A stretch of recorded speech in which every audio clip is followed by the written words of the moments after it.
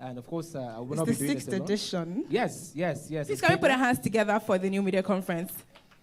Because it's not easy doing the first one, the second one, and each year it keeps getting bigger and bigger, and that shows growth. So thank you very much, Tosi Ajibade, for this amazing platform where people come and learn. Please let's put our hands together for her one more time. So I'll tell you a short story, yeah? When I got the call from Tosin, I did not know it was her, genuinely. I just heard a female voice over the phone. She was like, "Hello, hero." And then I'm like, "Hello, how are you?" You know, men, when we hear a female voice over the phone, we think, maybe it might just be a potential wifey. We had to use baritone, like, "Hello." And then the next line I heard was, "My name is Olori Supergirl." I'm like, "Olori what?" "Sorry, ma. Good afternoon, ma. Good afternoon." He said, "Please, don't shout." I said, "Okay, ma." "You're still shouting. Are you free for the 29th? I'm like, "Yes, ma. I actually have an event where I'll shift it." She said, "You better shift it or I shift your destiny." So this is me just trying to do my job so she does not shift your destiny. My destiny. And that brings us to the theme of this particular conference, which is reinventing what? New media. Reinventing new media through storytelling. That's right. Storytelling is very important. Check it in all spheres, in music, in the movies. Brands are beginning to tell stories. That is the best way to actually convey your message. Right. In the days of the traditional media where we had the gatekeepers, we're talking of traditional television, the TVs, the films, there was no social media, but now we have the new media. Right. The internet has taken over, and to further drive this age, we need storytelling.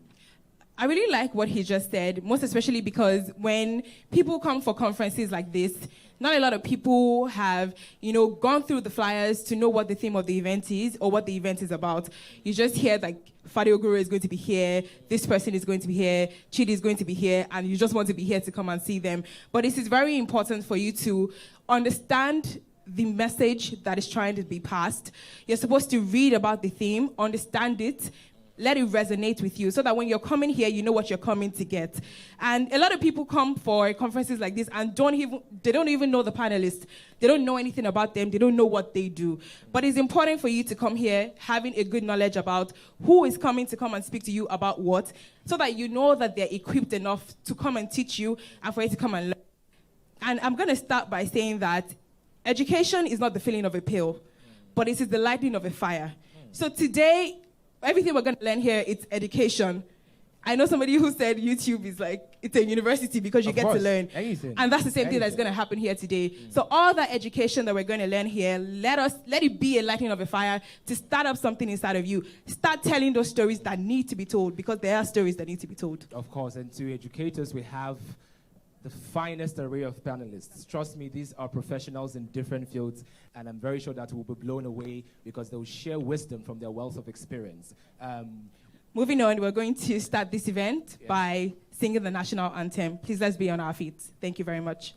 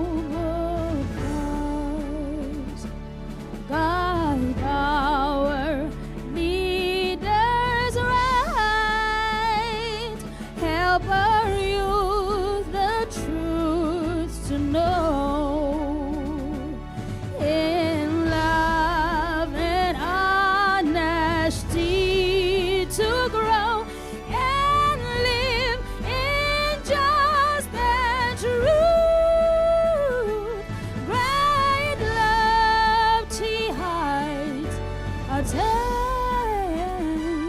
to build a nation where peace and justice shall reign.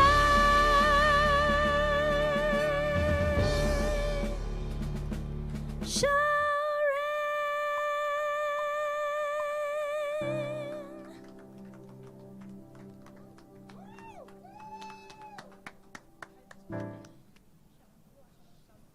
Please, let's put our hands together for Shalom one more time.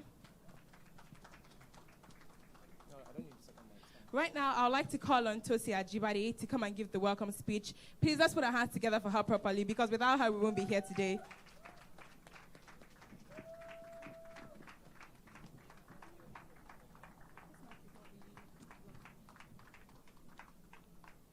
I told you.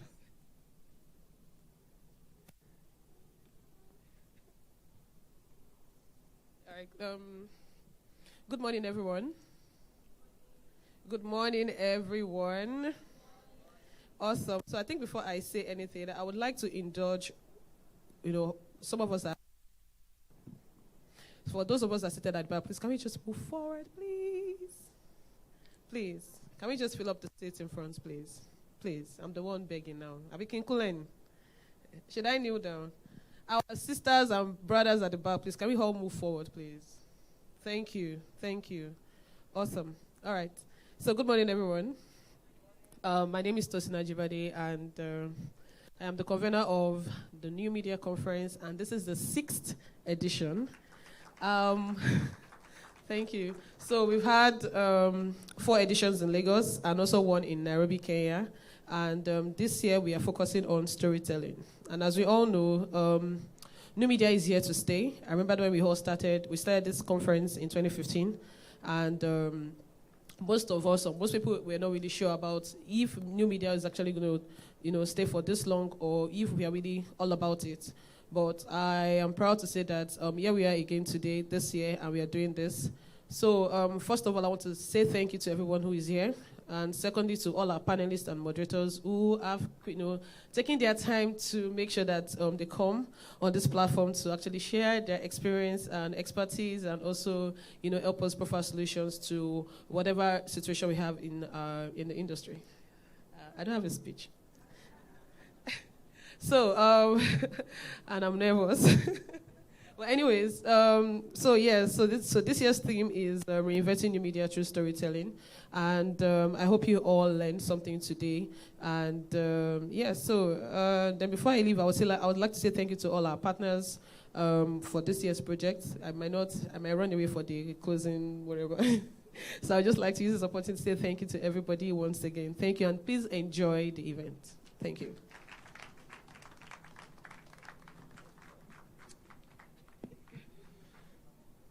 One more time, please. If our hands are not too busy, a round of applause for Tosin Ajibade. We can actually do better. We can do better. She is truly a phenomenal woman. Not everybody, getting to the top is not easy, but staying at the top is the harder part. And over the years, she has moved from being a blogger to a full-blown media mogul. Please, one more time, let's appreciate Tosin Ajibade. You continue to inspire us daily, and I'm sure there are millions of youths all over Africa and, of course, the whole world that you also inspire. All right, distinguished ladies and gentlemen, without further ado, I'd like us to move straight into the first panel session. And they'll be talking about reinventing new media through storytelling. In no particular order, I would like to invite our panelists, and also please permit me to just share a bit of a short bio so you can understand where they are coming from and how they got to where they are today, all right? So in no particular order, I would like to introduce to you Princess Abumere. Now, Princess Abumere, she is a senior broadcast journalist at BBC Africa, where she is also the team lead of the Digital Innovation Hub in Lagos. She was formerly the deputy editor-in-chief at Pulse Nigeria. Before being promoted to that position, she was the entertainment editor. She hosted the morning show, which is Pulse Nigeria's daily morning show. She also conducted one-on-one interviews with Nigeria and international industry leaders, celebrities, and influencers for Pulse NG. Abumere has covered stories in China, Mauritius, Nigeria, South Africa, and the United Kingdom. She's widely recognized as one of those changing the journalism game in Africa. Please, one more time, let us make welcome Princess Abumere.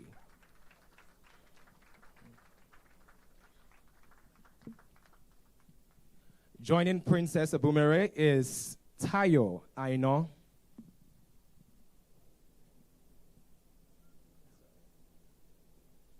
Pardon?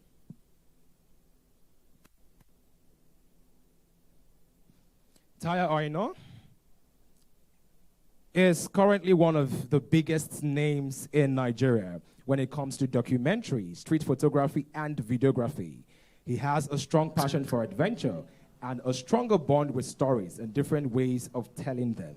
Tayo is the co-founder of Spacebook.ng, a website that helps book spaces for weddings, meetings, and apartments. Please, let's make welcome Tayo Aino.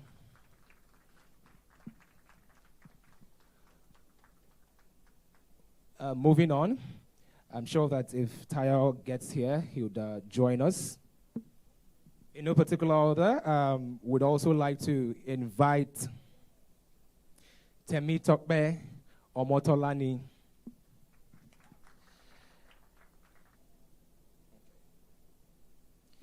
Sorry, pardon, I'd have to. Temi Tokbe Omotolani. She is the co-founder and the COO, the Chief Operating Officer of Farm Crowdy, an ardent believer in agricultural startups and agri-business, entrepreneurship as the most sustainable way of poverty alleviation in Nigeria and, of course, Africa. Before joining Farm Crowdy, she was the founder and the Chief Executive Officer of Ojawara, an agricultural produce delivery company founded in 2012. She built a product that was focused on the buying of agricultural produce from rural areas and selling them to the urban areas of Lagos with an accessible market of over 18 million people. As a serial entrepreneur, she also founded other businesses such as the company known as Fini Fini Enterprises. Please, one more time, let us appreciate Temitope Omotolani. And to moderate this session is a man that we all know. If you use the social media app, well, okay. All right. So if you use the social media app, Twitter, I'm very sure you must have come across his name. We feed off his content every now and then.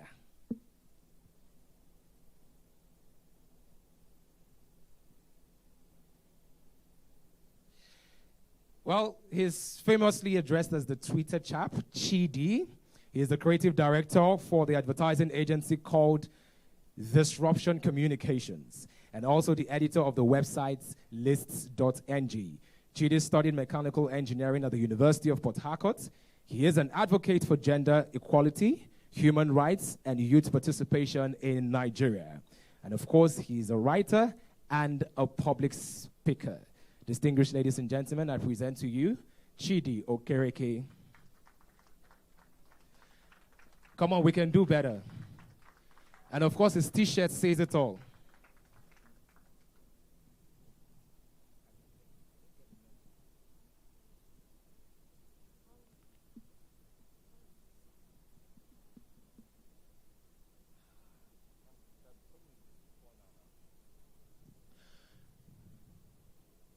Also joining our panel is Mohini Ufeli. She is the new media manager of Paystack. Having spent over 3 years at the Startup Tech brand, Mohini Ufeli has moved on to new adventures. She recently took up a position as the media manager at a fintech startup, Paystack. Distinguished ladies and gentlemen, please let us appreciate Mohini.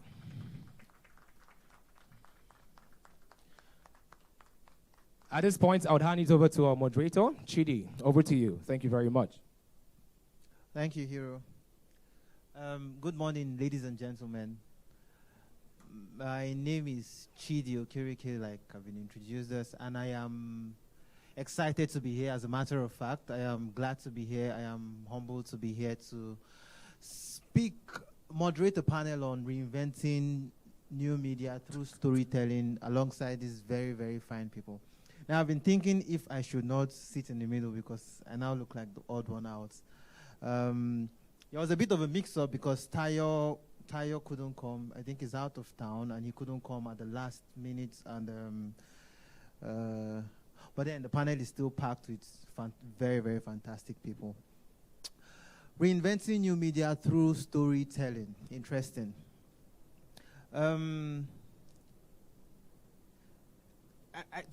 I was having a conversation with the panelists earlier, and I was wondering if it should still be called new media.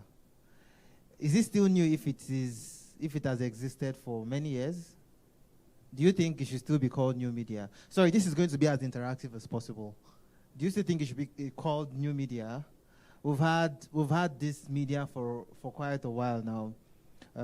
But then there's a case to call it new media because every day, new media is evolving. Media is evolving, so there's something new every day. Yesterday I think Instagram was down yesterday. Instagram was down yesterday, right?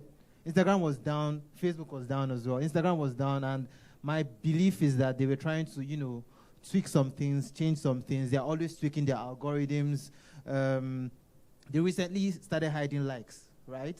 Started hiding likes so that we influencers will not prosper. Oh, God.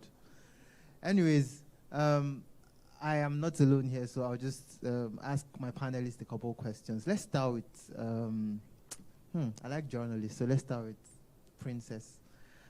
Princess is with the BBC, as she's been introduced. The BBC is the oldest, I think it's the oldest national broadcasting company in the world. And by staff strength, I think it's the biggest as well. They've been traditional for years. Now it's been exciting to see them switch from that traditional approach to journalism, to media, to a more digital approach. And now we have the person who's leading the Digital Innovation Hub in Lagos. How has it been? How has the journey been? I would say it's a very, very exciting time. Are there any journalists out here? Yes? No? Wayne is like, yes, somewhere there. I think it's a very, very interesting time for us, just in terms of how we tell our stories now, in terms of the treatments that we now look at, because everything's changed. When I started out, the newsroom, we still had typists, we still had secretaries. But now in the newsroom, you're seeing that the journalist is sitting next to the graphic designer, there's a web developer in the newsroom, there's a social media visual artist. So it's just exciting seeing how elements of new media have now created opportunities for job creation and also how we consume and how we tell stories. I want to get a feel of the room. So I'm just going to ask, did anyone read a newspaper today? Like a physical copy? Did anyone get their news from Instagram or Twitter or Facebook today? Yeah. Awesome. So it's just saying how like the sphere of journalism has had to change with digital evolution. Fantastic. I mean, when she said newspapers, I was thinking somebody would raise his or her hand up. Let me ask you, what's up? I mean, we basically all consume our news from social media now. Most of us, okay, let me not say most of us, me personally, when I wake up in the morning, the first thing I do is grab my phone and I go through Twitter and I go through Instagram to see if anything is happening, to see what's happening. And that's basically where I get my news. So it only makes sense that a platform like BBC can understand the trends, understand where the world is going to, and decide, digital is the next step. That's fantastic. Farm crowdy. Okay. Sometime last year, I started a farm. Sometime 2 years ago, late 2 years ago, I started a farm, and I'll tell you the honest truth. I've gone there only once.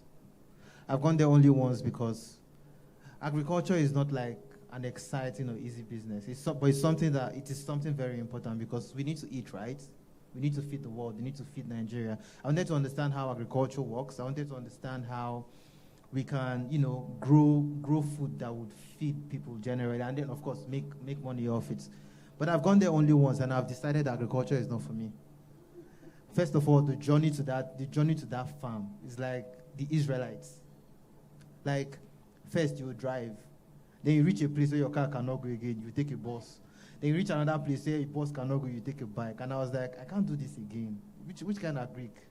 What kind of agric is that? So, at about that time, I started hearing about farm crowding. And I realized that if I want to invest in agriculture, I don't have to go to the farm. It makes plenty of sense to just sit down, you have your phone, you open your phone, and you can monitor what's happening in your farm, wherever it is, without having to go there. So when I met her today, the first thing I told her was, "You were a legend." And I meant every word. I meant every word. Now, how do you use new media to tell more people about your brand, what you guys are doing? Okay, so just like you narrated your experience where you have your farm, have or had? Is it a forgotten dream? Had or have? Do you still have the farm? I still have it, yes. Okay, so just But I've like you not have gone. your farm and you can't get involved because of how tedious agriculture is or farming is as a whole. So we had to look for a way because, like you said, we've been told we are going to double our population in 2050. And agriculture is one thing, is one business that would remain. I jokingly tell people that even God understood the concept of agriculture, that was the first work that was created when he told man, till the ground, plant, water it, and grow it, we can't do without food. So it's a good business. Anything that people can't do without is a business that will self-sustain itself.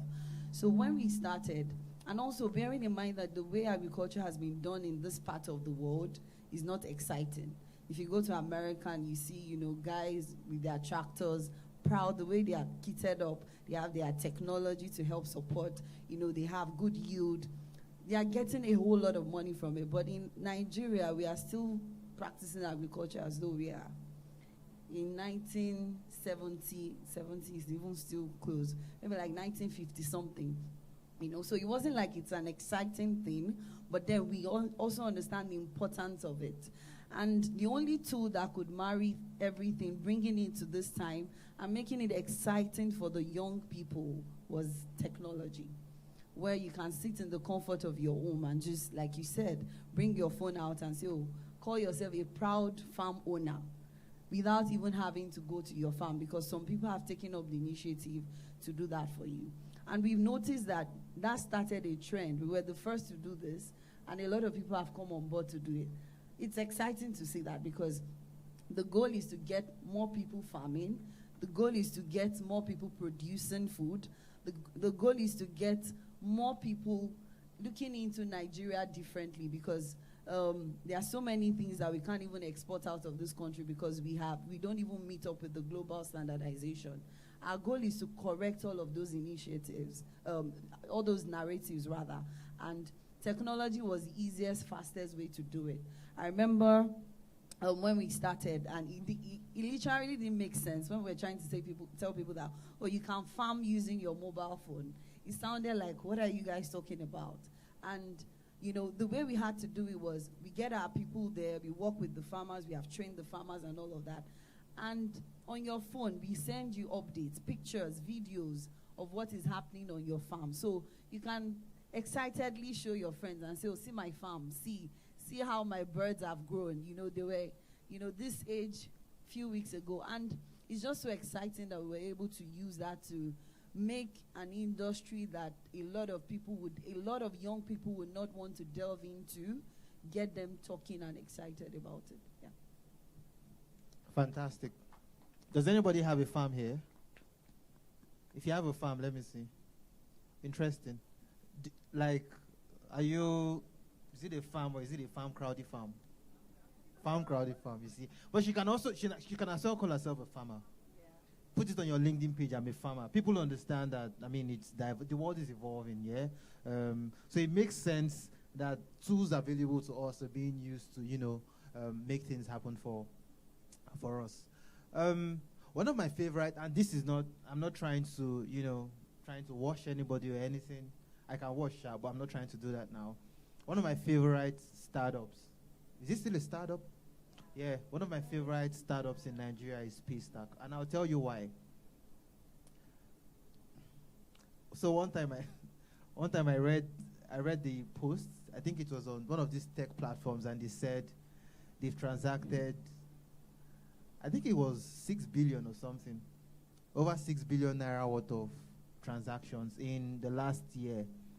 And I just sat down, brought out my calculator, and I did the maths. And I just told myself, these guys are making XXX amount from each transaction. That means these guys are what? And it is amazing because when I was working for an agency, it was when the Paystack dream was being formed. Yeah. There's a story. There's a whole story I'm not going to share today. I'm not going to share here. But I know when this platform started, and to watch them grow to become this. My mind is blown. Mohini is the media manager of Paystack, and she's been doing plenty of very, very, very fantastic work, projecting the brand as one that understands what its core business is, helping their customers flourish. How do you do it? Just walk us through your process. Hi, everyone. Excited to be here. So, for the media team at Paystack specifically, at the core of anything that we do is the question of how are we helping businesses grow? So when we're crafting a media strategy or a social media campaign, or we're putting out a video, in some way that asset has to answer that question. And so one example is recently we tried to put up billboards for ourselves. That was important because we'd had Paystack merchants say people don't know about Paystack, so they're hesitant to pay online because they don't know if they can trust it. So our answer to helping them was an awareness campaign. So that was us figuring out what does it take to put up 2 billboards, one on the mainland, one on the island, to solve that problem for people so that their online transactions can grow. In the process of doing that, we learned a lot. And in that process of learning, we realized that, this information isn't out there. If we have these questions, we bet that other people are having these questions too. And so, yes, the idea that came out of that was, we've learned all this. How do we share this information out there so that other people can learn it too? So again, back to the question of how do we help businesses grow? And so we released a blog post that detailed everything from AppCon licensing to all the different billboard providers that we talked to how much they charged us for their different sizes and stuff. So that was one part. And then we made a video documenting the whole installation process.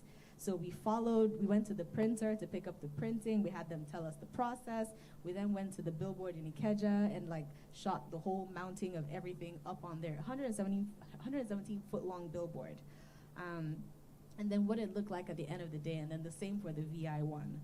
So at the core of everything, what we found that has helped our media strategy, we care about connecting with merchants, with customers, with developers.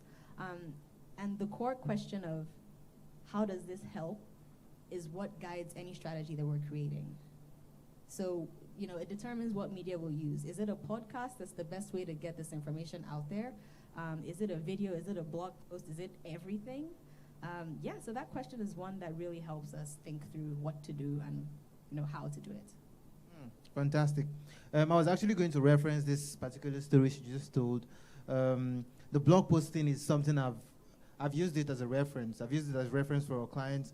I've used it as a reference for my team. I've asked them to think like that, how do you offer value?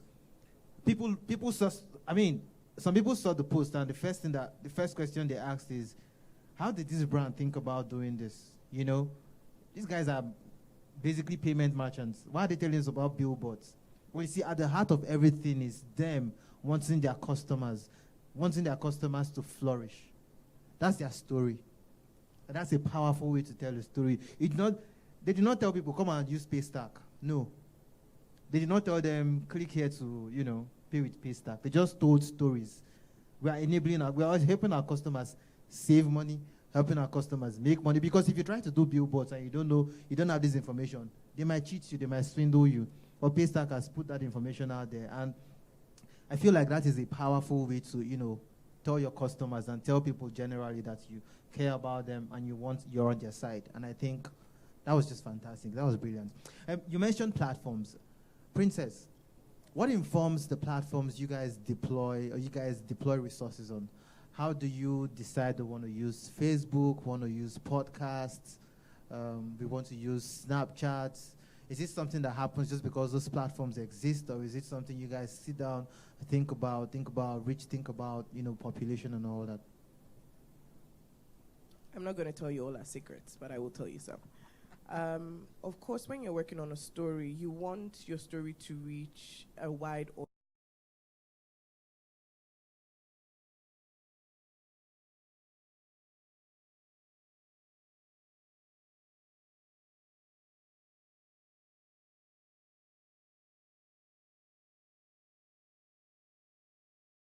One of the things that we do think about with treatment, maybe say, for example, with our documentaries with BBC Africa Eye, it would be tailored to suit all those other platforms. So, of course, there will be a TV version, there will be the full version on YouTube, then there will be tiny clips cut specifically for Facebook, Instagram, and Twitter. Bear in mind, with cutting these clips for these social media platforms, it will be presented in such a way that the message is not lost and nothing is taken out of context. Because sometimes when you're telling the story, you're trying to tell a 1-minute story and you're just like, wait, what happened? Where's the rest of the information? It won't be the same as a longer version, but it's a thing of making sure that the information is clear and accurate. Come to think of it, you guys had one of the biggest stories this year. BBC, the report on sex for grades. Yeah. Think about it. The effect of that documentary we've started feeling the effects already. Schools are beginning to punish lecturers. Schools are beginning to sack lecturers. Laws are being changed. I know my ex-school, Uniport. I went to Uniport, by the way. My ex-school, they brought out a new rule that basically just defines student and lecturer relationship, and I think that was very, very key. Now, you guys are recording all the impact. You're seeing it. Are you going to do something like that anytime soon? Something else like that? I mean, we are in journalism, so our audience is always at the forefront. We are here for the audience, and one thing that we do try to do is give quality information and make sure that people know they can trust us. So yes, on a daily basis, there's always something for you. Fantastic. You guys should watch out for another piece that will break tables and shake everywhere, shake the whole system. My CEO. Okay. You guys are on all social media platforms. Do you amplify the stories of farmers? Like, now there's a tech interface. This is when I want to access my farm crowd here, I just go through my phone. I don't care about the farmers. Not like I don't care about the farmers. I do care about them as a farmer myself. But I don't really care about them. I just want to know that my crops are doing fine.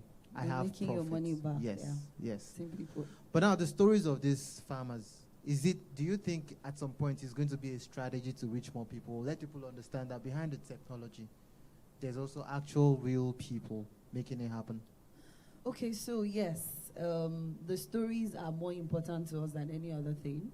I'll give you an example. So there was a story we did about one of the farmers, one young lady that was farming with us, and she was able to make money from working with us, and she decided to go back to school. So she went back to the university, Akwa Ibom University.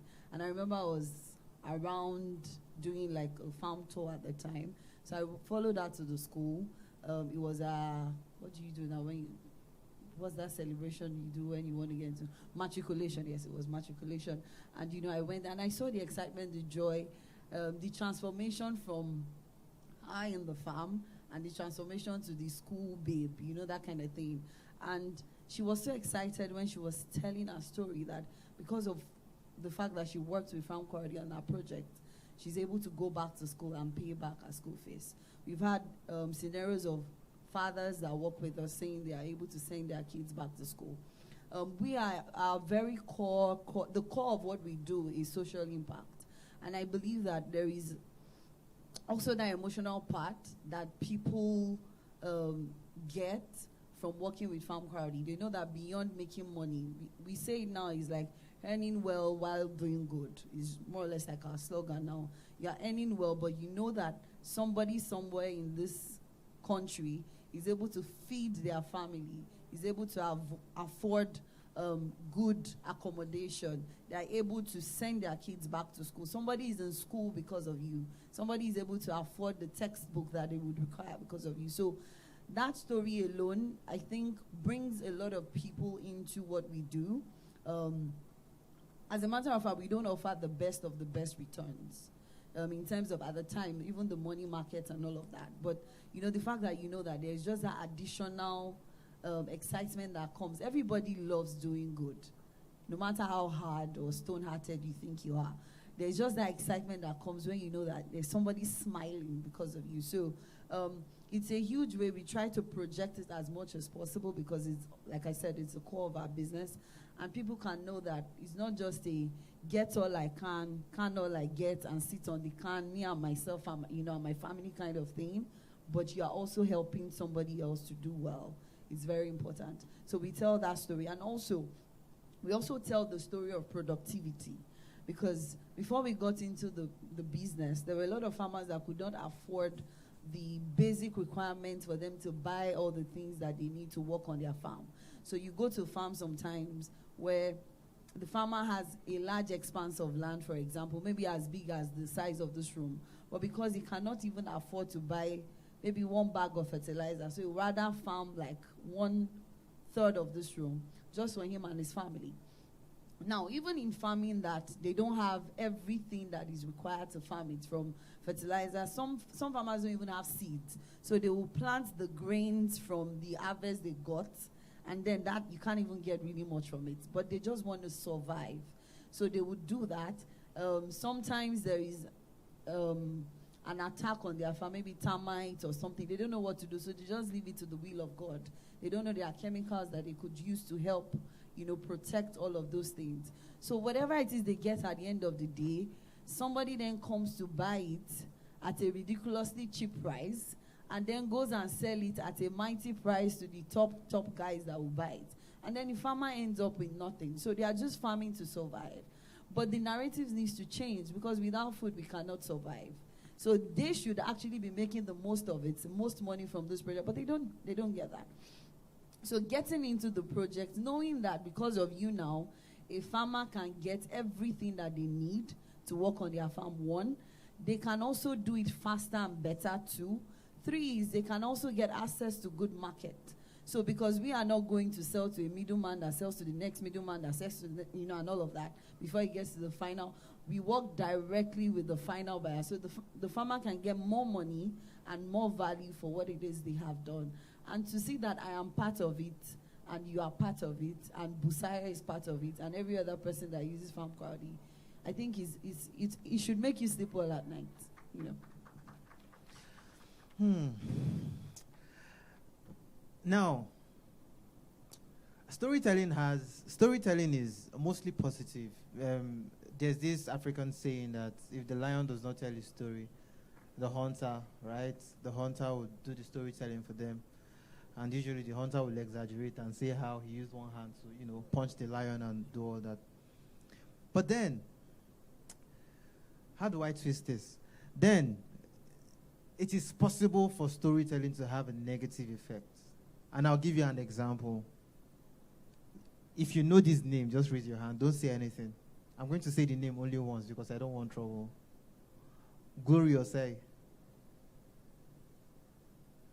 Okay. Don't say anything. You read the story. You saw how she went from where she was, down to a point where people did not regard her anymore because of somebody's story. Now imagine that story was false. Imagine that story was false. Imagine somebody tells a story that damages your brand. And you know how new media helps stories circulate fast. As soon as it hits the internet, the next thing you've seen it on Instablog, and as soon as it enters Instablog, fear. Next thing is WhatsApp statuses. Next thing is on Facebook. Next thing, your grandmother in the village is calling you to say, "Nah, what is this?" How do you manage the possible negatives of storytelling, especially in a space? I don't want to use regulated before it seems like I'm supporting the Senate and all that with all the nonsense they're doing. In a space that anybody can just, if you have a platform with followers, you can pay somebody to, put out information that might possibly be false and amplify it. How do you manage situations like that? Yeah, this is why companies hire PR people to make sure that, like, when you're putting out statements and stuff, there's going to be limited backlash, if any. For one, it definitely helps to be super careful about what you're putting out. And that's tough because there are some things that, like, people just don't see. It's until you experience it, you're like, oh crap, I shouldn't have said it like that. So for starters, you definitely have to weigh all the possible angles that people might come at understanding things. Like, it's not enough to say, oh, I think this is how it's going to be. Because, like, we know what Nigeria is like. We know what Nigerians are like. People will take one thing and come at it from some angle that you're like, wow, I didn't see that, but I guess. And so it helps, if you're putting out anything remotely sensitive, it helps to run it by a number of people whose opinions or perspectives you trust, who might be able to catch. Like, sometimes it's tough, like I said. You might not know from where. But of course, sharing things with people you trust before they go out is definitely a thing to do. That would be my first recommendation. And Okay. the most important. Let me bring it home a bit. All Let me right. bring it home a bit. Imagine Shola has a scandal. And that scandal hits Instablog.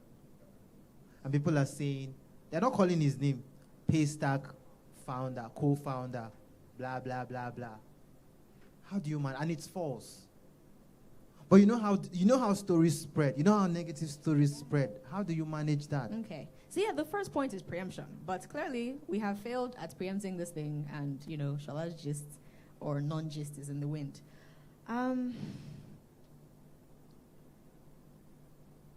So I guess there are two ways that I think that one could handle this. One, you go the PR person route and, consult with somebody who's experienced at crisis management. That's one. If you can afford it, go for it. The second part, which some might not advise, is for you to then put out an honest statement yourself about what the issue is. And knowing the audience that you would be sharing this thing with, you can't come at it with, ideally, you can't come at it with any negative gra-gra energy, right? Because, like, Nigerians have decided, oh, you are worthless, you are finished, everything is all over, like, you're done. So my recommendation, if I were in this situation, would be to honestly just state what the facts are. And, like, maybe I'm a little naive. I don't know. That's possible. But I feel like you put the truth out there as best you can, and those that want to believe or support you will, and those that have it out for you and are happy to see you fail will continue on in that line. So, like, put yourself out there as blamelessly as possible. But yes, I see that's my, co-panelists have thoughts. Okay, so we had an episode that happened recently, so I can relate to that question. So somebody in my office was trying to market Farm Cardi to someone, and she told the person to talk to her mom about it and her dad, that they should invest, and do stuff. So this girl went to her mom, spoke to her mom about it, and we have this, our insurance company from get-go has been Leadway. And so the mom said, I know somebody in Leadway, let me just call Leadway. So the mom called Leadway. Now, we were the first to start this in Nigeria, and we introduced Leadway into this because they were not doing it before. So, and since we've started, every other person that's done the similar model has always used Leadway for their insurance. And so I can now imagine where Leadway is managing maybe like 35 of us. Of course, amongst the staff, you would have, it's like a football thingy where you have your own club that you support. So everybody has their own businesses that they would support. So I guess the person the mom called was someone that had something for a particular other business. So when the mom called and said, do you know about Farm Cardi? And the guy just went, no, Farm Cardi, those people, they are liars. They don't insure anything. They are this, they are that, they are, and all of that. So the mom then gave the feedback back to the girl and said, this company you are telling me to invest in, I called the so-called insurance company, and they said this is the issue. And Shebi, the girl, will now call the person that told her, say, Madam, you lied. Abi, simple. She didn't do that. She just went on Twitter. Said, Farm Cardi is a liar. Even the insurance company that one tweet, just one. Chibuzo is here. I know she didn't sleep for days. She handles her social media. Just one tweet.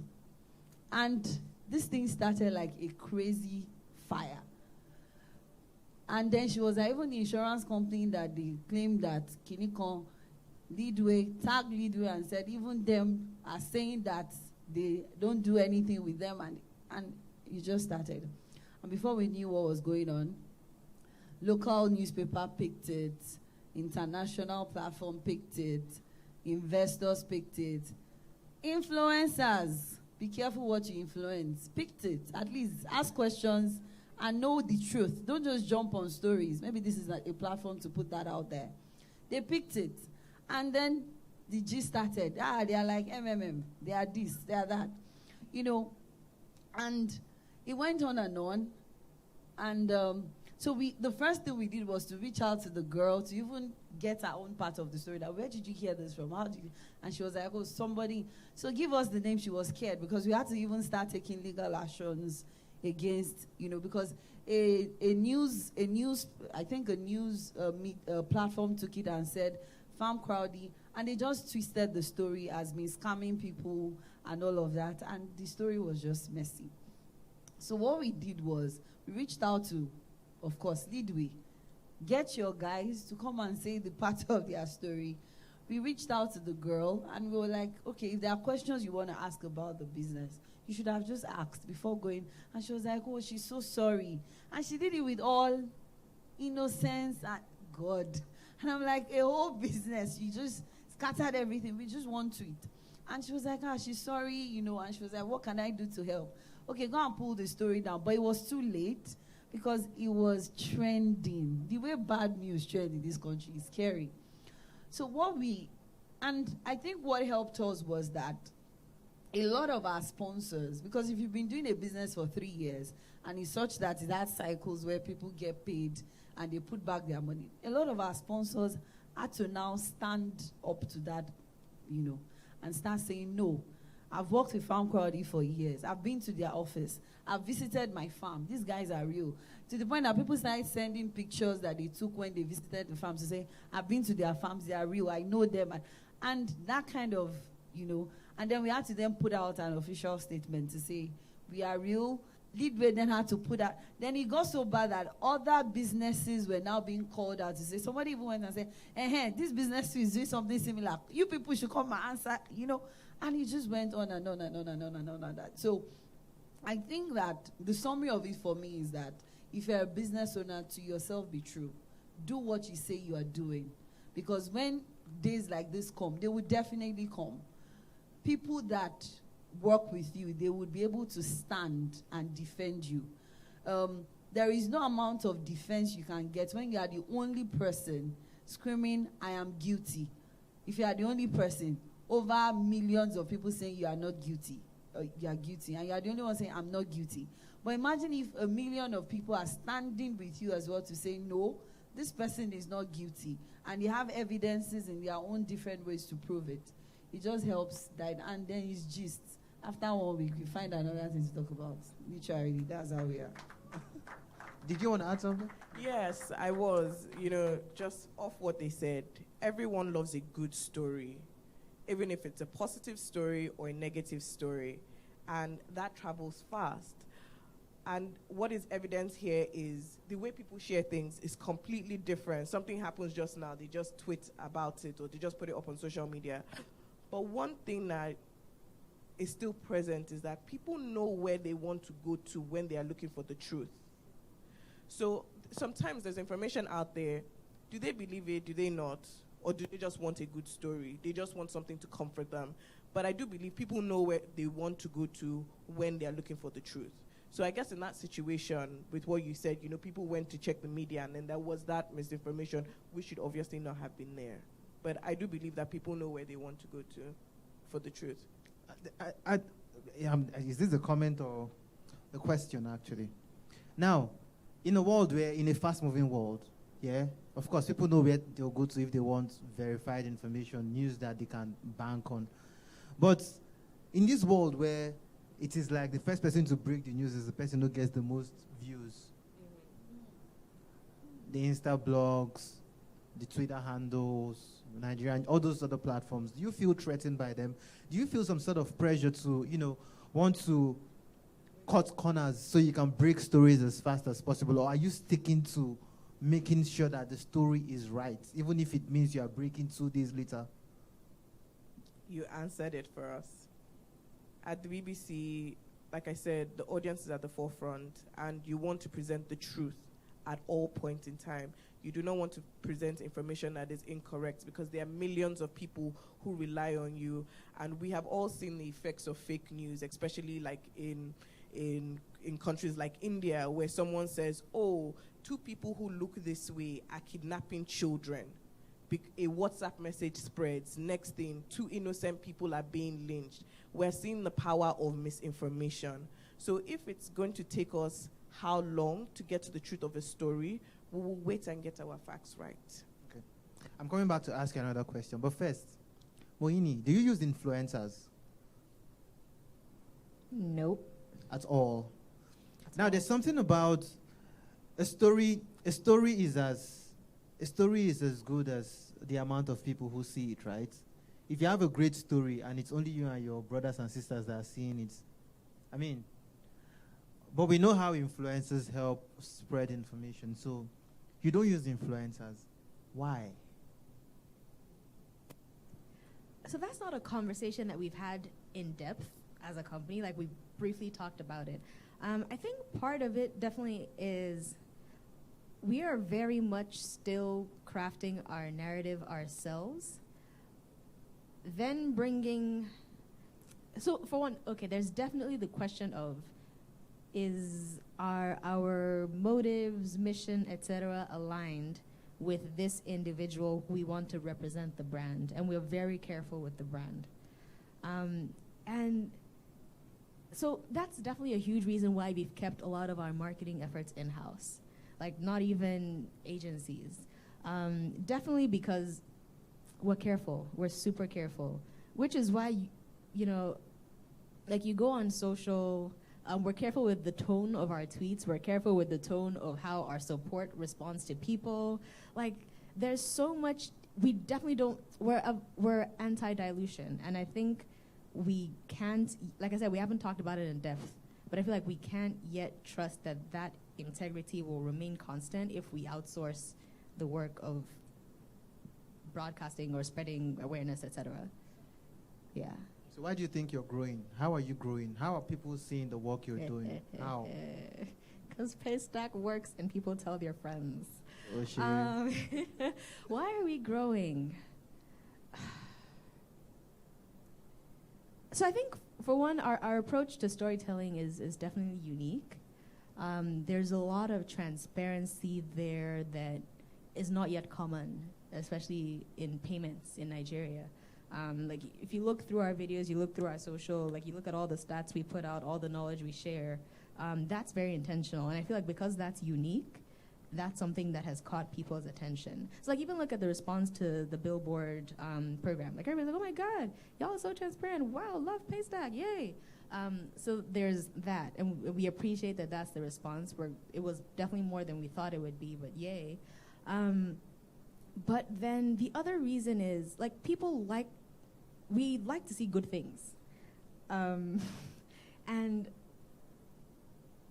I think what our media team has done is really bring people inside into how Paystack works. And like, a lot of that is the video work that we put out, or the photos that we put out. If you check our Instagram or YouTube, when we hire people, for instance, and this is just one example of like how word gets out. When we hire people, like, a lot of what the feedback we get during interviews, like, oh, how did you hear about Paystack? Oh, why did you want to work here? There's people saying, yeah, like, I watched that video of when your team did the retreat to Ghana, and like, it just looks like a place that I want to work at. So like, how do you make culture visible to an external audience in such a way that they feel connected to it? I feel like that's something that we've been able to do. And like I said, people like to see good things, and like, they will share good things, and they will talk to people about the good things. So word of mouth has been very key for us. We don't really advertise. That's another thing. We will eventually. Yeah. Do you follow the same approach? Yes, we follow the same approach. We don't use influencers. Okay, I'm trying to confirm again. We don't use influencers. Help our market. And that's because, and I think she said something that just strikes a chord, where the individual you're trying to bring on board, where does your values align, and stuff. And I think our own influencers are our farmers, because when we put out their stories, they influence your emotions to want to do something. And we leverage on the ability to tell our stories to do that. So then also, personally, as a person, if I look at it now, I don't think an influencer has influenced me to buy something or to do anything.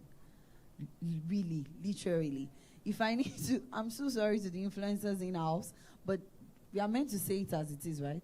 Right? So, lie. I would rather...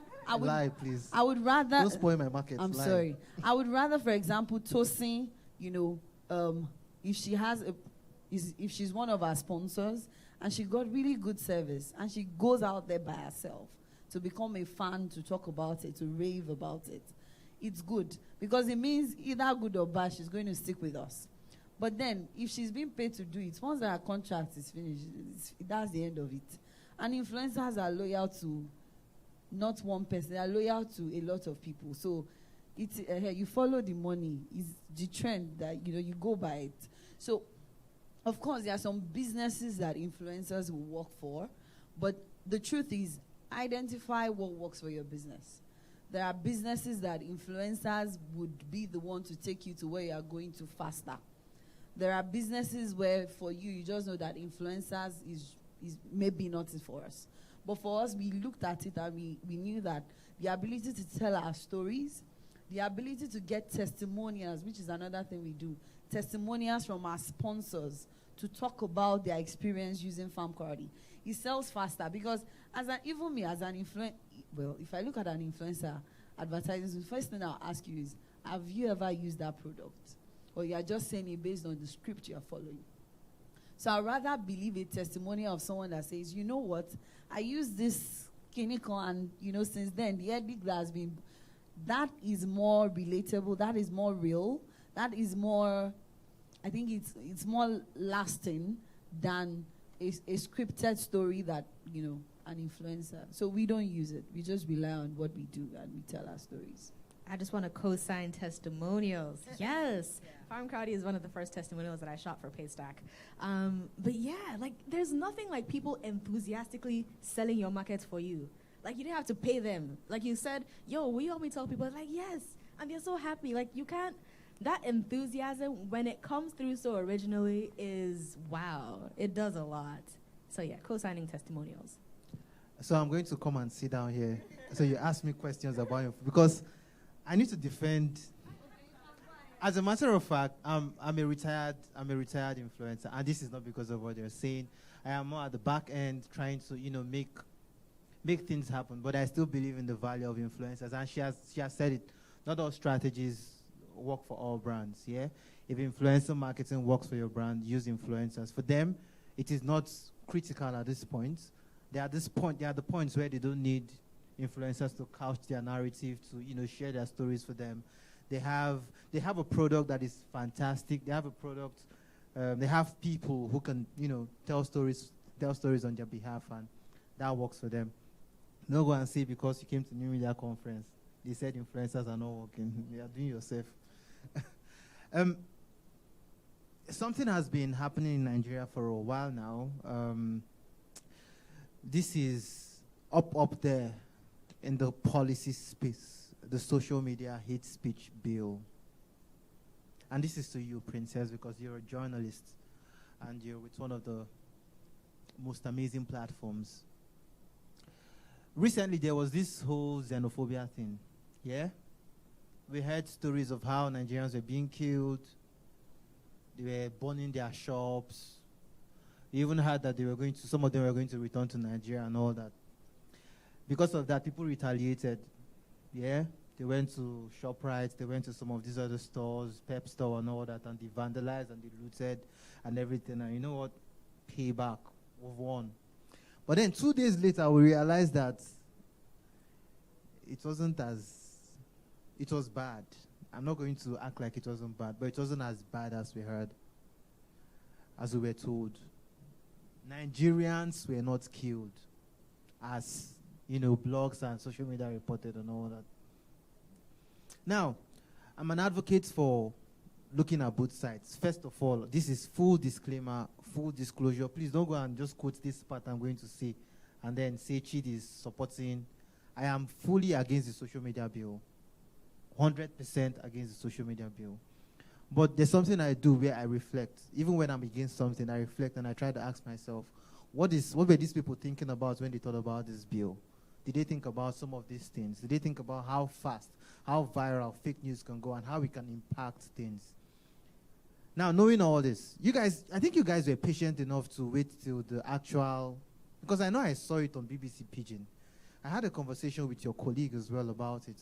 And then it was the first time, before it was even published, it was the first time I realized that it wasn't as bad as it was made to seem.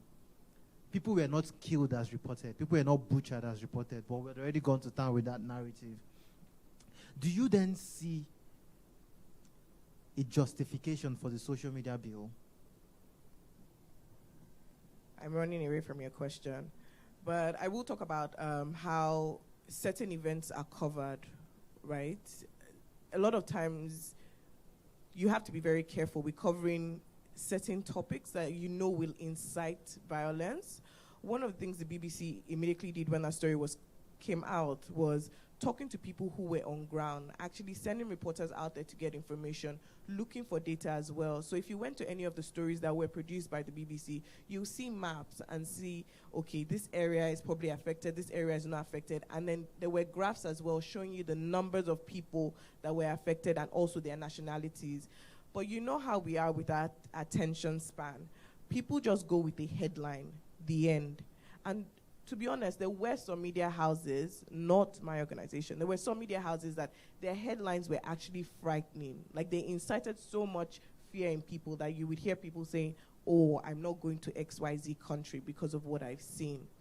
Of course, with this landscape, one of the great things that we've seen about it is how we can all connect on a global scale. We can share stories, we can talk about what we're doing, but at the same time, there's that whole issue of fake news, cyberbullying, and trolling. And I guess like a concern for a lot of people is how do these social media platforms handle this misinformation.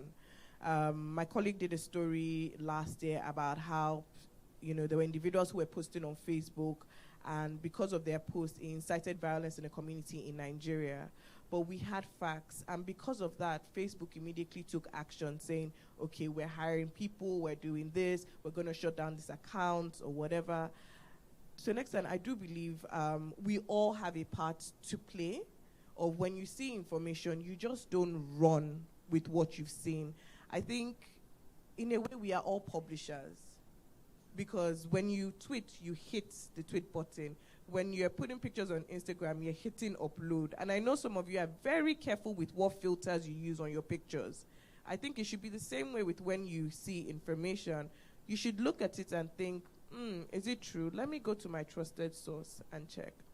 Yes, I'm running away from your question. Should I ask it again? Okay. What do you think about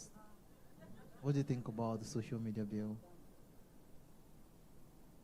Let me speak to you, Emma. When the core person is running, am I the one that are not running to it?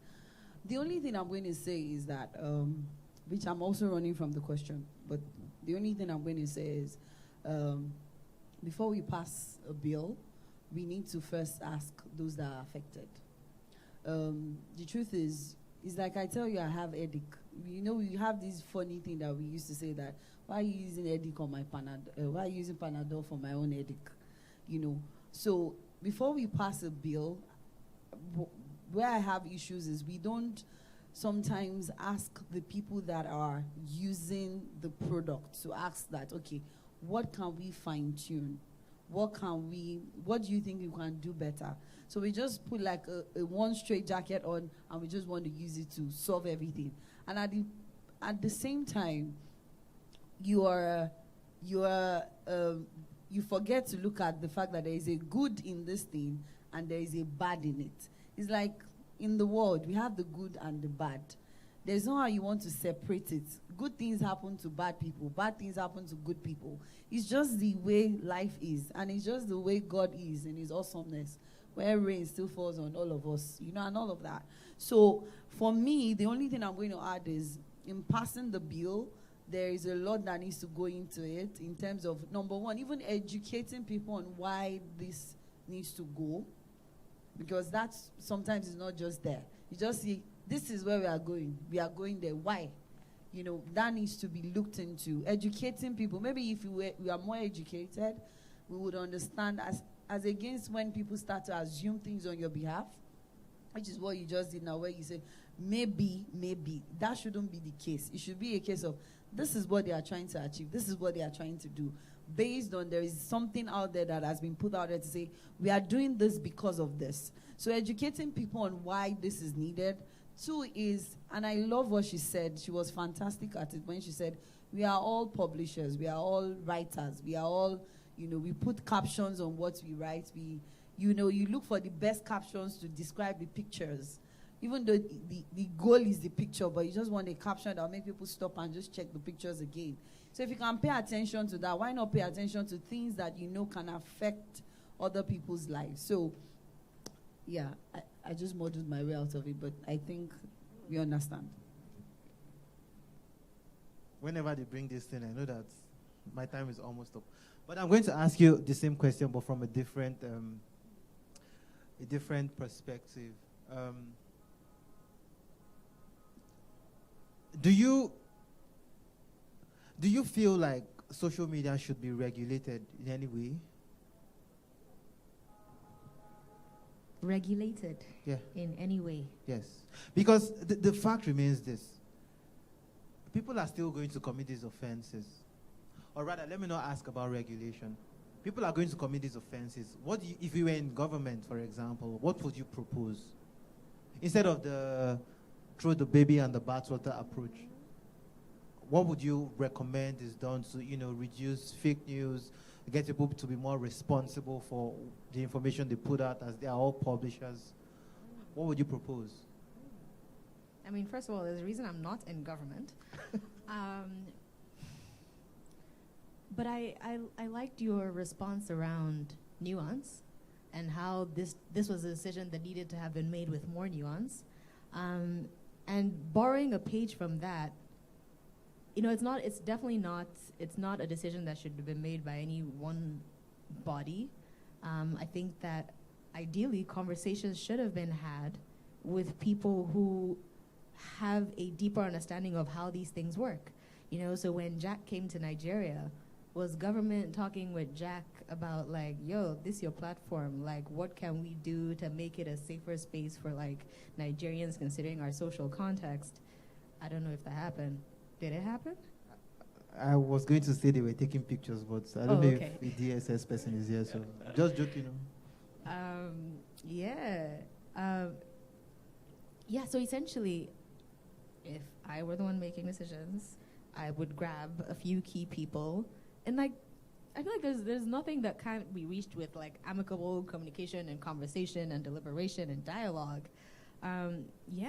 So like, who are the people that have the sensibilities for this kind of conversation, and pull them into a room and like, okay, we know that X, Y, and Z are the issues that we're facing. How do we then make it such that we're able to, mold this into something that's more productive than not? So yeah, it wouldn't just be me. I'd talk to the people who know how to have these conversations, and then we'd figure something out and then explain. Everything she said. So I was on a course last year, and one of the key things I learned from that program was, I want to do good for you. Because I want to do good for you, I feel like I can, just do good for you. But communication is very, very important in letting you understand why what I want to do for you is good. It is very, very, very key. I think one of the biggest challenges, one of the biggest issues I have with our government is they have this hammer approach to stuff. Even when they're trying to do good, it's like they're hitting you with the hammer. Was it yesterday? I saw the FRSC people say you can't drive a Google map. How does that make sense? Are they all right? You can record this one. I'm saying it. Are they all right? But they clarified that in statements. No, via Twitter as well. And that's the point. In couching your narrative, in telling your stories, let people understand. So imagine they started this with data. Globally, 5,000 people have died while using Google Maps.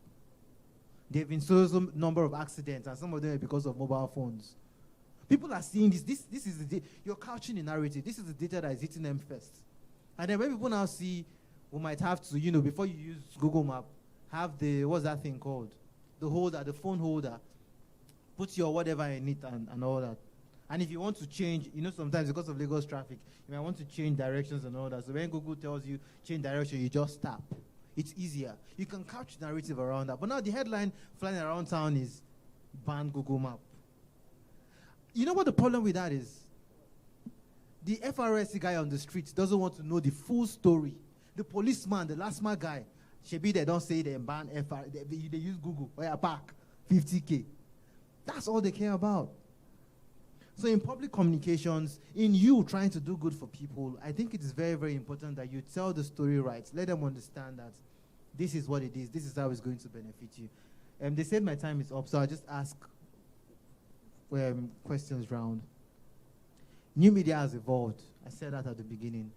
We had High Five, we had Facebook, we've had Google Display Ads, we've had Rich Media, we've had all that. What do you think is next? Spiritual communications. Hallelujah. From my spirit to your spirit, where you just look at me and you know what I want. I think that's where we are going to. That's a joke. Well, I think there is a lot that is even happening right now. I was telling someone yesterday that I'm even scared to check some stores or to check some things on Instagram, because next thing is like those things start following me.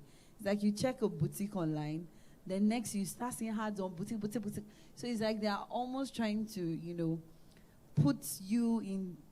Everybody knows what the alcohol is, or what their poison is rather. So they are trying to connect you back to your poison and say, we are here, we are following you from the village, that kind of thing. So where are we evolving to? I honestly don't know, but I see more opportunities where people can collaborate, where new stuff will still come up. I know when we started Farm Crowdy, there are some things that were not there when we started, but now they are here, and you're like, okay, this is good. So I'm looking forward to. So I can't tell you exactly what it will to, but I'm looking forward to tools, platforms that would help people connect more, tools, platforms that people will be able to get more values from, tools and platforms that is more educative, that would project us in a better narrative as against what we have going on out there. Yeah, I'm just excited, looking forward to where this unfolds. I absolutely agree with Tope. Like, you know how you were asking at the start, why do we still call it new media? Is it new? But you did highlight how there will always be tweaks. So I think the future is continuous evolution, continuous change. Right now, we're just seeing how we're incorporating a lot of technology into our lifestyle. Look at Tope's watch. I think you're wearing a smartwatch as well. Exactly. We're incorporating this into our everyday life. Outside of communication, we have the watches, we have the phones reminding us, remember to drink water, remember to eat, remember to do this. We're seeing smart homes as well. So I think it's a lot of excitement coming through. Yes, excited also. But I'm excited to see more businesses take advantage of the increasingly reducing costs of tools to enhance their own storytelling. So, like, you know, pretty much you can get...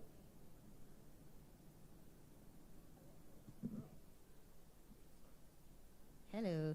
All right, yes. So, like, you know, for the cost of however much a Pixel 3a is, like, you have yourself a filmmaking tool in your hand to take quality photos and produce quality video and good sound as well. And so I'm hoping that, you know, as these tools drop in price, then more businesses are able to, you know, leverage them to connect with their customers and tell their stories and put out information that helps people. You know, are you a real estate, like, company? Are you using VR to show people, like, 3D renders of your rooms and stuff? Like, how do we make life easy? How do we tell better stories? And I'm excited to see storytelling become more accessible. There we go. Yeah. Yeah, we're all publishers. Hallelujah. Round of applause, please. Not for me or for them.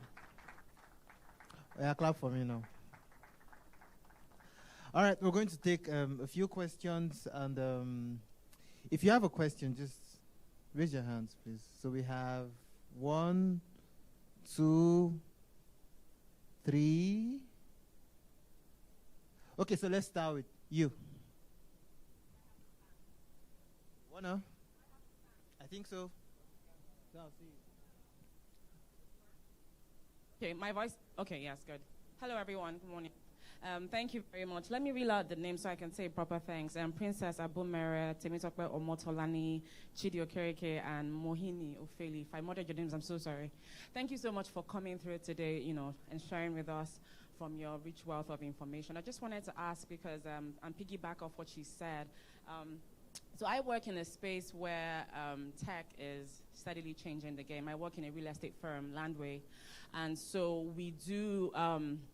We started to incorporate tech into what we do in our real estate processes, especially using VR to do, like, you know, home tours and all of that. So I just wanted to ask, we say now that tech, not just saying, we see it now that tech is, you know, playing a huge part or role in how the new media plays out, you know, how it operates and everything.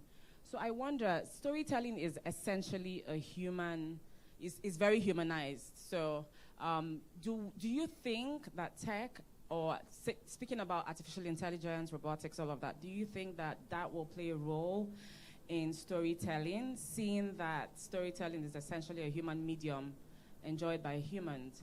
And when we talk about, you know, how fake stories thrive, do we think that there are aspects to tech and artificial intelligence that will enhance storytelling aspects, seeing that, you know, these things are devoid of emotion, devoid of sensibilities? Do we think, or do we envisage for the future that tech will, in that aspect of artificial intelligence and robotics, play a huge aspect in storytelling? Just a thought. Who wants to answer that? Because You want to answer Okay, that? now. Okay.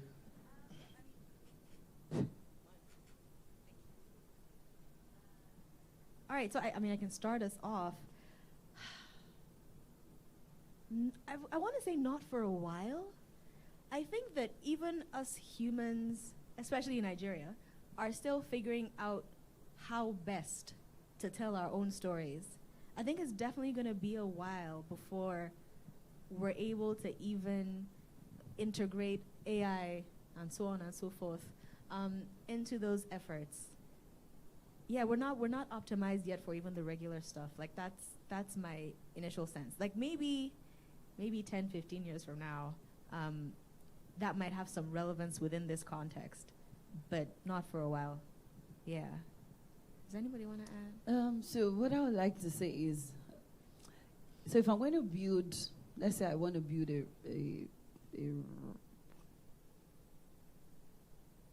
talking about artificial intelligence now. So I want to build something that would determine or predict how you. Okay, let me not try to look for an example. But what I'm trying to say is that everyone that is building something, especially robotics, artificial intelligence, there is a pattern that it follows, that it used to get the information or the data that they put out to you, right? So if I'm a manufacturer, I would say, I want to produce a machine that can wake you up in the morning, right? And when it wakes you up in the morning, it will provide you your tea or something. Now, in a way, because I did a study about this storytelling act and stuff. Storytelling really is not about like actual event in terms of, oh, there's a big event that happens. You waking up in the morning and you're saying, I woke up this morning. It's still a storytelling act, right? But it's when we make it to be something very abstract or something unique in itself. It's like if you ask me, how was your day? And I say, oh, today I went to this place, I went to that place. I'm already telling you a story. So it's part of our life. It's part of what we say every day. So I feel that it will enhance it. As a matter of fact, it will make you go faster and better. I also feel that, like I said, if it's not mismanaged or if it's not misused, it's going to play a huge advantage. I know in Landway now I can sit down in your office and view your sites. You are telling me a story. You are taking me through a journey. Imagine you've taken out the effort of driving with my high heels. I'm going into your, say, oh yeah, and you know, and all of that. But I can sit comfortably and do that. Why? Because somebody produced a machine that makes that easy and fun. And with that, I would rather want to buy something from Landway because there is a comfort of your office that I can sit in and just enjoy that. So I think it will enhance. It will even make it a whole lot better if we maximize the value that they bring. You want to add? Yeah, I just want to add to the enhancing. So one of the most recent tools that I've used that has helped along the lines of storytelling is just even around editing, which is like this Descript, which is this app that like transcribes the podcast for you, and then it does some sort of smart editing. Like there still needs to be the human component, but what it does is accelerate the process. So yeah, I think we're gonna be pretty relevant for a bit. But, you know, the AI and cool will help expedite the processes. Yeah. So to add to that, yeah, true, facts. We're going to be here for a long time. We're going to really, as far as storytelling is concerned, creating music, all that is concerned, we're going to be here for a long time. But let me tell you, so, I mean, this is very recent, actually. The Google CEO demoed a voice assistant software that basically helped you. You just give the instructions and the assistant makes a call on your behalf, has a conversation with a vendor or whatever on your behalf. I think the demonstration was about booking salon time. And it was interactive, like it was a real live demo. It was very interactive. So the AI was intuitive, answered in real time and everything. So we're going to be lying to ourselves if we don't admit that AI is catching up real quick.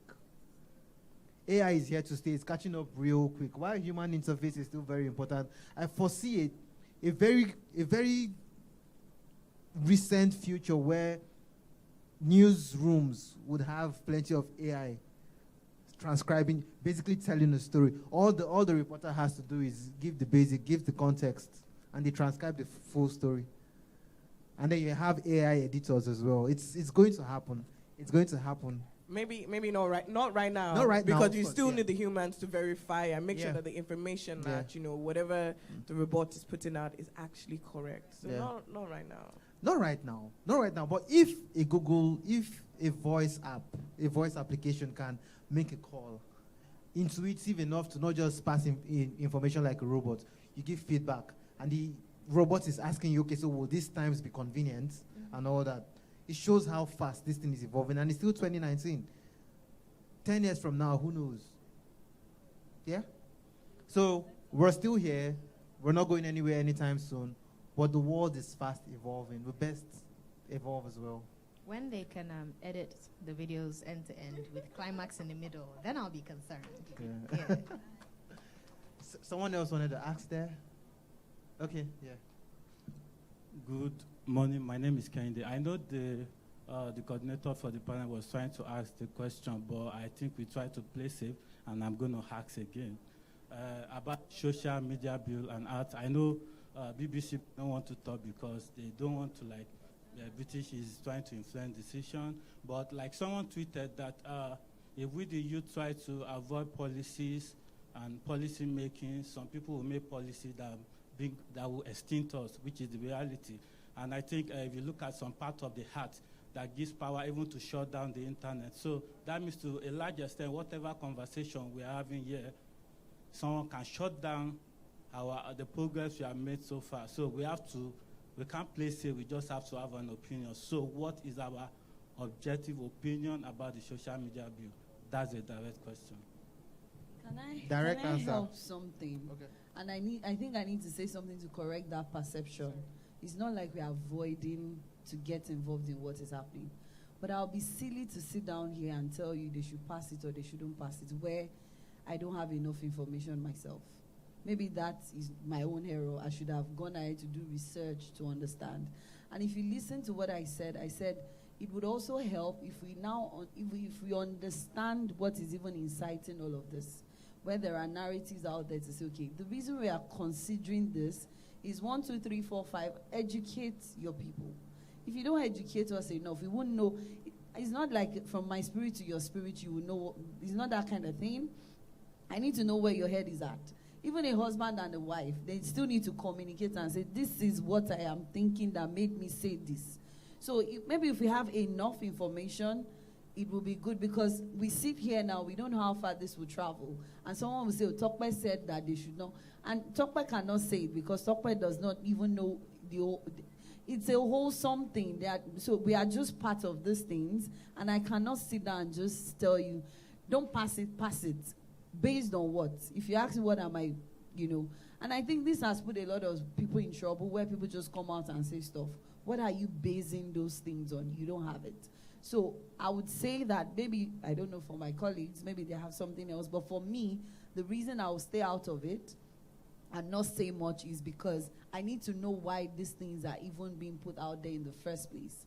And then ask for our opinions about it. Then, after you've viewed our opinions, you can then come up with, okay, after all that is being said and done, this is the direction. But without that, I would not say anything.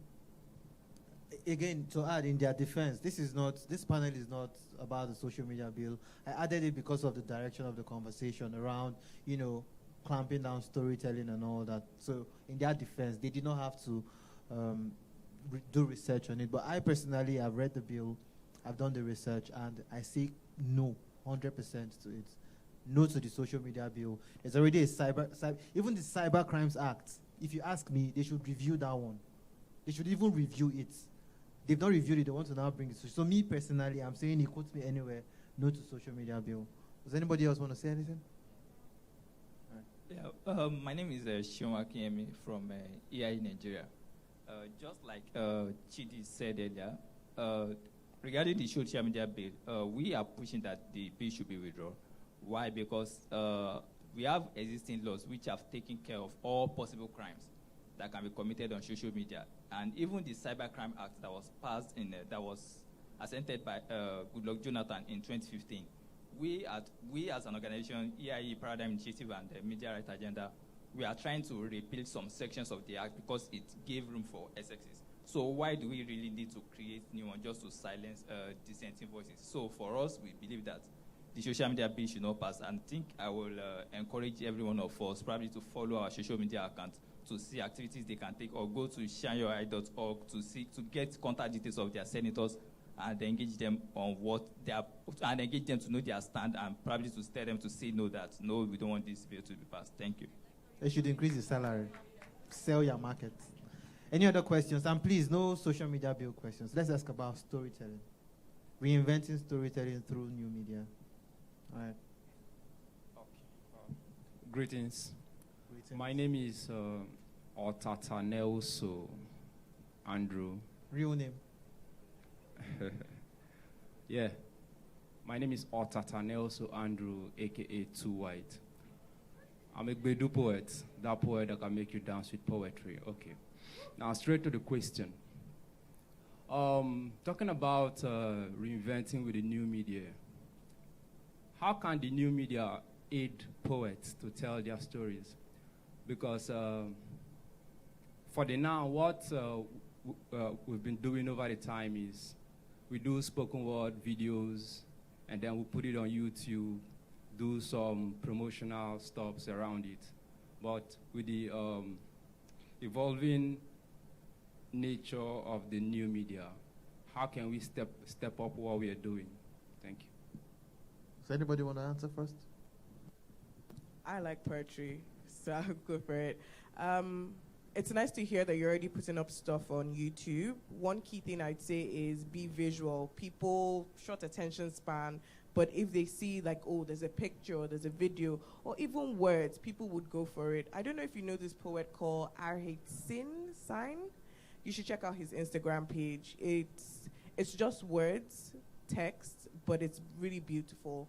And one thing with him is consistency. He's constantly, as a poet, he's constantly engaging with his audience. You want to say anything? Yeah. Okay, so I just wanted to add. There's the media, and then I guess there's the strategy behind it. You know, so like there are a number of things that you could do. Or I think the summary of my point is there are a number of ways that you could be creative about what you're putting up.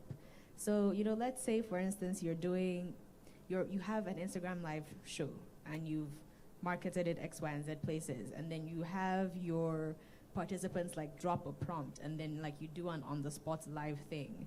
You know, like there are a number of ways that you can do. How do you put out your poetry in more interesting ways, I guess is where my mind is going. Like, yeah, there's standard videos, but like if you want to really showcase your creativity, how do you make use of the live features, for instance, to like attract an audience, or like, you know, put it out there that you're more talented or more special? Beyond just the media, I guess my encouragement is like, what's the strategy that goes behind it, and what are you trying to achieve? That's a bit of an answer. Yeah. Okay. So to add, I was at the Leap Fest. I don't know if you were there, the Lagos International Poetry Festival, and I saw plenty of amazing poets, and that got me thinking: how is it that poetry is not mainstream? When I say mainstream, the way our artists are recognized, poets are not recognized like that, because some of the most influential figures in Nigeria were poets. Wole Soyinka, everybody knows him. So how is it that this generation of poets are not getting that kind of recognition like that the other ones get? So, like she said, the strategy has to change. When I was at Leap Fest and I saw all these poets, something hits me. What if some of them talked about similar things, and that's when it hits me? What if you guys collaborate? Let me give you an example. Joe Boy does a song with Fireboy now. What that means is Joe Boy's audience, Fireboy's audience, they come together. How about you are making poetry with a Chika Jones and some other person? Same team, different directions, different angles, different feels, different styles. You put it on YouTube, you put it on your social media platforms. That's 3 people how did comedy skits become very popular?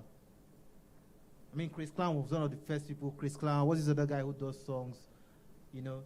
And then they realized that on their own, they couldn't do as much. So they started collaborating. Today you have Sidney Tucker bringing the whole family, and everybody's doing skits, and they're all sharing on all their platforms, and they're reaching way more people. So the strategy has to change. Collaborate more. Put your content. It's like, I agree, I admit the barrier to entry is lower than, so is it higher or lower? It's more difficult, Sha.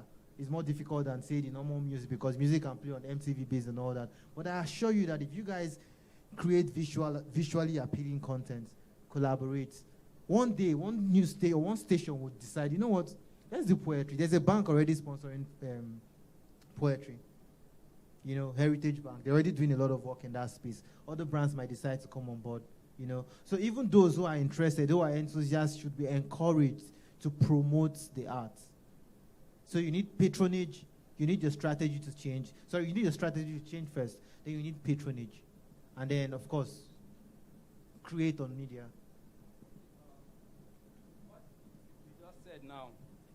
What you just said now is actually the solution to what I was looking out for. But having more of what you've said, the strategy, like you talked about collaboration. Yes, I've collaborated with some poets when I dropped my first album in 2018, Chapman on iTunes. Now that's good. But you know, we as the artists, we are thinking in the art way. But there are people who go beyond us to think about the business side of it and other strategies to push this thing. So if the members of the panel or some people in the audience can as well think of other strategies that we can push this thing mainstream, but that's actually my vision for the art. So if there's anyone who has that idea, you can please just put it out to me. Thank you. Okay, so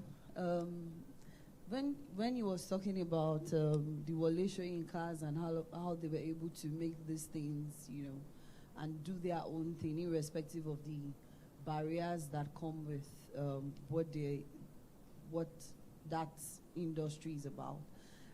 It reminded me of what I said when I started, where who would want to go into agriculture, really, when we started? But we were able to identify something that everyday people have connections with and they're able to relate with. And we use that as a tool to reach more people. Now, a lot of young people are educated about agriculture. Before, the narrative about agriculture is cutlass and hose. It's for poor people. Nobody wants to go into it. But now, you're seeing farmers, and like, even me, I'm sitting here on a panel to talk about agriculture. Why? We had to leverage on the tool. So I think what I can add to it is you need to find what your tool will be that everybody can connect to. It's like it will be like that thing that will break the social barrier. And interestingly, we are in a world that we are getting to that point now where a lot of text are being even replaced with pictures. You see, if you put a picture, a friend did something, I think 2 days ago, she posted a picture and she had a long caption on that. I just liked the picture, and she said, I know you did not read it. I said, but why would you put that? But the truth is, reading should be good, educative, informative, but the truth is, a picture now speaks 1,000 words. Maybe you then need to start looking at those ways to just look for a tool that you can use that to connect and also resuscitate or revive that industry. Because a lot of young people now, what's our own poetry? Even the songs that we are hearing now, Sangolo, Wangolo, there are no words in it, but we are fine with it. Someone saying, from beginning to the end, and we love it. They are getting their words. So it shows how words are being replaced with how our minds are, you know, in terms of this thing. So look for your own tool, reinvent that wheel, and find other ways to get us all here back into that space. Because it's a very fantastic industry, I tell you. It's hard work, nobody's denying it, but yeah, it has to be done. Any other questions? Malians, sorry. Good morning. My name is Shubomi Ogumodede. I'm a writer and a poet too. So I wanted to ask, what's the difference between content writing and storytelling, and how do you convert storytelling to make money when you want to produce a movie? Princess? What's the difference between content writing and I didn't storytelling? hear the last bit. How do you convert storytelling to movies, and how do you make money from it? Oh, okay. With the last bit, converting storytelling to movies, I can't really help you much with it. But from what I know, with friends who actually write, what they do is they write their script and they shop around. So they shop around with producers and whatnot and say, I have this story, I want to tell this. Or some people look for funding and then put together their own crew to bring their story to life. With regards to content writing and storytelling, they are the same. Although I know a lot of people try to separate it. With content writing, depending on who you're writing for or who has commissioned you, sometimes you are very, very specific as to what you want to work on. It's also the same with storytelling. They go together, but it's just a thing of how are you defining. From me, from my end, it's a thing of how are you defining what you're telling. Because when I'm commissioned to do a story, at the end of the day, it is content for the organization. And at the same time, I am telling a story. You want to add to it? How do you define content writing? Writing content. Because I think of storytelling as the more holistic. I think of content writing as just one aspect of storytelling, or like a subcategory. But Mohini, it's a thing where, like, that's what I'm saying now. Like, okay, I'm commissioned to work on a piece, right? I'm telling a story. At the end of the day, it's content on the website or on TV, on radio, on the social media platform. Okay. But it's a I guess story. the writing part is terribly specific to just writing then. Yeah. Okay. Because I think of the storytelling as like, there's video storytelling, there's video storytelling, there's audio storytelling, there's written storytelling. Yeah. So it's content just writing an is a subset of storytelling? In my world, yes. Okay. Yeah. It's just like publishing a book. You need to know a publisher, right? To publish a book. You need to know a publisher. You need to shop around for one. So if you want to convert your story into a movie, make a script up, make a screenplay, make a script out of it, shop around. And I could do you one. I could introduce you to a project, a production manager, and if your script is good, who knows? Yeah? All right. I think with these few points of mine, I have convinced you that storytelling is, Malians, come forward. Please, let's put our hands together once more for the panel. I hope that in one way or the other, you've learned something and you've jotted stuff down. I want to just buttress something about what Tokwe said. I was at the Offer Center. It's in Osun State, and they deal in agriculture. And it's really amazing to see young people going into agribusiness and agripreneurship. It's really important that we know that there are other avenues as well open for us to make money and be successful from, because like she said, the narrative has changed. It's not more about hoes and axes and stuff like that. There's a lot of technology going into agriculture now. So during the water break that we're about to have, I would suggest that you walk up to the panelists and speak to them, whatever questions that you have. In case you were too shy to ask your question in open, this would be a good opportunity for you to ask your questions in person. So we're going to go on a quick 10 minutes break, and when we come back, we'll resume the panel session. Thank you.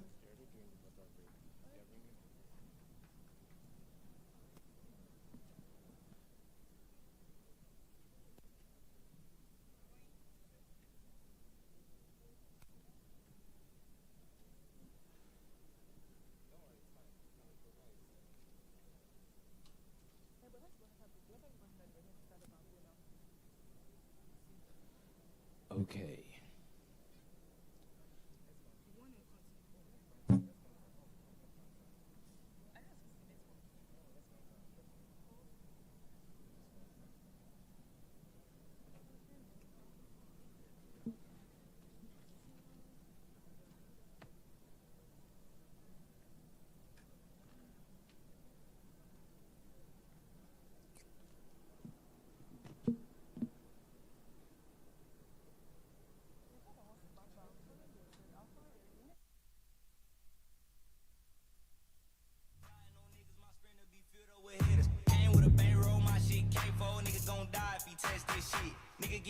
when I up this stick.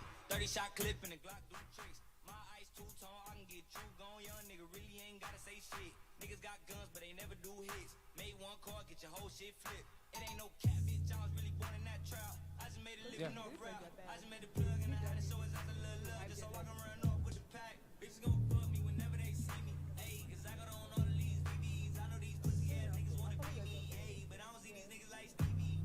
Foreign bitch get piped down, told 5 rounds. Price on his head, caught his ass out of bounds. Used to be broke, now I got a sack now. Had one gun, got a lot of shots now. Water all on me like a sponsor by Fiji. I ain't tryna fuck, make the little bitch eat. Some of these songs gotta pay just to meet me straight off the block. Okay. All right, distinguished ladies and gentlemen, it is still the New Media Conference.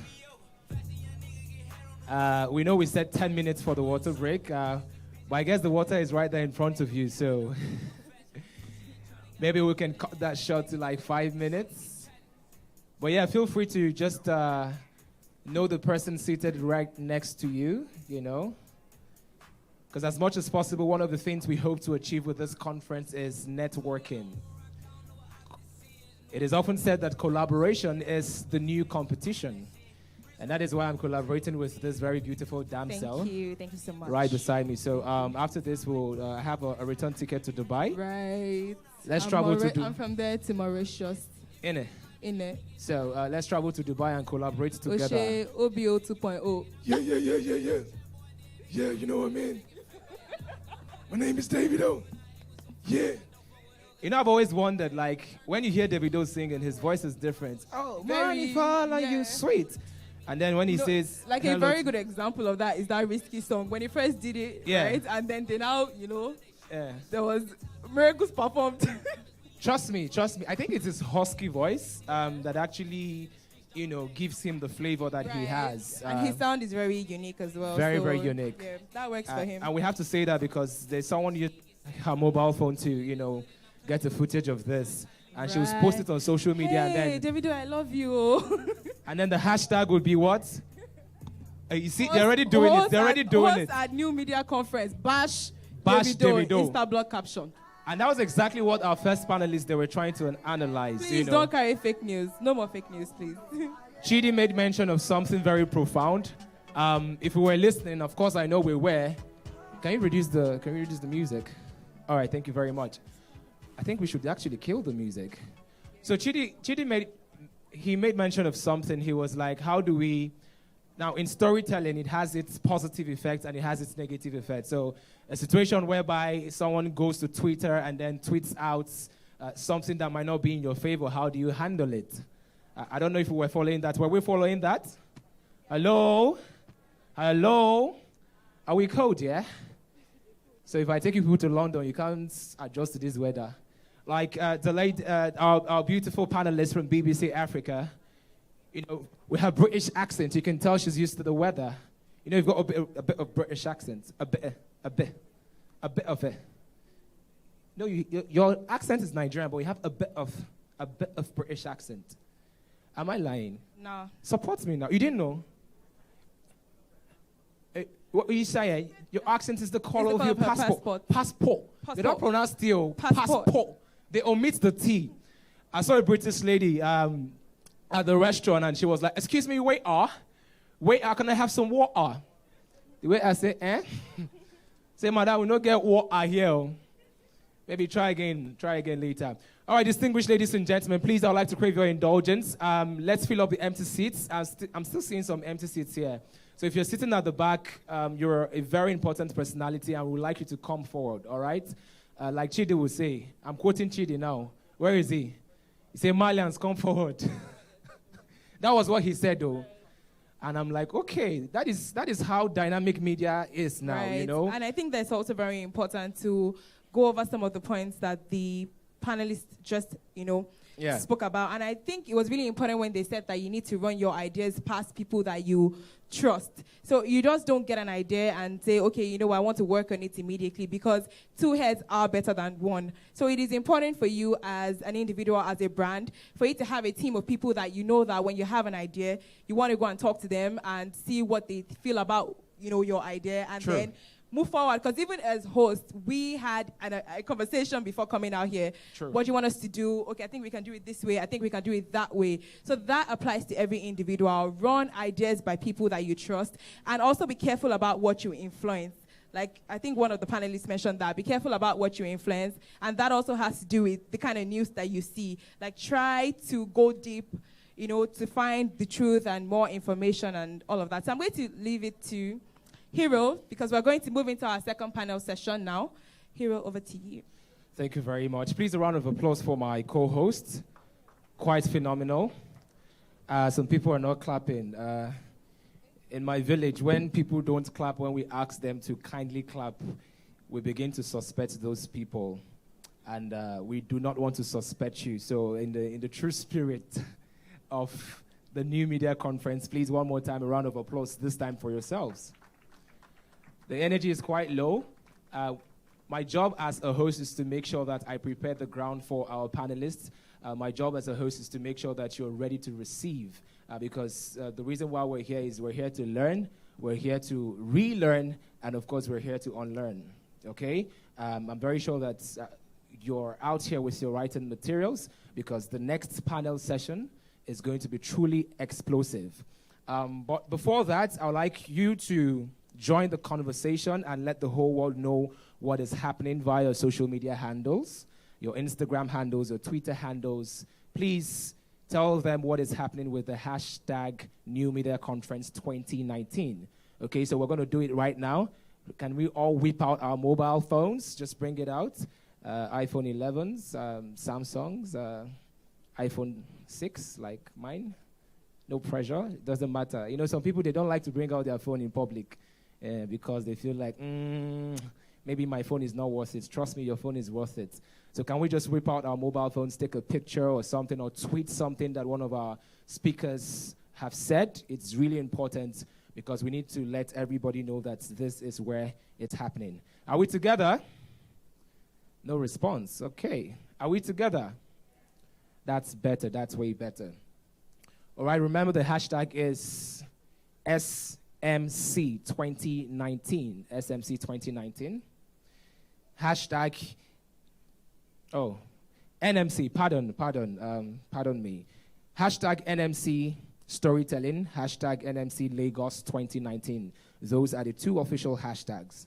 All right, I'll say that again. Hashtag NMC storytelling, hashtag NMC Lagos 2019.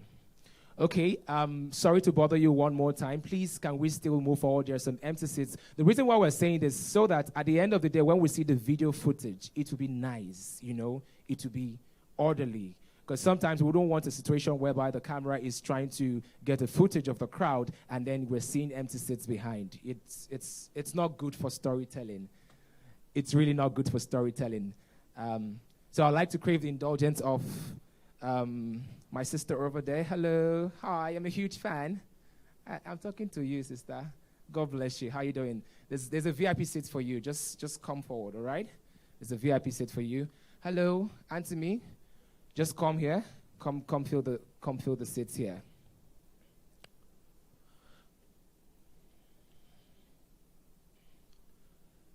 All right, distinguished ladies and gentlemen, it's still the New Media Conference 2019. And we're moving straight to our second panel session.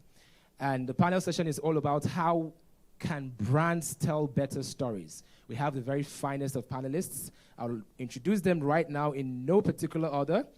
We'd like to make welcome the brain behind the most creative commercials that have come out of Africa. This particular man I'm speaking of, he is an award-winning creative director, currently leading the SO&U creative efforts in managing the communication needs for Africa's telecommunication giant, Globacom. He's recognized for creating some of the most talked about campaigns in Nigeria. And of course, he will be sharing from his bunch of experiences that he has had over the years. Please, distinguished ladies and gentlemen, let us make welcome the very, very talented Chris Ogunlowo. Please, a round of applause for him.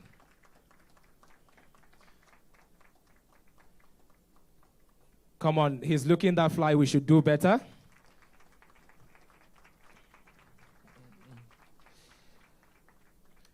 Joining Chris is the founder of Live with Linda, an Instagram page that analyzes brands and adverts from Nigeria and Africa, and of course, across the world. She has a background in communications and branding where she has worked for over 5 years. Under Agile Communications Limited, she managed accounts of brands like FBN, that's the First Bank of Nigeria, FCMB, Skybank, Smile Communications Limited. She was also the manager for the Montaigne, I hope I got that correct, pardon me, for the Montaigne Place luxury brand in Nigeria. She has a very good eye for good ads with creative storyline. Ladies and gentlemen, please let's make welcome Linda Agwocha.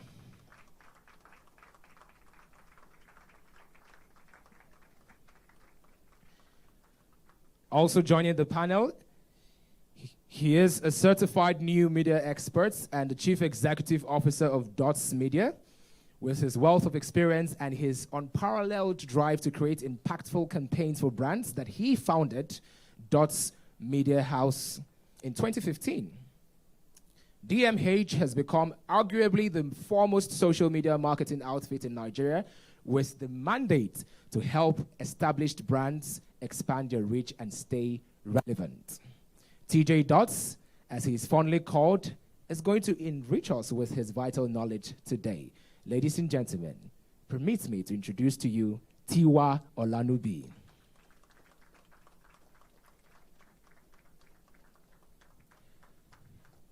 And to moderate this particular session is no other than a marketing communications specialist with over 4 years of experience in corporates, reputation, crisis, and strategic communications. He is currently the marketing and communications manager at AlphaMed Group, a total real estate company with operations in over 12 African countries.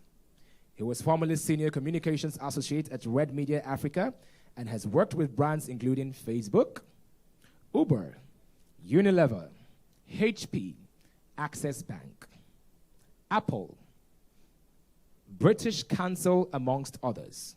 He won the Rising Star Award at the Red Media Africa in 2016 and 2017, the Excellence in Customer Service Award in 2017, and the Team Member of the Year in 2018. Distinguished ladies and gentlemen, if your hands are not too busy, please a round of applause for Muyiwa Babarinde.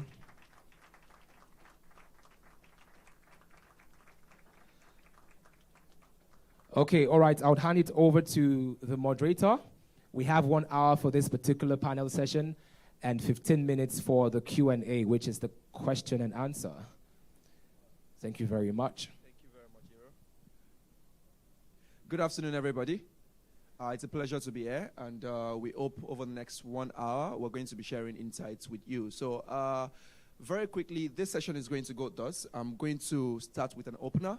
All right, so I'm going to ask about your experiences in the brand, in the marketing and communications industry. Then I'll come back and ask a second round of question, and then there will be a follow-up question before we come back to the audience. Is that okay, guys? Is that all right? Okay, so very quickly, I would just like to start with Linda, who is seated right beside me. She's the only celebrity that we have on this panel today. All right, so how has it been how has your experience in the industry been over the past, decade? And what can you say about brand storytelling?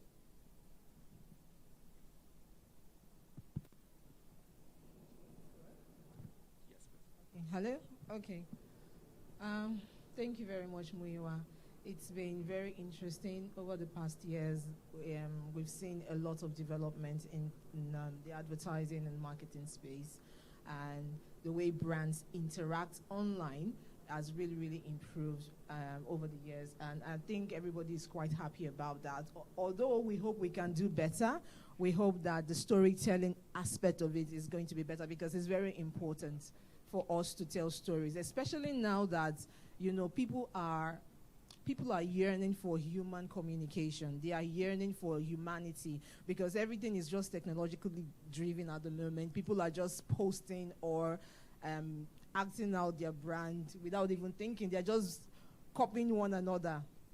You know what I mean? So I think this is a very important topic that we're going to talk about today, the storytelling part. And over the years, like I said, it's improved, although we need to do better. But there are some brands that have taken it to the next level. And I think within the course of the day, we'll be able to talk about those brands and how, what we can learn from them. Okay. Yeah. All right. Thank you very much, Linda. A round of applause for our place. So she mentioned something about woman-to-woman communication, and I would just like Chris to touch up on that for a bit. Since you started working in marketing and communications, I know you've worked on several campaigns. How has communication evolved over the past decade, and what is the role of woman-to-woman communications, going forward? This is 2019. There are quite a lot of causes, a lot of issues that communication can be used to solve. So what can you say about that? It's working. Just put it on. Hello? Okay, I think this is working now. Thank you very much. I think it's a privilege to be here to share the stage with these fine people. Regarding the question about human-to-human communication, I think I'm going to pick up from what my co-panelists said about the fact that at the end of the day, it's about storytelling, and then you have all these fancy things, technology and algorithm and all of these old things. At the end of the day, the heart of all this thing is about how we can connect with people, about how we can relate with people. So from my own corner of the world, so to say, it's about using the most compelling creative idea to tell these stories. So it then means that we might wake up tomorrow, we don't know what it's going to be. We're still trying to, decide what TikTok is in the first case, right? But whatever we do about it is a different thing. But overall, it's just another tool to connect, to let people connect with themselves. So you could argue from one end that the story of our civilization has been the story of our ability to tell stories, right? And then technology has just come to play the role of a catalyst or an enabler, to ensure that we continue to connect with ourselves. And then brands, of course, have been able to exploit some of these things to talk about their campaigns and product and brands and all of those things. The point about some of the changes that have happened in terms of communication, in terms of marketing, in terms of advertising and brand and everything. At one end, you can say that we are still, I would argue that we are still very much at the early stage of the opportunities that digital provides. So if you do a bit of comparison with what has happened with the traditional space, where you have years and decades of television and radio taking over. Now you have the incursion of all these social media and fanciful thing. I feel we're still skirting, on the surface, But then I feel that what would help us at the end of the day is how much we can use these tools to tell human-to-human stories that will be based on insights or that will be based on human truth. And that is what I think the next frontier will be. Okay. All right. Thank you very much, Chris. It's interesting that you said, we're still skirting the surface of social media. And we have with us today, TJ, who is he runs one of the leading agencies in the influencer space in the country. So what would you say from your experience, should we look out for in terms of like brand storytelling? Our brands can tell better stories is what we're actually discussing about today. 10 years ago, social media wasn't a big thing in Nigeria. So there are quite a lot of occupation that we have now that did not exist in 2009. So what has changed in that? What has changed in that dynamic, and what do you foresee going forward from your experience? Okay, so thanks for having me, guys. So what I want to say first is to actually commend our industry on the growth that we've had. Because when you look at 5-10 years ago, how campaigns were being done then, being compared to now. You can tell that brand managers, agencies, consumers are putting in more work to how campaigns are being delivered. And it has even gone beyond just the brands now and agencies. Consumers are starting to make sure they criticize what is being done. So that way you can, as a brand manager, you can't just push out any campaign anymore without having real strategy of how it should be done. So I want to commend the industry on that growth first. And also, like Chris and Linda had said already, I think that we're still very, very at the early stage of where we should be. Because when you compare how campaigns are being delivered in Nigeria to outside the country, you would know that we're really, really behind. And for our agency, one of the key things that we've used in delivering storytelling has been influencer marketing. And like he said, I think the human-to-human interaction is majorly influencer marketing, and that has been very effective for a lot of campaigns that we've done. For example, using the Lipton campaign that we just finished, or that is still running, as a case study, Sunshine in a Bottle. I don't know if anyone saw Sunshine in a Bottle online. Okay. So influencers were one of the key things that was used to tell that story of what the Lipton brand stands for. So basically, I think for us as an agency, one of the most important thing that we use for storytelling has been influencer marketing. Okay. All right. Interesting that you mentioned Sunshine in a Bottle. Do we all know about that campaign? So should we be expecting one bottle of the Sunshine in a Bottle before we leave here today? I think they're sponsoring this event, so okay. So that's that's affirmative. We can confirm that, right? Okay. All right. It's interesting that you mentioned that, and I'm going to come back to Linda. You mentioned the fact that campaigns nowadays are more fluid, right? So there is this tendency to listen more to the audience, to understand what their aspirations are, what their dreams are, what their concerns are from the brand's perspective. Now, Linda runs one of the largest, arguably the biggest, platform online that reviews creative work in our industry. So what do you think brands are doing right, and what can be done better in 2019? Okay, so what I think they're doing right now is to focus more on getting insights from Nigeria to run their campaigns and to tell their stories. And I think it's actually very good, because before now, what we see is a lot of people just going abroad, pick up whatever concept they have, and then just adapt it for Nigeria. It doesn't work anymore. So right now, everybody has to look inward, and I think that's what they are doing now, and it's very, very brilliant. You look inward. You have to do your own research here and base your story, your campaigns, your marketing activities on whatever insights and research that you've gathered from your consumers. So that's one thing we are doing well, and I think that's something we also have to take to the next level, because research in Nigeria we're still scratching the surface as well. We don't really have serious research agencies in Nigeria. We don't. And there is no way you can do campaigns or advertising or marketing without research. Otherwise, you're not going to get any results. So that's one thing I wish that we could do better in Nigeria. Hopefully, by God's grace, we can be a part of it as well. Creating an industry that takes insights and data very, very seriously. Right now, people just ask one or two people, what do you think about this? What do you think about this? Oh, okay, that's it there. Okay, let's say it like this and let's say it like that. It's not like that. It's not like that. Well, I hope that with technology coming into Nigeria and with the way everybody is woke nowadays, because like he said, the consumers are woke. You can't just throw anything out right now. Everybody's looking, everybody's watching. So like I said, if there's nothing you take home from today's section, you just have to remember that insight is very, very, very, very important. Data is important. You need to understand your consumer before you can tell your story. Otherwise, you will not be able to connect with them. So, like I said, that's one thing I hope we can do better.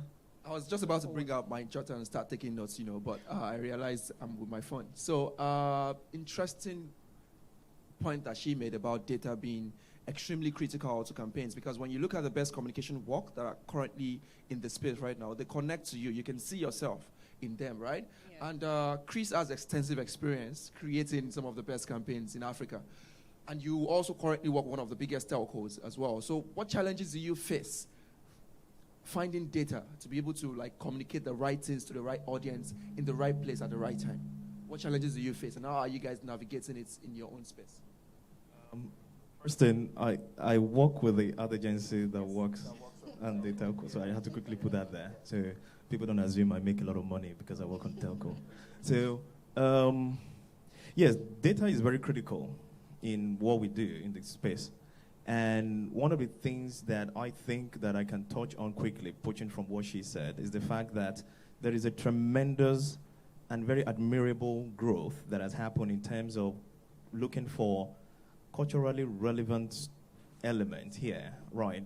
So it seems, some of these things are kind of normal now, but gone are the days where back then, where you see campaigns being adapted because there are some smart guys and God knows where they are, and then they just say, you know what, we're going to meet these people in Nigeria, just adapt it and all of those things. But now you really see that things that are for us and from us are now having a lot of, they're now being used in campaigns, right? So you will say, for instance, that, and I have to give credit to a whole lot of these social media guys. Sometimes I look at some of these campaigns and I'm like, if care is not taken, these people are going to take some of us out of job. Right? You see, all the Borashagis of this world, the kind of stories they tell, and you're wondering. And then the other thing again is the fact that most of the stories we tell these days seem to be almost like taken from some Nollywood stories, because it seems like we are people who are heavy on our slapstick kind of humor. Right? Somebody's shouting, somebody's making noise, somebody's over and everything. And then you might argue at one end, maybe they don't seem to fit into some space of some kind of elegant way of telling stories. But whether you like it or not, it's still a bit of us. And then we have been able to be telling some of these stories, because you see campaigns where you can tell that a whole lot of advertising budget has gone into it, right? But you can tell again that there's something empty about the campaign, which seems to reinforce the fact that you can't use a bad story, so to say, to tell you can't use good advertising to tell a bad story, So at the end of the day, it will show, this is just kind of empty, kind of fanciful stuff. And in terms of data, right, I always see all these arguments about how, to what extent should we put the destiny of our campaigns on the hand of the brilliant guys in Silicon Valley who are just giving us some new lines of code. Now, at the backstage, we're talking about what is going to be the industry effect of this Instagram new update that is still going right now. At the end of the day, it's still about how all these fanciful tools have roles or influence in what we do. But I'm not going to have to bat an eye or have a sleepless night over that, because if you know at the heart of this is about you and I, you would not worry about the fanciful thing about stuff. There are campaigns that have even come from offline, have come online. Why? Because there is some inherent value in how the stories were told in a very conceptual way that will connect, and people are just saying, have you seen this, have you seen that? Right, so data is at one end very important. More important is really to what extent are you using that data to get any marketing objective that you want? Sorry, can I add something before you move on? Okay, so he said something about Silicon Valley, getting data, and I remembered one incident that happened when I was the brand manager for Mountain Place, luxury brand. My MD then was supposed to go for a meeting with some foreign guys because she likes niche fragrances. And so she wanted to bring some of those niche fragrances to Nigeria. So she said to me, Linda, please, I need to meet with these guys in Italy. I need some sort of data about, the market in Nigeria. So I said, oh, okay, no problem. And then I went online. I went to this, what's the name of those research guys again? But the ones abroad. So I got, Nielsen. Yeah, so I got a lot of data from them, and I prepared my market. I was feeling fly, too much. I've gotten a lot. I don't think she's seen this before because I came from the agency, so I have, So I gave it to her, and she looked at it, and she was like, Linda, where did you get all this information from? Oh, I said, no, Ma, I got it from Nielsen. They are the best at this, blah, blah, blah, data. And she was like, no, I don't think so. I think you need to use our own data. I asked why, and she said, look, for example, what you're telling me now is that women buy more fragrances than men. That's what's here. But if you check our records, you'd see that men buy more fragrances than women. I never knew that. One would think women buy more fragrances than men. But in Nigeria, men buy more fragrances than women. So the data was right there, but we were looking for data elsewhere. And she was telling me, trust me, these people cannot tell us anything about our markets. We know our market. We run this thing, And then that gave me more confidence. I was like, yeah, why should we be depending on anybody to help us do anything? Gather your data yourself. So when he was talking about data, I know some of you will be thinking, you know what, this data you're talking about is big grammar. It's not big grammar. It's actually right there at your fingertips. It's just for you to look for it and use it to come up with your own communication. I was having a brunch with one entrepreneur, and she was eating her food, and the manager of the restaurant came to her and said, "Oh, sorry, is there anything wrong?" And your face was looking sad. Is there anything wrong with the food? She was like, "No." The man was like, "No, please tell me if there's anything wrong. She said, no problem." And then when the guy left, she looked at me and said, "Imagine, he's coming to ask me something is wrong with the food. Let me tell you, most Nigerians will not even say anything. You better go and look for the problem and look for the solution yourself." Yeah. That's it. All right? So I just wanted to break that down. Data, it's not a big deal. It's what everybody can do on their own level. No matter what you're doing, you can look for your data. You can look for how people are communicating with your brand. You can tell your own stories with the insights you are getting from your consumer. And that's the only way you can tell unique stories. Because if you're telling story like this guy or the other, you don't know where they're getting their data from. Like anyway, it's for that industry is the same with Essenza and Mountain Place, right? But there are some people that might be, there's some products that might be doing better with us and not doing well with them. Do you understand what I'm saying? But if I'm looking at Essenza and say, "Oh, Essenza is running campaign on this, so we need to run campaign on that," I might be making a mistake because my bestseller is different from Essenza's bestsellers. Do you understand what I'm saying? So I just wanted to make that clear. Data is not big grammar. It's not a big deal. It's something that everybody can do, that everybody should do for themselves before they start their campaign or decide to tell a story about their brand. Thank you. Sorry, Muiwa. So I wanted to, so because of this conversation that we're having right now, I wanted to be sure that we are also being fair on either the Nigerian audience or the Nigerian consumers. Do you think that we have enough data for every research that you want to do? So say, for example, when you were going to do the research for Montaigne, sorry. So I wanted to know, like, while you were doing that, did you have enough option of data to get from and all that? Because we did a report on influencer marketing early this year, and before we did that report, there was no data like that on influencer marketing. Every time you go online or you go and search for data, it would be data of international bodies that have done something. You get. So I think that one of the problems we are also facing is just not having enough options of where to get data from and everything. Well, I agree, which is why I said at the beginning that I hope that in nearest future, companies or agencies will spring up that will take research and data analysis very, very serious. That is my prayer, so that we can have enough resource, to run our campaigns. But in the interim, like I said, most people, especially entrepreneurs that are just starting, you cannot depend on the Nielsen's of this world. Like, for example, the one I was telling you about, and it depends on what you're looking for, actually, right? So for that, I wanted to tell them about this market. The data we have alone is enough for me to tell them about this market, because that's a brand that has over 20 stores across Nigeria. Do you understand what I'm saying? So, and we're looking at consumer behavior. There is no better way to find it than looking in-house. So if I tell you that, oh, this is how it works in-house, it also applies to the entire industry, because we are like, because I no longer work there. They are like the biggest in the industry. Do you understand what I'm saying? So that's it. But like you said, we also really need to build, more database, and hopefully by God's grace. Okay. All right. Thank you very much, Linda. I know you mentioned something about, more men buying more perfume. But maybe women use more perfume than men. So maybe that, I don't know. They might be buying it for their women. For their women. But it was actually male perfume that sell more than female perfumes. Fantastic. Yes. So I think that data might have even changed, because we're running a campaign right now for a perfume brand, where one of the things we also did was even storytelling. We used Ifo Inada. She had this thing that trended some years ago about spending 5 million, making 5 million a day.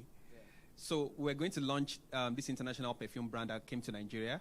And what we did was to use that to tell a story of spending 1 million on perfumes every day, every week. And that went viral. I'm going to take you out on that later. Okay. And that went viral. Because again, it's very relatable. If we can say this here, I've heard of how Toke Makinwa has maybe 6 perfumes that is about over 1 million naira per one. Yes. So that makes sense. But that went really viral, and it made people start getting to a particular conversation about, is it possible for you to spend this amount on perfumes and everything? And by the time we launched the brand the second day, that just went, in the first week, they were able to have over 100 subscribers on their platform. Until date, they have more female customers in Nigeria than males. So let's see if that trend will change. But I was coming back to you, TJ, because she mentioned something about data being key and all that, and I understand that sometimes brands come to you with briefs that are very, very short. So we want to launch a campaign. Today's Friday. Yeah. We want to launch a campaign next week, Tuesday. Launch a campaign tomorrow. Tomorrow, okay.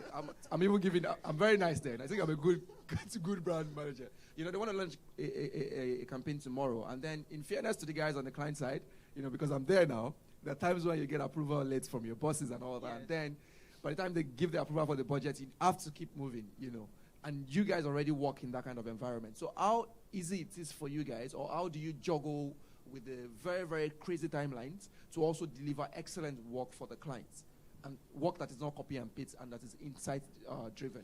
So how do you manage that process? So I think that one of the things, when you asked us the first question, and everybody was saying about how Nigeria is still behind and we need to do better, right? I think one of the problems we also face is this issue of rushing into starting a campaign or rushing into starting a marketing strategy, because, again, strategy takes time. You can't just wake up today and say, oh, you want to launch something tomorrow because there's money.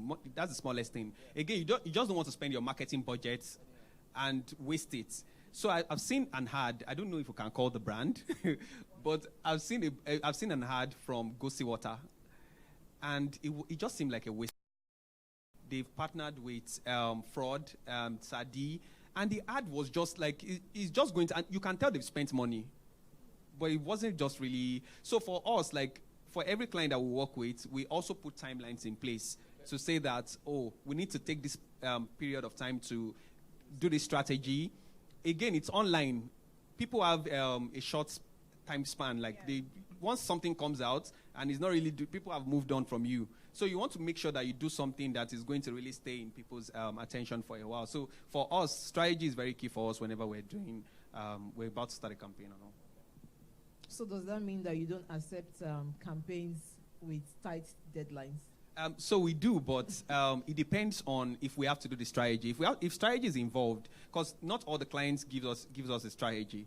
For some, we just do execution. For some campaigns, so say for example, Pepsi just launched their December campaign, and they were handling that, and all we're doing is execution. They have another agency that does the strategy for them, you get. So for execution, it's already auto-run. We are one of the best in what we do, so we already kind of have our formulas and how we go about that. So sometimes they want to start a day to go, and then we are able to handle that, basically. Okay. That means I can send a brief for you. We're starting as long as the money is good. Okay. All right, then I actually want to take it a step back a bit, and I'll start with Chris. I actually, for the benefit of the audience, how did you actually get started in the industry, and what were some of the critical moment that helped you develop your storytelling, skill till now? So I'll start with Chris for that, and then I'll come to TJ and then Linda. Okay, I started as a copywriter before I rose to the rank to become a creative director. That was about 13, 14 years ago or so. I started my career with 141 Worldwide, now Nitro. Right, so at the time, I think one of the campaigns was the Banky W, Etisalato, Eto, Niger, and all of those kind of things, right? So I'd say at one end, I was lucky. Also, I've been lucky in a way, So when I started as a copywriter, shortly after I joined another agency where for about 4 years I was working on because I'm on the glow side now, I have to be very careful how I mention my competition. But I think I can just mention their colors, all right? So for about 4 years, I was on the yellow side, right? So, and then from there, I started my own shop. I had a small agency, that I started.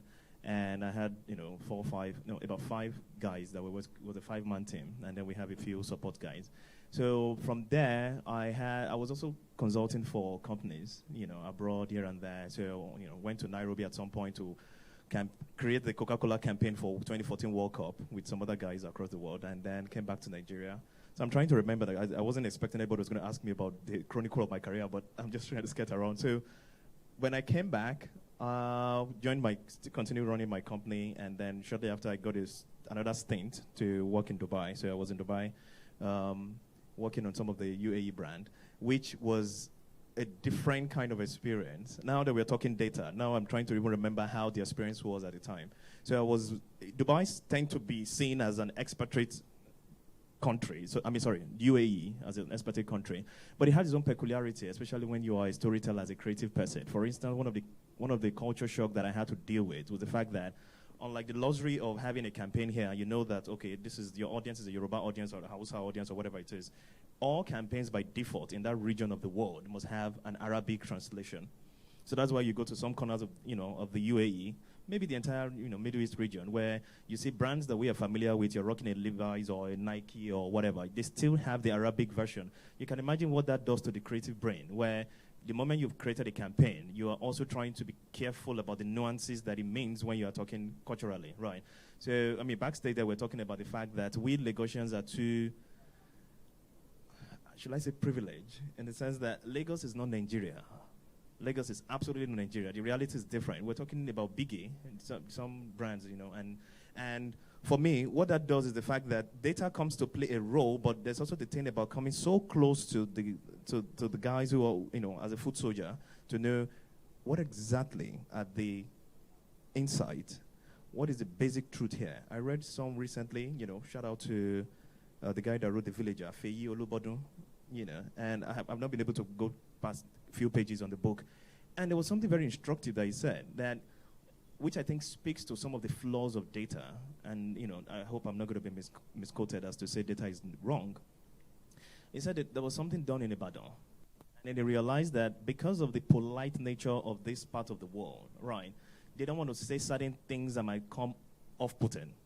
Right, so if you're asking them, certain questions that they filter as to say, if they come off honest, it might come out wrong. So they tend to be politically correct in how to. So if you are judging them at the data level, you can be very sure that the data would likely be flawed. Right, so what that then means is that there is the aspect of trying to use technology or some of these tools and theories and models and all of these things, which tend to generalize things without even going too far. There seems to be some kind of different attitude between the island and the mainland kind of thing, right? So, but that's a story for another day.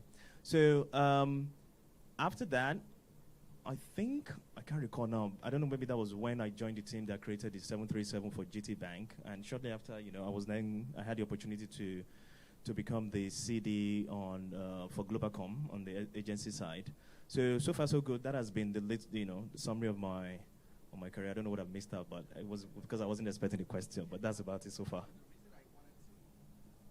I wanted to ask that question is because I wanted some people who are also looking to, some people that are just starting out, to see how your career has progressed and some of the key moments that have helped you, to reach the level where you've gotten to now, and I think you were able to touch on that a little bit. Well, I wasn't.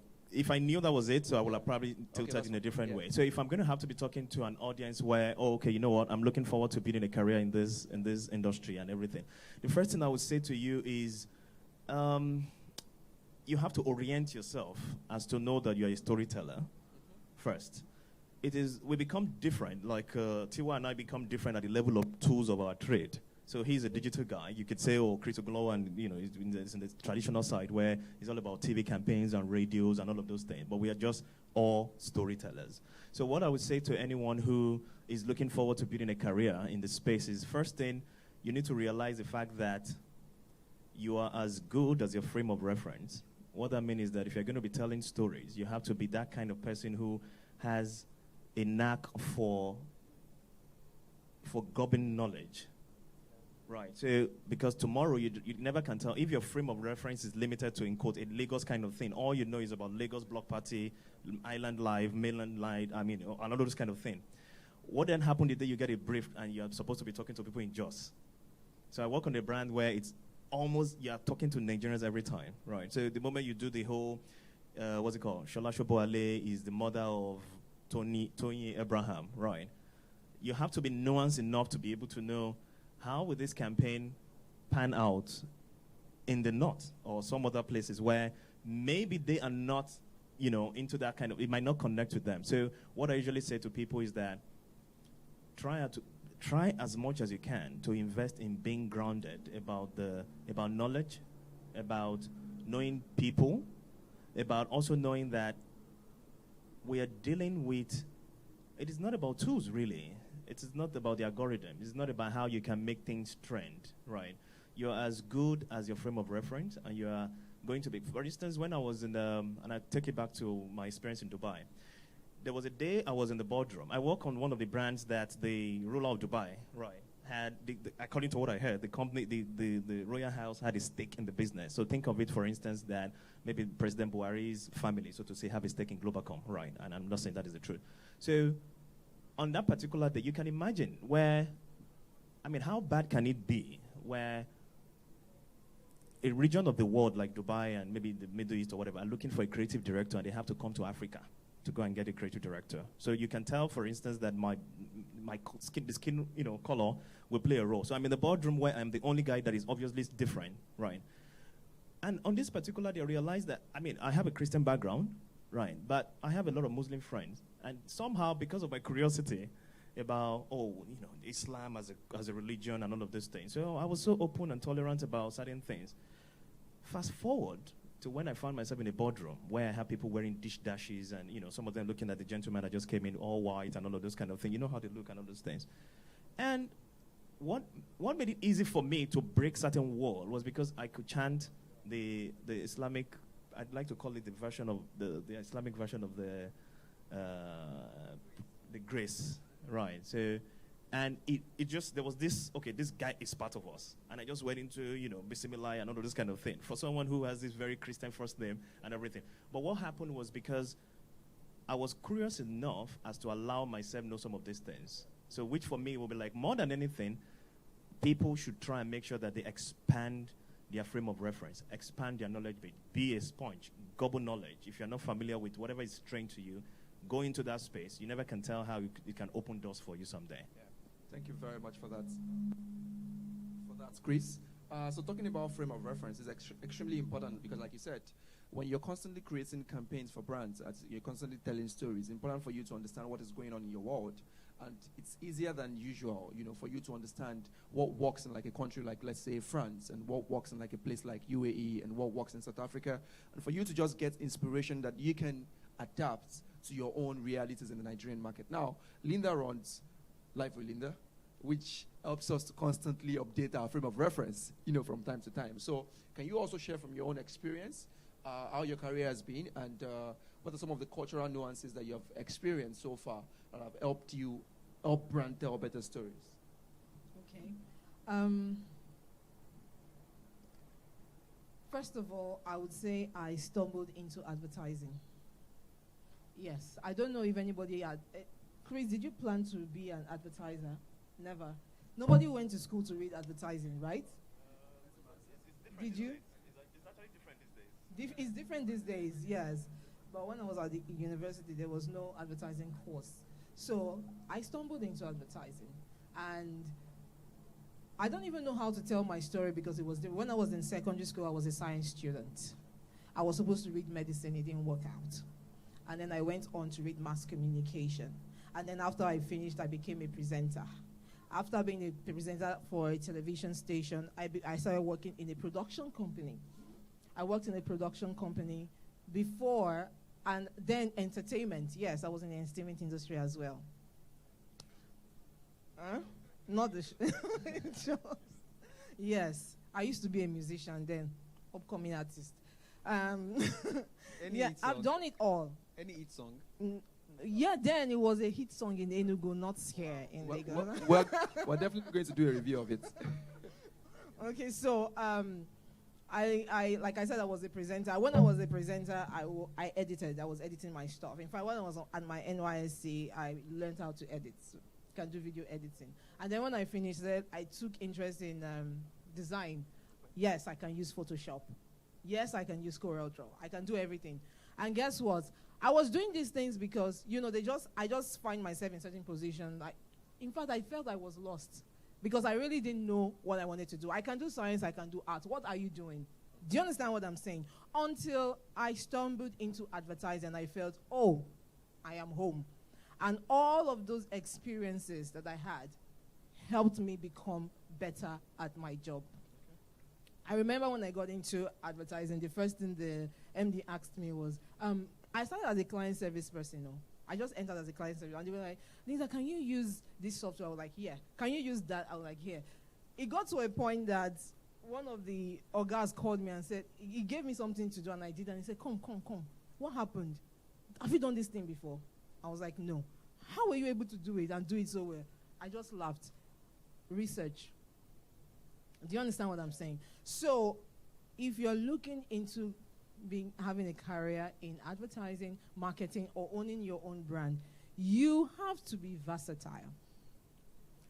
Don't think nothing, like I said, when I was in the advertising industry, every little thing I've done helped me. There was a time we needed to sign artists as an ambassador. Because I was an artist, I was able to relate with them. Do you understand what I'm saying? Because I've worked in the production house, I was able to bring out insights that could help with our production. Because do you understand what I'm saying? So everything helps. So if you're going to be in this industry, you just need to be versatile. And then you have to do a lot of research. Thank God, though. Thank God, there is nothing you cannot learn nowadays. Absolutely nothing, except you're lazy. Everything is online. So it just depends on your interest. Yeah. So that's been my story. Yeah. And I hope that, like I said, everybody will be able to take that into consideration. You have to be able, and because I do design does not mean that I will not employ a designer. No. I'm doing it so that I can understand how to relate with those people. Like he said, you just have to extend your reference. Otherwise, you're just going to be boxed. You cannot be in this industry and have a myopic point of view. You can't. You cannot be, you just have to be open. You just have to tolerate. You just have to learn. You have to research. And if you have money, you have to travel.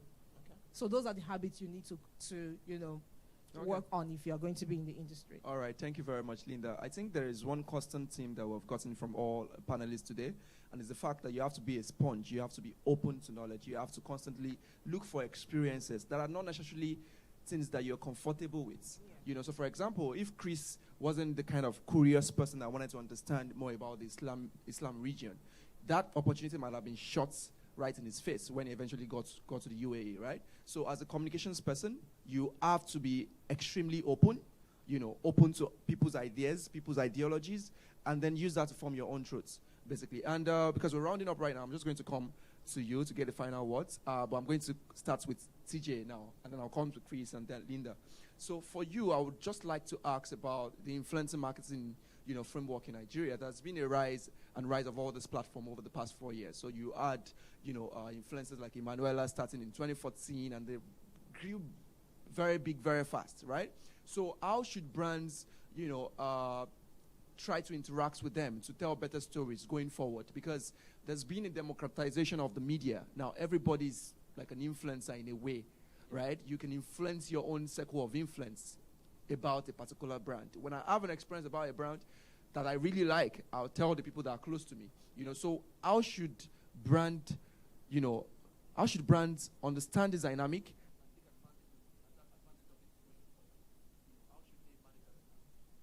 Okay, so first, I would like to say that everyone can just check out NigeriaIMReport.com. We did the first ever influencer marketing report in Nigeria. And I kind of brought a copy for each person. Hopefully it can go around. Then also, one of the reasons why we decided to go to do that report was because a lot of times we go into pitches, right? Or we'll go and talk to different brands. We realized that a lot of brand managers are willing to spend a lot on influencer marketing because they kind of know that influencer marketing is word of mouth online. Right? They are willing to do that, but they really don't understand the basic knowledge of what influencer marketing actually stands for. And that's what that's one of our aim for doing that report, to be able to explain to marketing professionals, brand managers, what influencer marketing majorly stands for. One of the things that I think would help us start to tell better stories or to start to deliver influencer marketing or marketing better online would be to have, and I'm sorry about this, more intelligent brand managers. Because when you have a conversation with some brand managers, what they are really particular about is, I want to do this campaign. I want it to trend on Twitter. Now, marketing is beyond trending. It's beyond using using just a couple of influencers to just post maybe a skit and then it goes viral and everything, is it really helping you convert? Is it really like, is the strategy of what has been done, is it connected to what your brand stands for, what you are trying to aim at? So I think if we have more, because I've worked with a couple of very, very intelligent brand managers that you can tell that they are not particular about these big things like trends and all that. Yes, we need to get to that stage where we are doing beyond that big things, basically, you get, and do more of the marketing itself. So that's how I think. Thank you very much, CJ. So vanity metrics are not things that you should be focused on, you know. So 5 people like it. You have to be sure about your KPIs. What am I trying to do? Is it a perception management campaign? Am I trying to build my reputation in this line? Am I trying to get this number of customers? As a brand person, you have to be really, really clear about your goals so that you don't just spend money anyhow. So I'm coming to Chris now before I come to Linda, and then we'll come right to the audience to take your questions before we round up this session. And I would like to just say that, you know, if you look at the industry as it is now, and looking at this online space and all that, there's some type of content that engage with people. So as Nigerians, we always engage with humorous contents. You know, we use that to like drown our sorrows and just have a nice time after work, after you've spent like 2 hours in traffic. You get home and you laugh. There's inspirational content as well. You know, Monday motivation, I want to hear about this person's story. How did he become this giant in the industry? Then there is a aspirational content. Nigerians want to have a good life. They want to drive the best cars and the likes of that.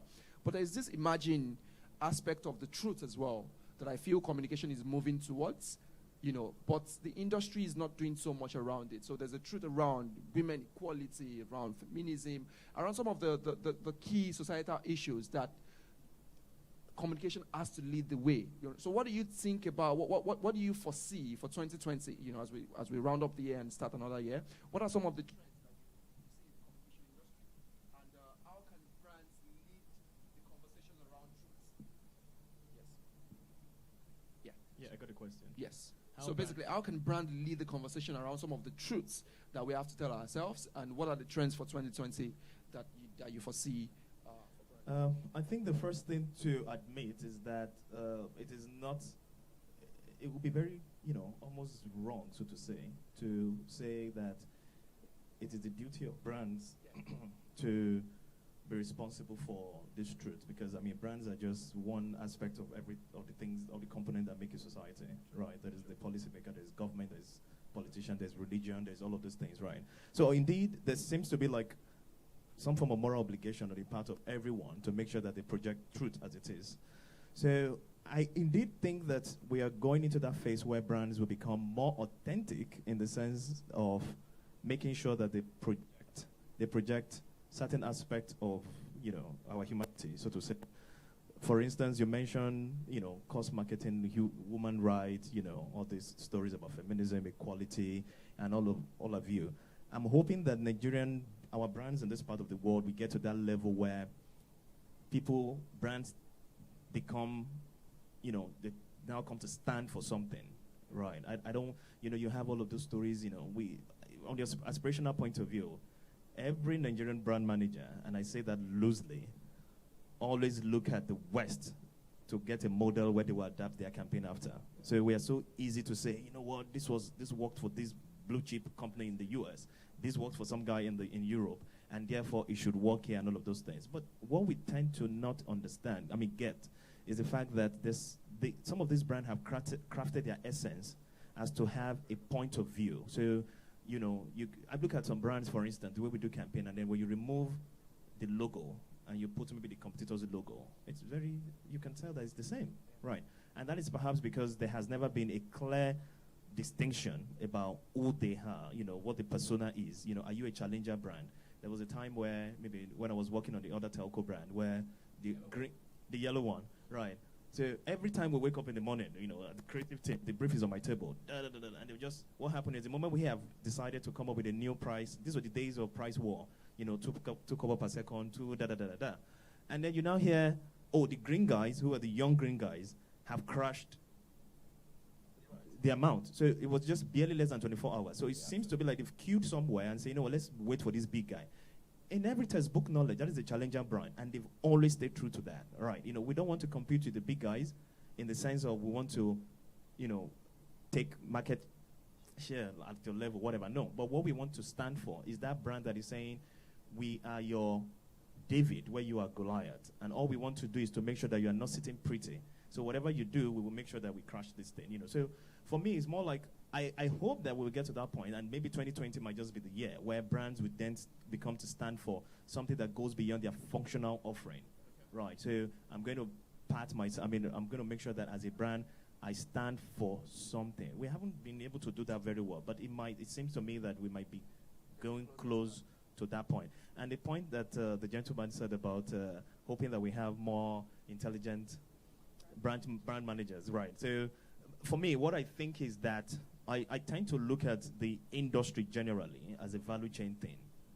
So at every point of the value chain, you have people. So from someone like me who's on the creative side of things, right?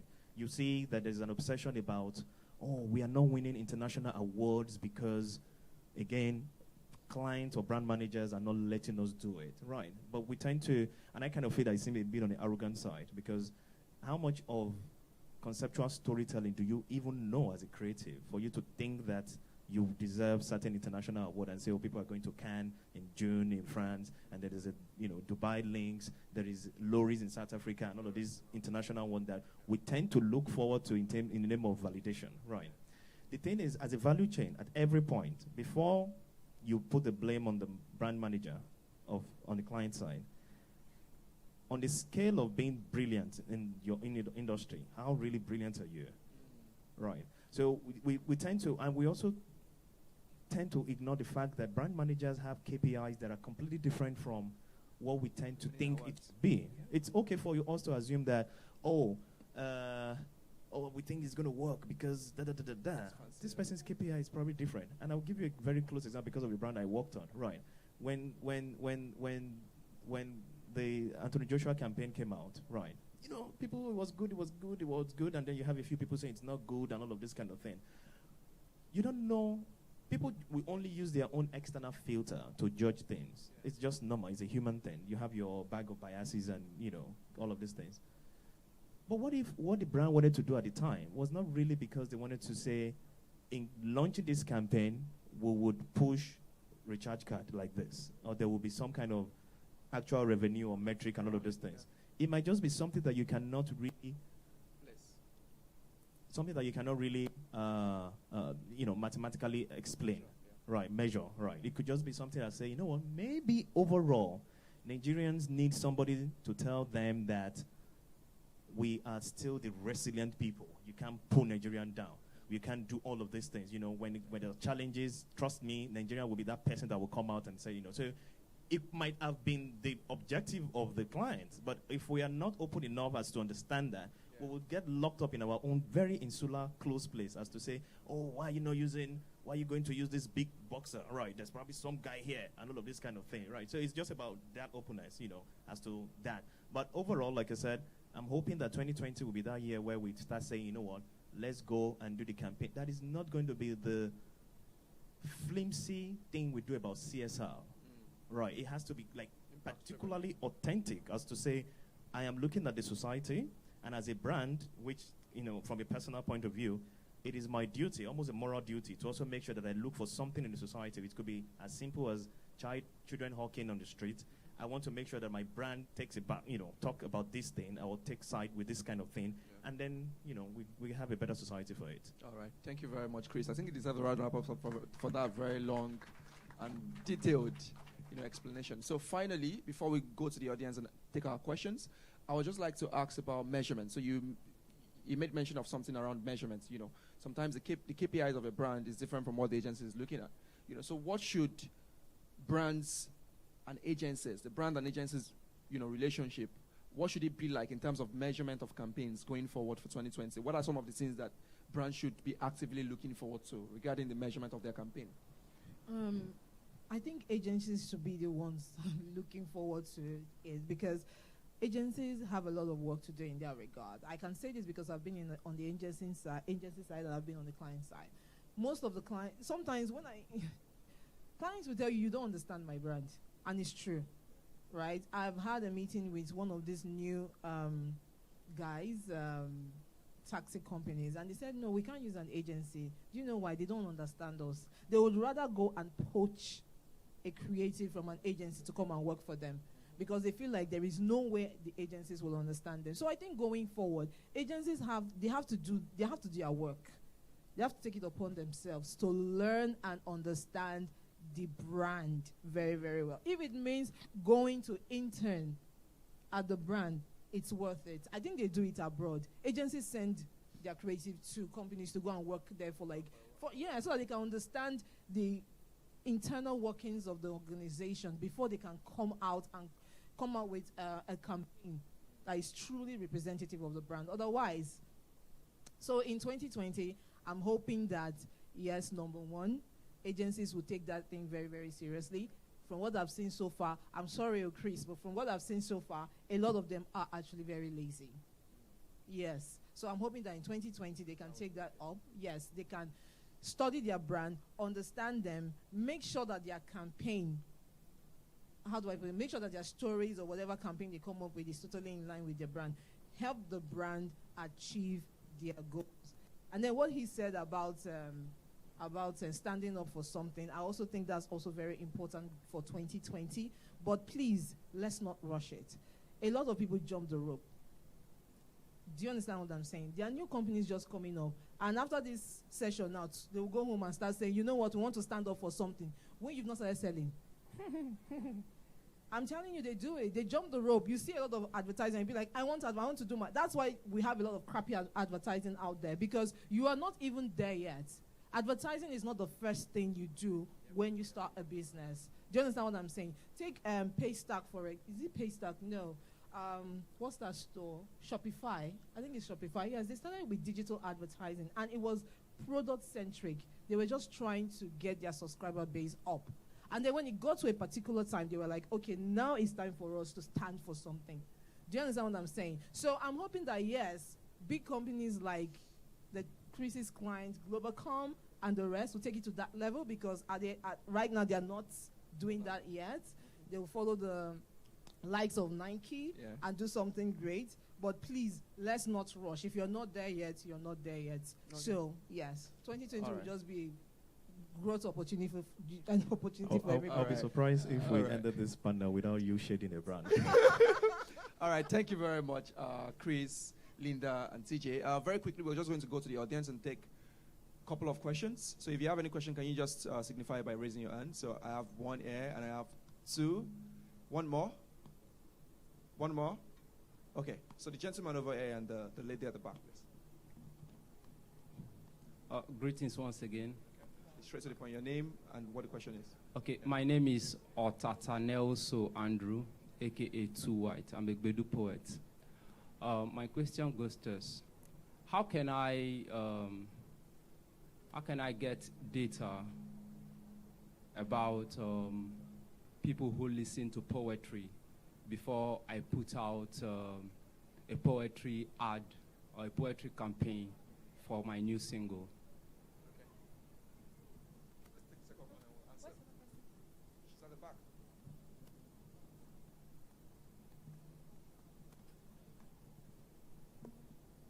Good afternoon. Hello. My name is Ekena Ajayi. My question is to Linda. So I've seen a couple of stuff you've done on Instagram and online. I'd just like to know, have you worked in an advertising agency before? Is that all? And if yes, what adverts have you created over time? I heard you say a lot of stuff that you've done, so I'd like to also see some of the works that you have done over time. All right, thank you very much. So should we start with you? And then we go to the second question about how do you get data? So if you have any contribution to that, please just jump in and then. Okay. When I was coming up and they were reading my, biography or whatever, I was actually shocked because I never gave them anything. I just said, Live with Linda, founder of Live with Linda. And I do that on purpose because I get a lot of this question on my page all the time. So what ad have you done? What is this? Well, as far as I'm concerned, it's irrelevant. If I criticize your stuff and you think it's wrong, come back to me with facts. If it's worth it, I'll be like, oh, okay, it's true. I would accept. But I don't have to be the head of an agency or to have done 20,000 adverts for me to know whether an advert is good. I think it's actually irrelevant. I think we need to leave that mindset of who are you? Who are you to ask me this question? It's wrong. So, as far as I'm concerned, I actually don't want to answer that. Like, I don't answer that. I don't want to answer that question. So do you have any contributions about the data? Maybe no fairness to the person that asked the question. I would assume that the question is coming from a place of the fact that, you use your platform to share certain things and, you exploit the fact that you have a degree of influence. So I suppose the question would mean that if you have this level of authentic, so to say, response and reviews and everything, will it be possible for us to believe that you have earned the right to do that because you have certain quality work or whatever it is? I don't know if that is what that relates to. So I think it's, as an audience or as a follower, it's just to say, you know what, as much as I appreciate your content, but I also need to know where you're coming from as to say you are the right person that should be taking this level of influence. But that's by the way. Okay. The gentleman that said something about poetry, the question is, how do you get data in case you want to do this thing? So, maybe it's just in two ways. The way to look at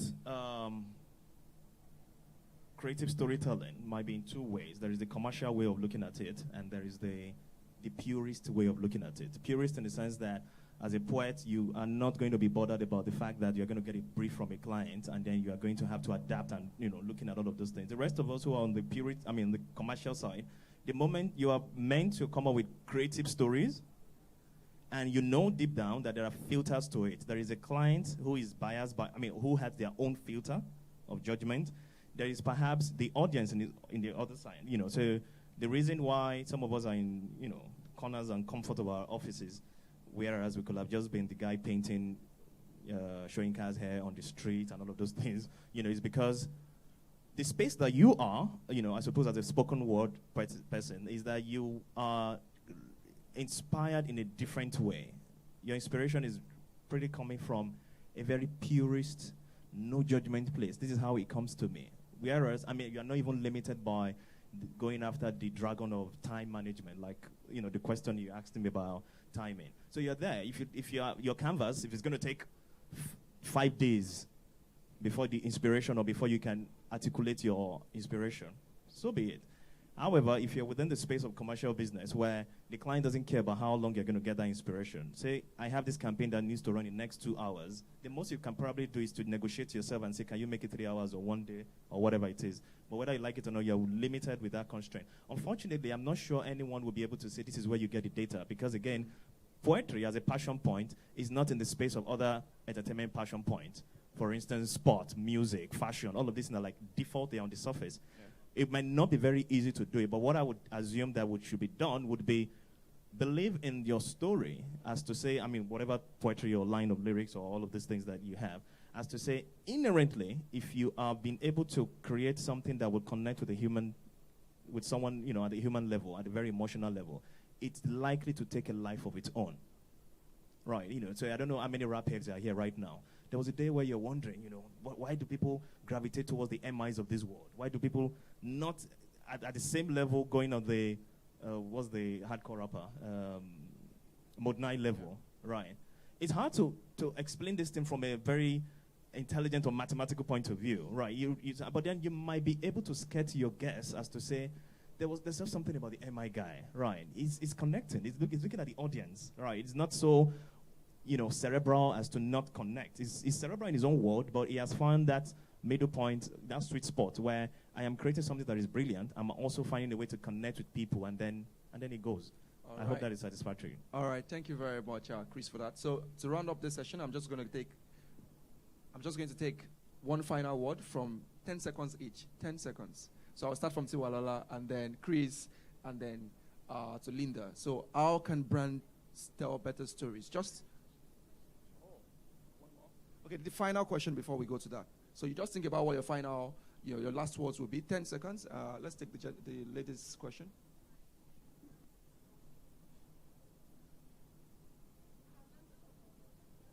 just have two questions. I have three though, but Chris Ogulawa already talked about the first one, and that's about dealing with creativity with clients wanting something, and you as a creative, you have a very wide range of things that could possibly fit into it, but they don't agree with it. So you talked about being more creative and being more brilliant, so I accept that. And then dealing with clients rush. I know that Tiwa talked about, it being executional sometimes, and so it's possible, but what if it's not executional? What if they want the whole thing and they want it yesterday, that kind of thing? Like, how do you deal with that? And then finally, creativity that has been done before. So I work at an ad agency, DKK, and so there was a time my creative director came up with an idea, and we all thought it was brilliant. It was very brilliant until somebody came up and said, I think I've seen something like that before. And we're like, oh, really? And then we checked and discovered it was actually done before. He didn't know that it was done before, but we found out it was done before. So how do you deal with things like that? Thank you. All right. Very briefly. I think that's directed to me, right? Yeah, okay. The second question is how do you deal with copycat situation, right? Maybe we have I'll try and make it brief. I know we are trying to run out of time now. So the recent campaign, and I think the beautiful lady here shared it on a platform about the bank, something about this is downfall. I don't know, that line of campaign, right? So, this is a mango, right, and all of those things. So the thing is, that I believe as a creative person, maybe it relates to the question, the point I raised earlier about you're as good as your references. If you feed yourself well enough with all of the best campaigns in the world, chances are you will check yourself when you know you are going into, pick inspiration from something that is completely different. Now, that campaign, as much as the comment about, maybe the agency behind it was not original, they were not thinking, in a creative and original way and all of those things. The truth is that the idea space is not different. There are so many campaigns that play in that idea space. The execution was the one people faulted because they could see a direct, So one of the classic campaign in our industry, for instance, is the Volkswagen campaign where they have the B2 ad, and then they put it and said lemon. Is anybody familiar with that campaign? You can just Google it, Volkswagen Lemon. You just see the ad, It's still in the same idea space. But if you have to execute in that manner, the better for you is to make sure that you do something that is completely different. Which, always talk about the argument about what exactly is creative. Is anything new? Is anything new? Whatever. We may not be able to answer it, maybe whether God exists or God doesn't exist, or which one crossed the road or whatever. It might be in that space. But there must be a way where you can say, whatever you're creating, even if it's the same idea space, does it have a new conceptual value? So Mr. Fowles, for instance, did the Childish Gambino thing. This is Nigeria and everything. If you people canned him as to say, oh, he's not original and everything, I'm not on that side. I'm on the side that the fact that he was able to create a new conceptual value to something that existed and it connected, so be as far as I'm concerned in my book, it's something creative. Remind me the first question. The client's rush. I think, every job has its own hazard. Right. The engineers probably have to get very careful about it. So one of the hazards of our job is dealing with this time thing, whether we like it or not. There might not be an easy way to answer it. I feel that maybe from, depending on the nature of the brief that you are attending to, and I'm sure in your creative studio, creative department, we have different levels of responding to a brief. Right. So why are you still thinking about what is going to be my idea? Your fellow copywriter or art director has already knocked this thing out. And then that, so I think it's more of a personal thing as to how to manage the client well enough, and also have some things from your own end that would help you make sure that you are meeting this thing. I work on a brand that is super, super fast. You get a brief this time. You probably have heard that it should come in the evening, and I kid you not, you got it in the morning, they want you to turn it to revert in the evening, and they're calling you again and say, please, can we get it in the next 1 hour? So whether you like it or not, you have to find a way to adjust. It's not a very easy answer, but at least there has to be something from our own end as creative storytellers to make sure that we mitigate against some of these things. Thank you very much, Chris. Let's just get your last word, and then I'll come to Tiwalala and Linda and round up this. The last word. Oh, my last word. Yeah. I kind of feel that I've done the most talking here, and I feel very uncomfortable. Okay. To tell better stories will be, let's stay more authentic. Don't let us be too much obsessed with all these tools. Let's don't know that we are talking to human beings. Thank you. Tiwalala. Okay, so just to add to what you said about the rush. So I wasn't saying that it wasn't possible or like it was only when you had execution to do that you can deliver very fast. Agency guys already know how like you don't have a time frame for even work. You can be at work from 8 to 11 at night and all that. But since we're talking about how brands can tell better stories, I was saying that going forward, it will be better for the brands to actually give the agency more time to be able to strategize and come up with the best ideas. And for last words, I think that brands should start to put more emotions into their stories. People relate better with emotions. Just like I think Ethel is doing a great work with their hearts that they're doing, being able to tell African moms, telling stories around African moms, sisters, and all that. Also, like, relate your stories to people. Like, I think that being able to use people in your stories or telling stories about people also work, like H2O and those other brands that are doing well. So, all right.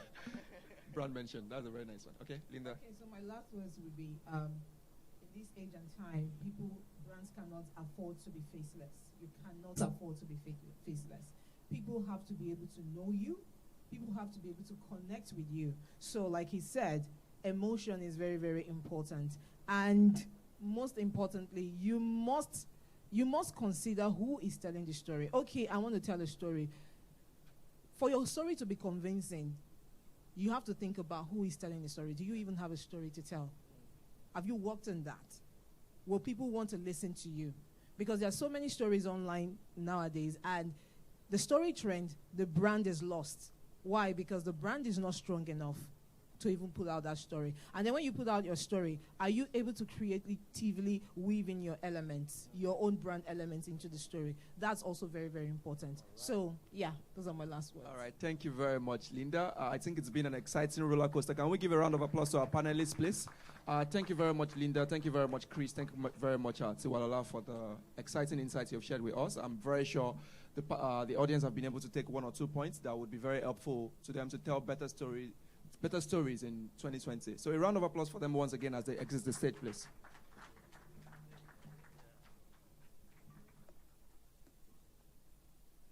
Please, let's put our hands together for them one more time. We're going to go on another quick break, so you can network with some of the panelists that you want to network with. And then for those who want to ask them questions, now will be a good opportunity for you to do that as well. So we're going to go on a break between 5 to 10 minutes. And then when we come back, we'll go right into the third panel session. And I would like to invite Oluyomi to the stage to come and entertain us while we are on the break.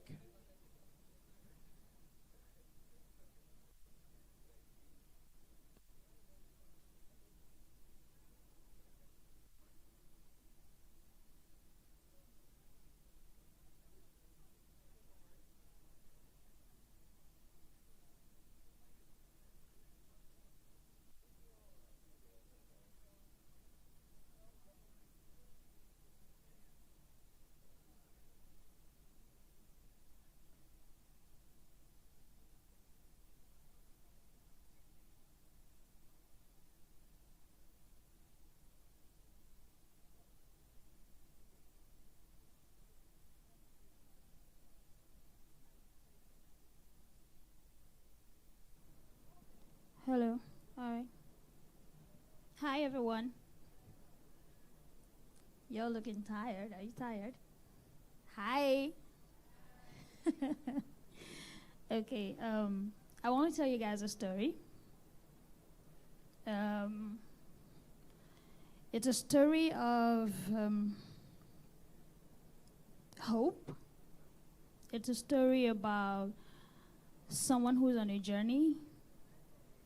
And it's actually a letter I wrote to myself about 2-3 years ago. And I'm just going to sing it to you. My name is Oluyomi, and this song is called Dear Me. All right, let's go.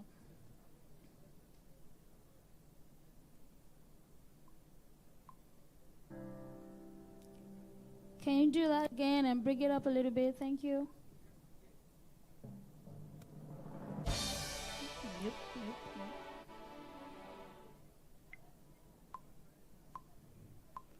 Dear me, It's amazing that after all you've been through, you are still here. That you stayed alive when we all thought you were dying.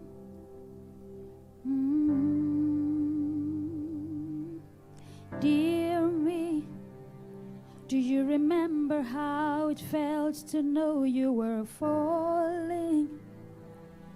And God turned it all around, you thought you were dreaming. Yeah. Do you ever wonder how you got the strength to go on when you thought it all would crumble in your face? Yes, it's been a tough road, but His grace brought you here. You thought that it was over, but for grace, yes, you got a long way, but His grace will take you there. So, dear me, never forget how you got here. It's not all about what you've done, so grace will take you there. Dear me, can't you see that there's a plan for you and your journey?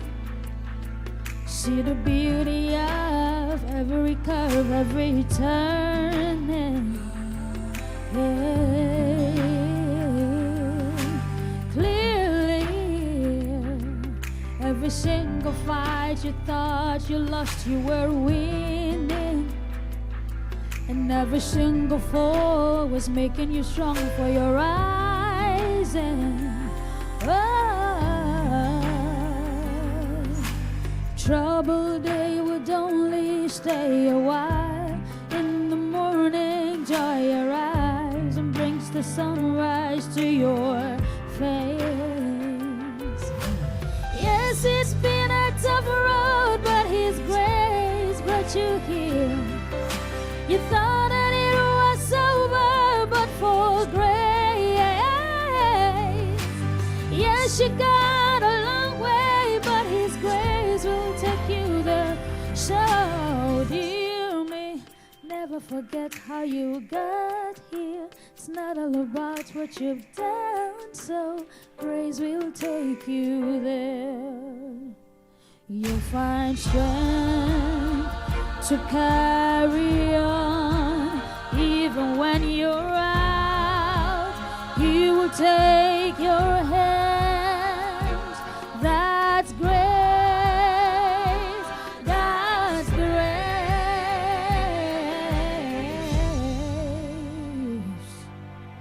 Grace, grace, God's grace, grace. Grace will take you there. Even when you think that you're falling, He will be right there, taking you by your hand every step of the way. So hold on to grace with all that you've got. Keep moving, keep pushing, keep believing. It's gonna be alright. Yes, it will. Don't give up, no, no, no, no. Every day, every move, taking you closer to where you wanna be.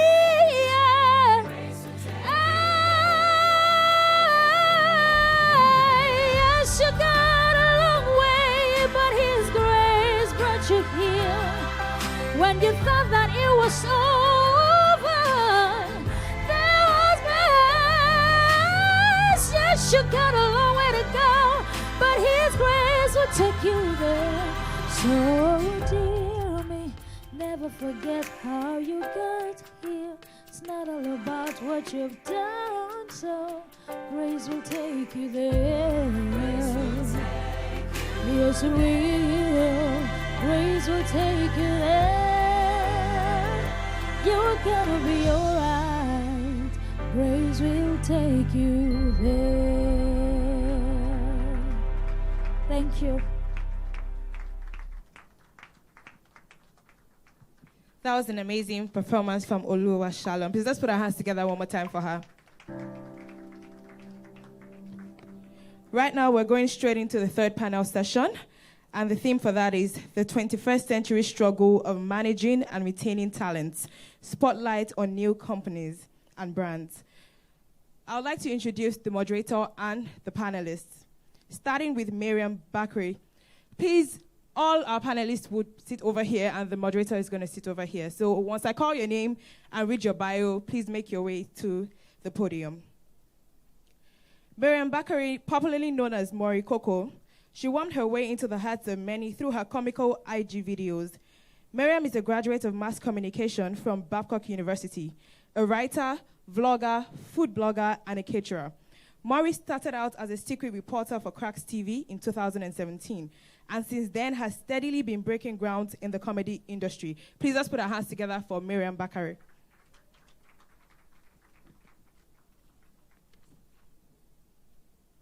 Our second panelist, Goodness Okoronkwo, the moderator, human resource expert. She is a London-trained HR professional with 5 years' experience working across multinational corporations, IT, consulting, and non-governmental organizations. She is the founder of Startup HR Africa. She had a stint in public policy at the National Assembly and ECOWAS before joining Microsoft as HR advisor for Nigeria. Goodness is a recruitment expert. Please let's put our hands together.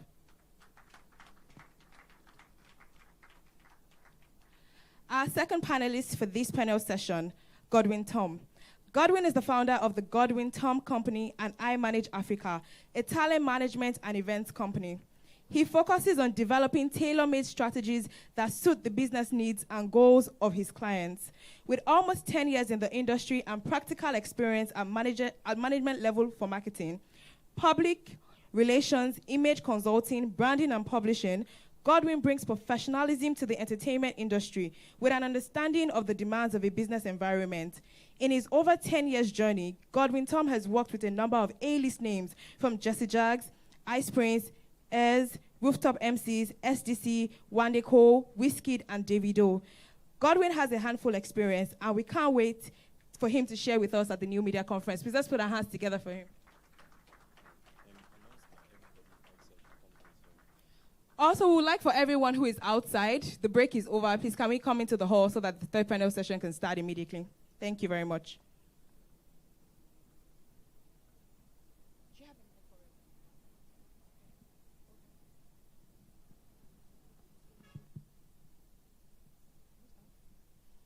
Okay.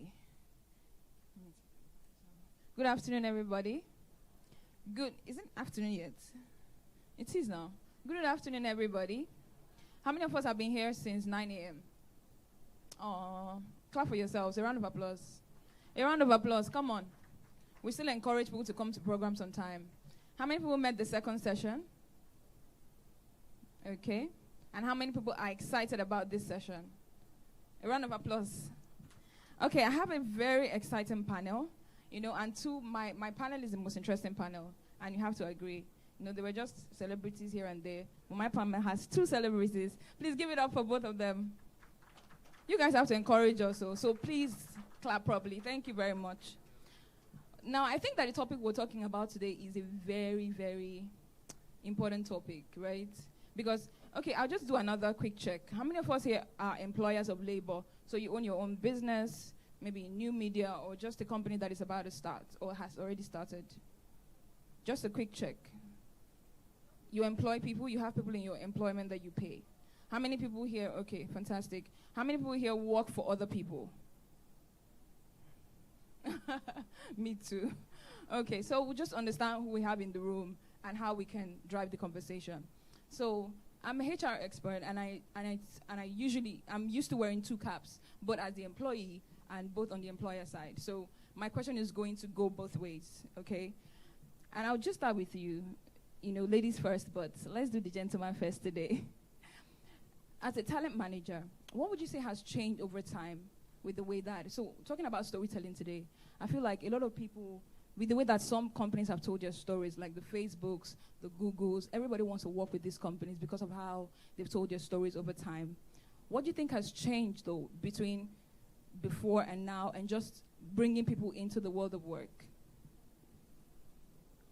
Hi, guys. I think that I think the concept hasn't changed. I think really what has changed is the medium, and the fact that there's more information accessible, so everybody tries to create. So there's a thin line now between what is reasonable and what is not. Yeah, so cultures are clashing. I mean, there are certain things that were frowned upon 10 years ago in Nigeria, and right now are becoming normal. And so obviously businesses have to adapt to these changes. It doesn't necessarily mean that they're bad. It just means that it's a new phase. There was a time when people considered rap music in the 90s to be a disrespect to the rap music from the 80s, and then the 2000 became, well, you guys are not doing it as well as the guy in the 90s, and then now they're like, you guys are just drinking lean and not doing anything. So it's changing. The process has always changed because new people come and they try to create new ways, but it's the medium. The process has always been the same, but the medium has changed. That's what has changed. Okay, just to write on that a little bit more before I go to Miriam. As a talent manager, what have you seen changing in terms of managing younger people and older people? Because 55% of the workforce now is almost made up of younger people, Generation Y, and also younger people are coming in. What do you think has changed? Because I see a lot of people talk about how difficult it is to manage millennials in the workplace. Their desires are all over the place. You know, they want to come in today, leave tomorrow. What do you think? Do you think there's anything has changed? Do you think it's different working with those different generations of people? Sensitivity. I think right now it's a situation where everything annoys somebody. So you're always cautious about what you say, what you do. Also, the concept of participation trophies. Growing up for most of us, it's either your first or second or third, right? That was what we knew growing up. Now, if you participate, you're a winner. And I personally, it's my personal opinion, I don't agree with that concept because I think people who put in more work and more time should be compensated for their time. But I also think that in working with, one of the things that haven't changed is the impatience talents do have. And it's not because, the best way to describe it is when I look at a blank piece of paper and I'm sitting with any of my clients and I write up, and in 6 hours I come back to him with a full 10-page proposal, right? He doesn't know what I did. Most of them don't know what I did. But that's the same way I sit in the studio with them and I hear a blank beat and they create melody out of it, right? So I always like to respect different artists because they're peculiar. But in terms of what has changed, the artists now have they have social media. They can build their audiences by themselves. I remember when I was with MI, the goal was you find the label and the label funds activity. Right now, with a new artist, I can develop data for my client. I can analyze that data and I can determine where I need to focus energy, where money is coming from. I can look at all these things now without necessarily being signed to any label. So these are things that are changing and they're beneficial to the business. Thank you very much. Hi, Miriam. It's unfortunate that we don't have our third panelist. I wish that she was here, but you guys are going to have to answer all our questions, and I trust that you will. Your mic is not working. Please, can we get her a mic?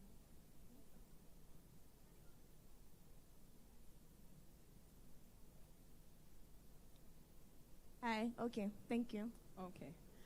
So, coming to you, Coco, you're a content creator, you're a creative, and it's funny how some job titles now exist today that didn't exist a couple of years ago. So you ask someone, what do you do? I'm a content creator, I'm a creative, and you're like, okay, what's your job description, right? So you're a content creator, and we've just been, like they said, you warmed into our hearts with all of your comedy skits and everything. Tell me about how you, and I'll just look back at this, the way that technology has changed a lot of jobs today. a lot of people are scared that their jobs will be taken over by technology. But for you, it seemed like technology brought your own job. So tell me how you decided to become a content creator. Okay, so hi everybody. Thank you for having me. To answer the question of how I decided to be a content creator, so this is going to sound a little cliche, but I'd always known that I was supposed to be creating something. It was only a matter of having the right platform, you know. So growing up, if shyness had a face, it would be me, because I really used to keep to myself, but I had it in me. So it was really hard having to like converse or tell people that this was what I wanted to do. So I had always had it in me. So when I got the opportunity, that's social media, Instagram, YouTube, I decided to just go for a full force. Well, not initially. I was still considering, what's going to happen? Am I not going to be out there? What's going to happen to my private life? You know, because I feel like maybe somewhat I ought to have started since, but I was in between. Should I start? Should I not start? Can I maintain a private life and still be out there? But you know what? I just decided that there's nothing that I would rather be doing, and I decided to pursue the career, if you can call it. I mean, you can call it a career. Anything fetching you money is a career, so that's how I decided. I didn't want to be basic anymore, so I just... Fantastic. Yeah. But again, I'll just follow up that answer with a question. Why do you think that content creation has become so important? Organizations are looking for content creators, social media companies are looking for content creators, and so many people here want to become content creators. Why do you think that that role in itself, or an influencer, has become such an important thing today? I think the world evolves. Before, it used to be television. If you had a business, you want to put it on TV. But now the in thing, the trend is to be on social media. People want to become content creators because people know that you can make a living off of it. Brands want to associate with influencers because they know that that's where the young people or their target market is. So the more association you have with the online platform, the more your goods are liable to be out there, you know, so that's for the side of the brands. And people, like I said, want to become content creators because they see it, they know that people are making a living off it, you know.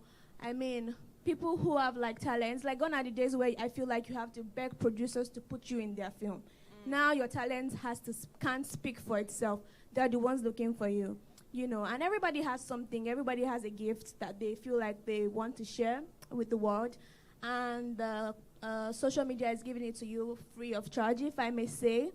So I feel like, yeah, if that answers your question. Yeah, absolutely, it does. I'll come to you, Tom.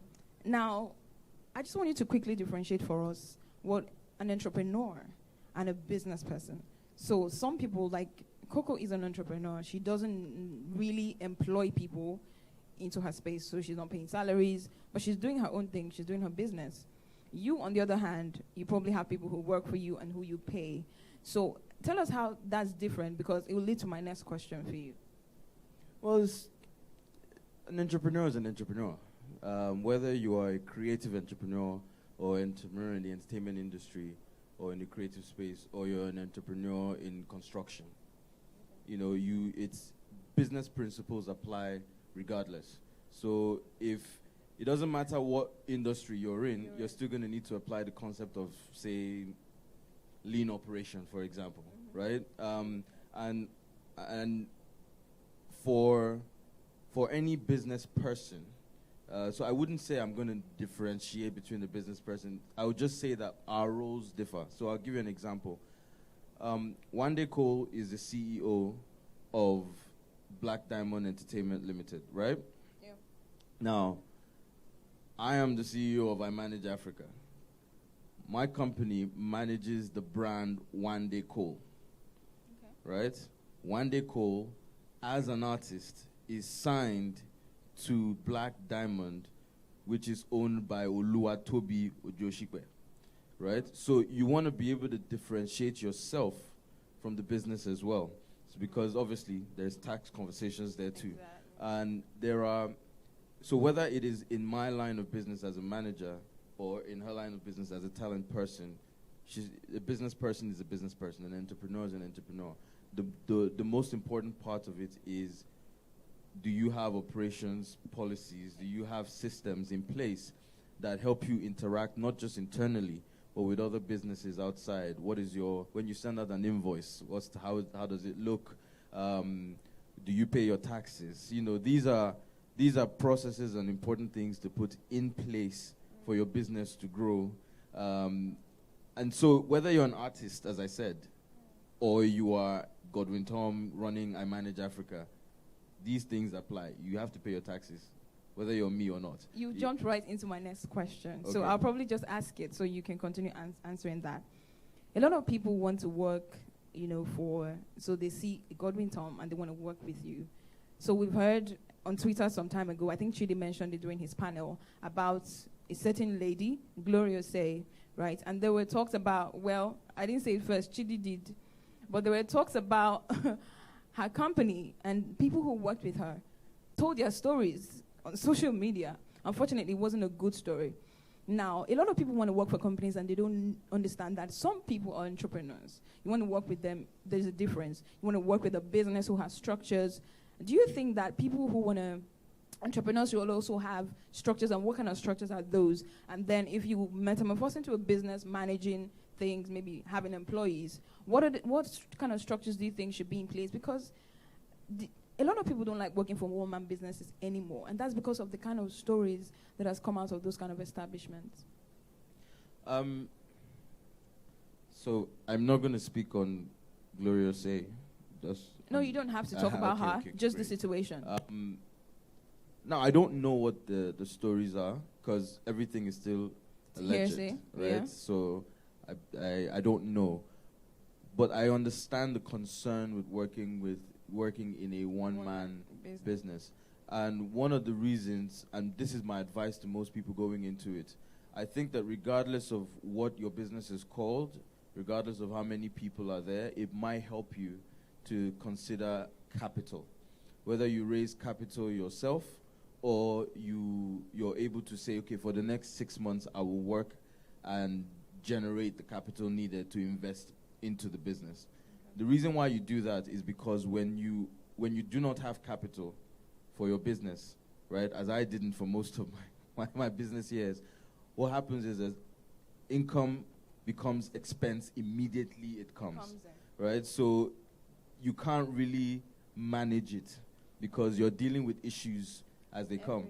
But if you plan and say, look, I have 5 million, 1 million, 200,000, or this is what I'm using for the next 3 months or for the next 6 months to run the business, and hopefully in 6 months I should start making some income that I would start seeing as, or break even on my investment, right?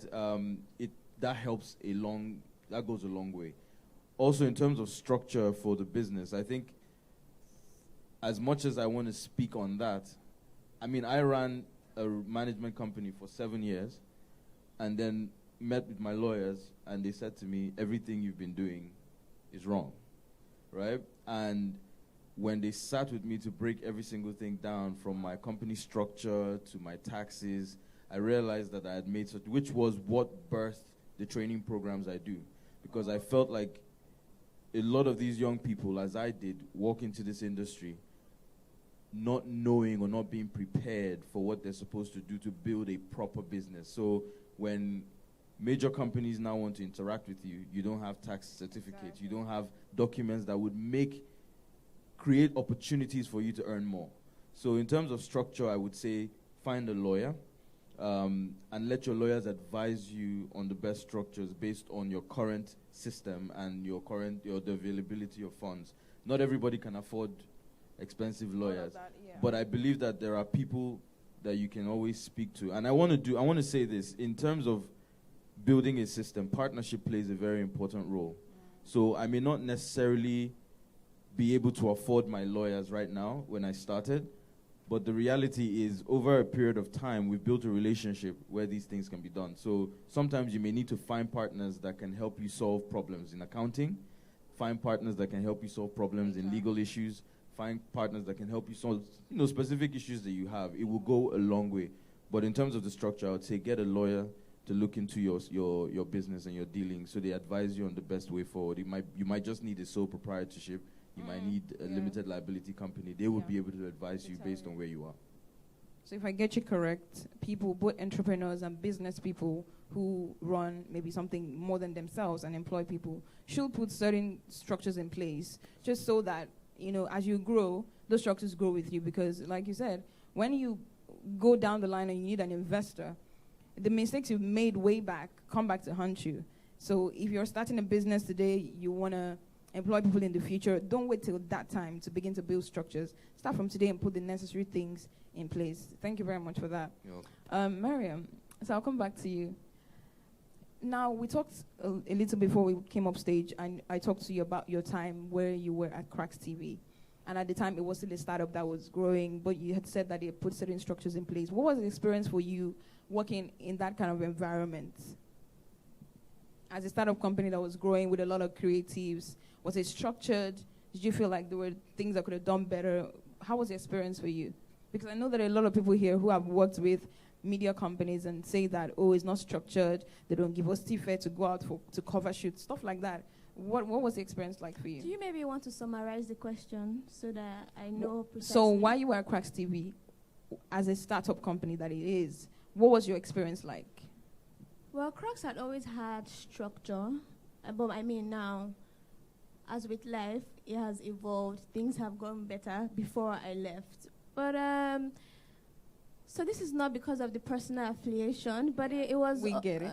It was always good to its employees, to a good extent. Maybe salary at that time wasn't so great because they didn't really know how to, but now it's like way better. So I think that's about that. That was my only experience. But they were nice. They were nice to employees. They were nice to talents. They would always give you credit whenever they posted your stuff. It didn't matter what you look like. All you had to do was have talent. It didn't matter where you were coming from. And that was a really, great thing to have as a company. So, yeah. So Godwin mentioned something very critical about collaboration and partnerships. So we see you a lot do stuff these days with MC Lively. How do you think that collaboration is important for your field and what you do in the media space? Two heads are actually better than one sometimes. Now, just before you answer, I'll put this clause. A lot of people feel like, so they've had bad experiences partnering with people or doing collaborations, and some people feel like, I just go this road alone. But again, just say something to that as you answer the question. You're always going to meet bad people. There are always going to be bad people, but you cannot use that fact to now judge. I've met people who haven't been so great in the industry, and I've also met people who have been so lovely, who have been so, they literally spill all their secrets because they want you to grow. So you cannot base one person's experience, you cannot use it to judge all other people. So all you maybe have to do is find somebody who is on your lingo, somebody who wants to help you, somebody who's willing to help you and, do stuff together with them and grow your brand. Like I've been doing with Lively and Aruli and the rest of the other content creators. Okay, I have one more question on that, but guys, please prepare your questions. We'll soon be coming to you. Now, about working in this space that you do, I wanted to ask the question around people who want to create a certain kind of content, right? Or want to come into that space. Now, how did you decide the kind of content that you will put out? And how did you know that it will sell? And how did you know that for you as a person who is a creative, that this is what you want to stick to? Because we've seen people do different stuff, over time. I didn't know what I wanted to do. I didn't know what I wanted to stick to. At a point, I was doing quotes. I'll post, motivational quotes. At a point, I was posting, food pictures, of which I'm still a food blogger, but I have a different page for that. Okay. At a point, I thought I was even a fashion influencer, So I tried that one, too. I was just basically doing stuff. I wasn't really keen on, when am I going to blow? I was just doing stuff that made me happy, genuinely, But then I thought to myself, because I always do stuff around my friends, and they would laugh, even though I didn't get the reason why. I didn't think, I was just doing my own stuff. So I just thought the idea just came to my mind one day. I'm like, okay, I like agbalumo. Let me do something with agbalumo. And I did one agbalumo skit, and That was it. it just went viral, and it was just everywhere. And I'm like, okay. So the next week, I posted like a funny dance video. It was all over the place. Third week, I posted another funny thing. And then like the fourth week, I didn't do anything, and I started getting DMs. Oh, are you okay? Why didn't you post today? It was then I knew that it was already too late to back up because people were already holding me accountable. So I just decided to keep doing it. And you know, I didn't make anything off of my page. I was gonna ask that. Up until I was like 60,000 followers because, Wow. yeah.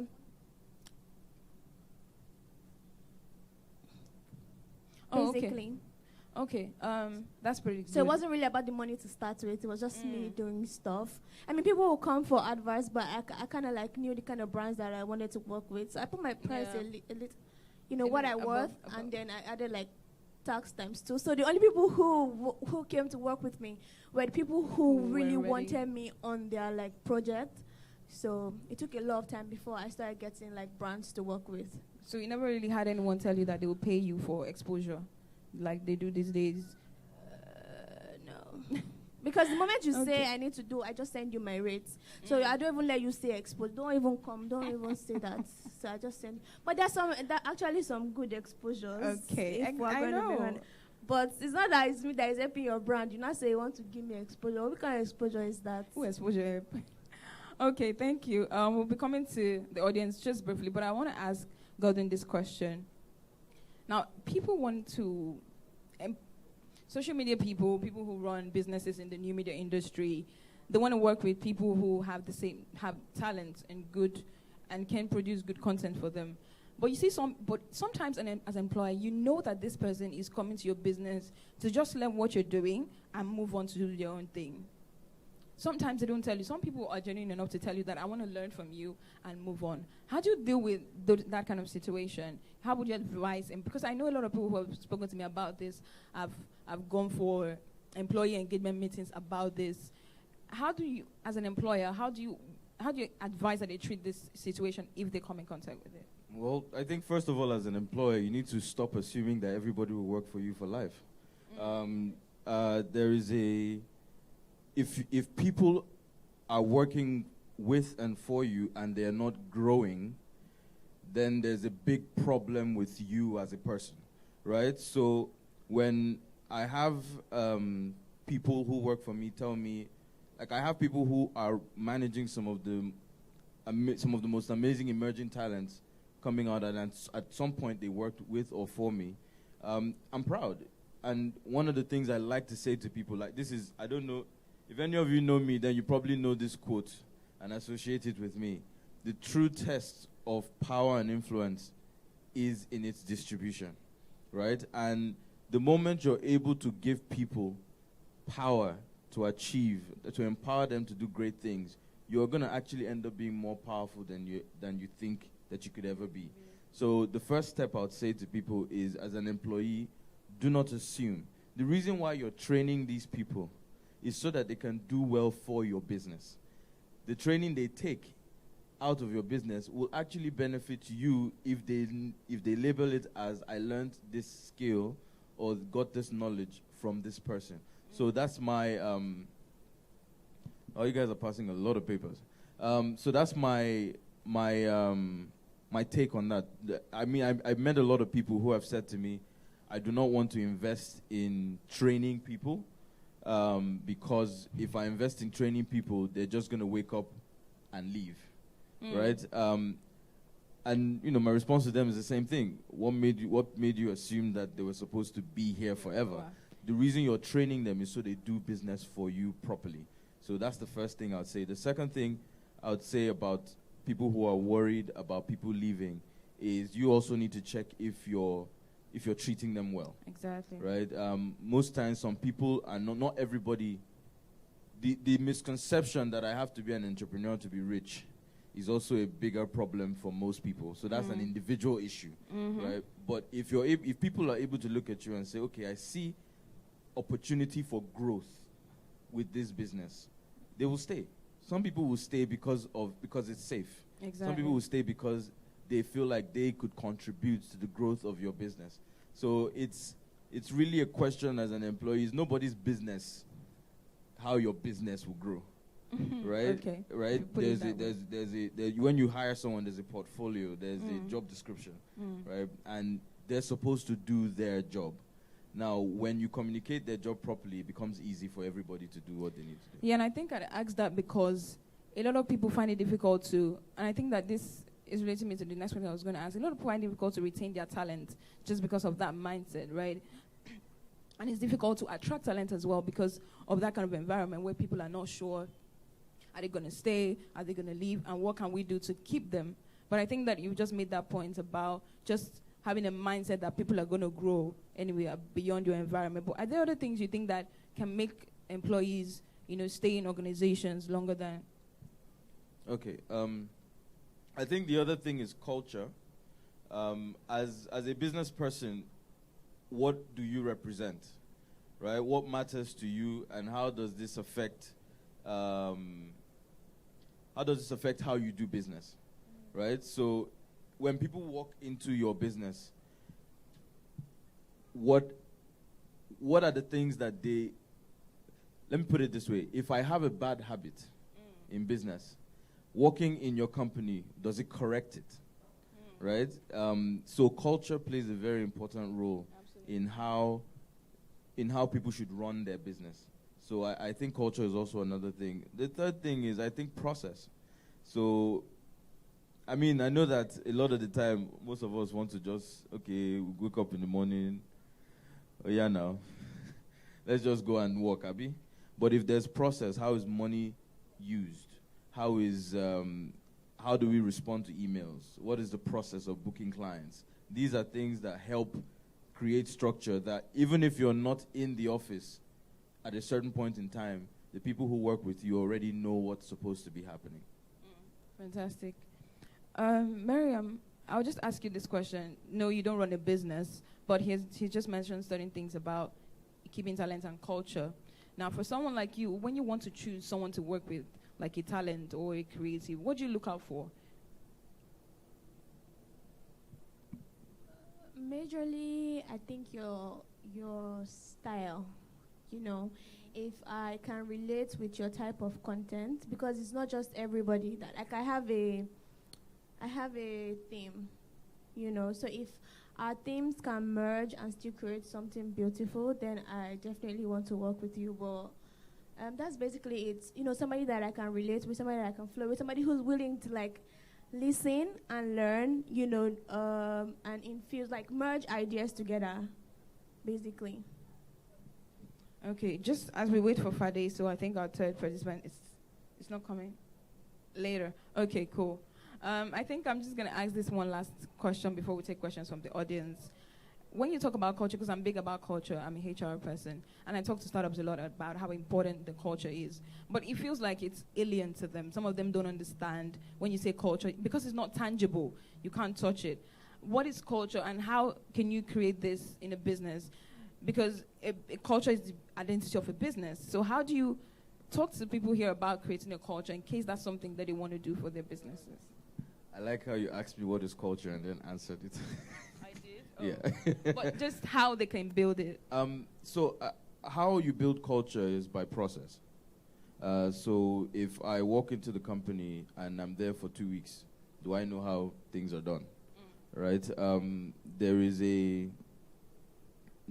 a need for young businesses to carry, like when you work in a one-man business, the business literally functions in the character of the person that owns it, right? Yeah. So if you are somebody who is fraudulent, it's inevitable that your processes will end up being fraudulent, and whoever comes into the system, so your culture is fraud, right? And at some point it catches up. But if you're running a business and you're building it on a fair process, saying, look, for some people we're not going to spend too much time dealing with 10 parts of the conversation, even if that's a process. We're literally going to go 1, 2, 3 and get the conversation done.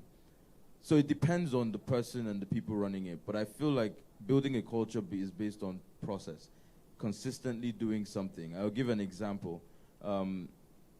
There's a client of mine I managed in 2012. I started working with him in 2012, and he thought his label executives were lying to him, right? He felt like they were taking advantage of him and lying to him. So one of the things we did was to develop something called the booking procedure, right? Now, what the booking procedure did was it created a process for people to book this particular artist. And because this artist was very popular, we were able to actually do it, right? We met a lot of external reactions. People were not very, people who were used to, call, book. Doing that anymore. Now you're told, sorry, can you send an email, or hold on, can I give you can you give us some information to determine the booking? And people really, really had an issue with it, but eventually they were okay with it.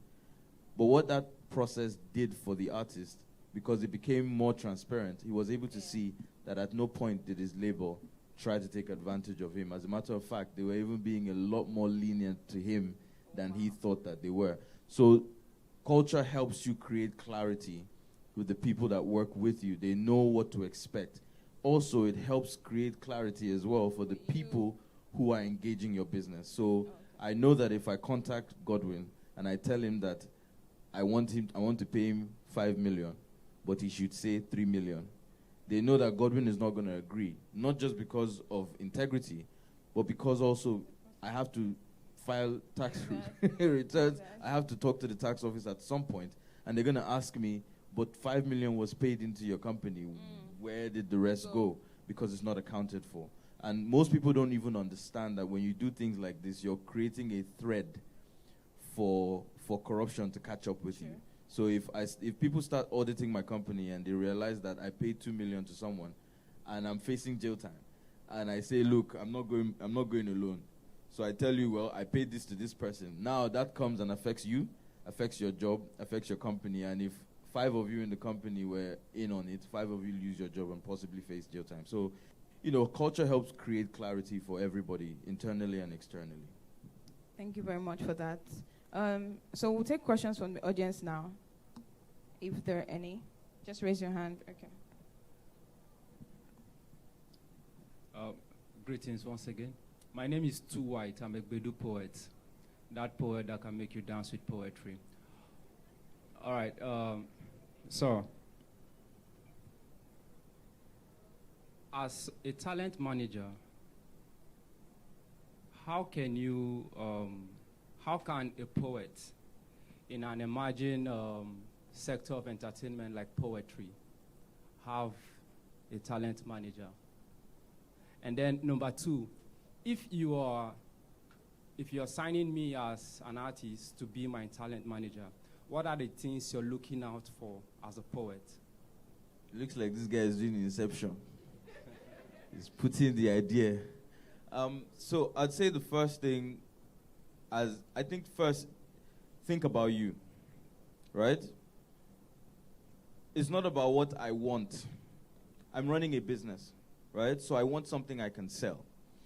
So one of the first things, one of the biggest mistakes a lot of people make is they look for a manager too soon. If there's nothing to manage, what you're calling for is a business partner. And not a lot of people want to take that kind of commitment, right? So what a manager wants to handle or wants to take responsibility for is the possibility for a business, right? So, for example, if you're an amazing singer, right? What you need, first of all, is A&R, right? You need someone who can help you direct your process of recording so you can create product that someone can sell, right? Now, before you even talk to all these people, what you need is a lawyer. Because even for your manager, he needs to sign a contract, Abi? So you need to understand what you're getting into.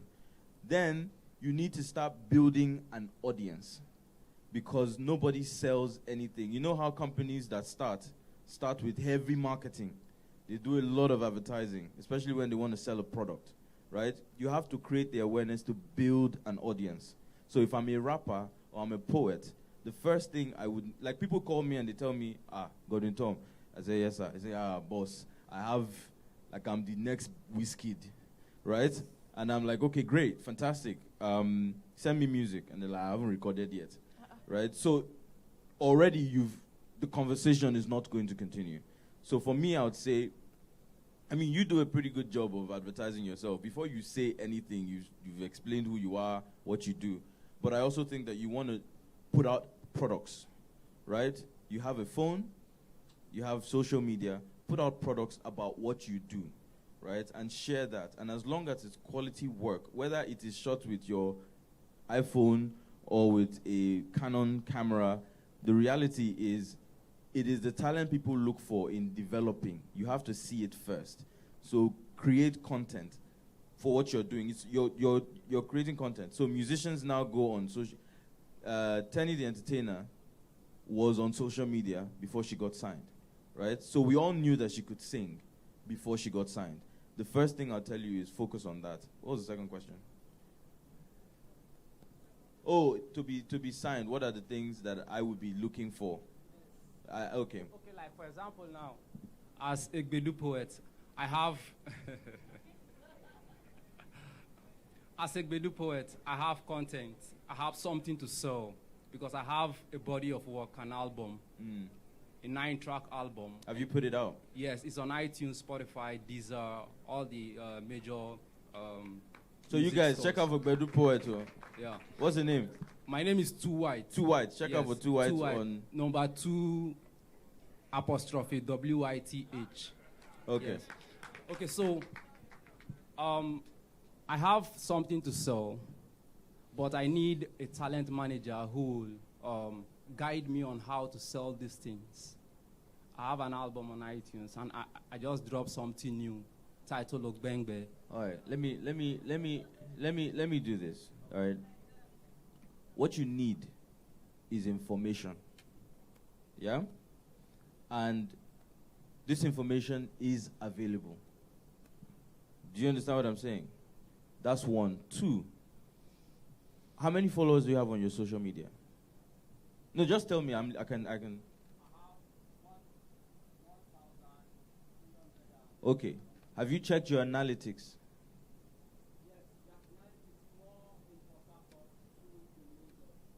Now, the reason why I asked this question is because you want to figure out how to sell what you're selling, right? Now, the first question you need to ask yourself is where are people engaging me from?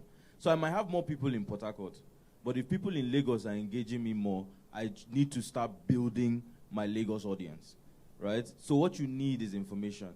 A lot of talent managers that are informed are occupied. I have 18 clients, right, at this point that I'm either directly managing or I'm handling bookings for. So I would lie to you if I tell you, yes, I'm available to sit down and talk to you but the reality is I have workshops that I run. I have free programs I do. I'm available to answer questions. If you say you want to sell your product, maybe you should be looking at how you can sell it to people for example, I'll give you an example. So there's an artist I know who had close to 1 million followers. And one day asked me, boss, I don't know why my Spotify isn't selling. I put it on my page, nobody is engaging. So I said, let's look at your analytics. 92% of his followers are in Lagos. Spotify does not work in Nigeria. So when you're advertising Spotify, you're not selling to your audience because they can't access it, right? So you want to find the people and where they are and push the product to them. If you have new things you want to sell, put some advertising into, your Facebook as well. So there are many ways. What you need is information right now. When you start building a business, a manager comes in to manage. Cool? There's a question here. Please, a round of applause for him.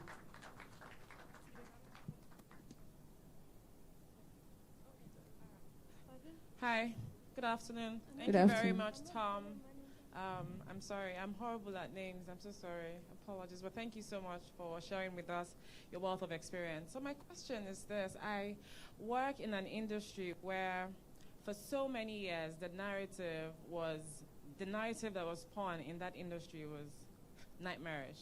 So I work in the real estate industry, and a lot of I mean it's changing now slightly, but a lot of Nigerians are very averse when it comes to real estate investments. When they hear it, they don't want to hear it because it's replete with stories of fraud, all kinds of deals gone wrong. So people are very averse and they don't want to touch it with a bashful pole. And so working in the brand, media, and communications department of that industry, I find sometimes that even beyond launching strong PR ideals, even beyond creating content that resonates, that you try to tap in with emotions, do emotional banking, do all the things you need to do, all the things that experts say you should do to kind of put you, in a league of your own, and also display authenticity with customer reviews, with all of those things. Beyond all of those things, it feels sometimes like it's a veil too heavy or untouchable to remove that stain of people not wanting to, they don't buy into it. So I'm thinking, aside PR ideals, aside creating vibrant content that resonates, aside showing all the authenticity you can show, from your experience, Tom, in working with businesses, are there things that you feel that can be done, maybe still within those contexts, to kind of,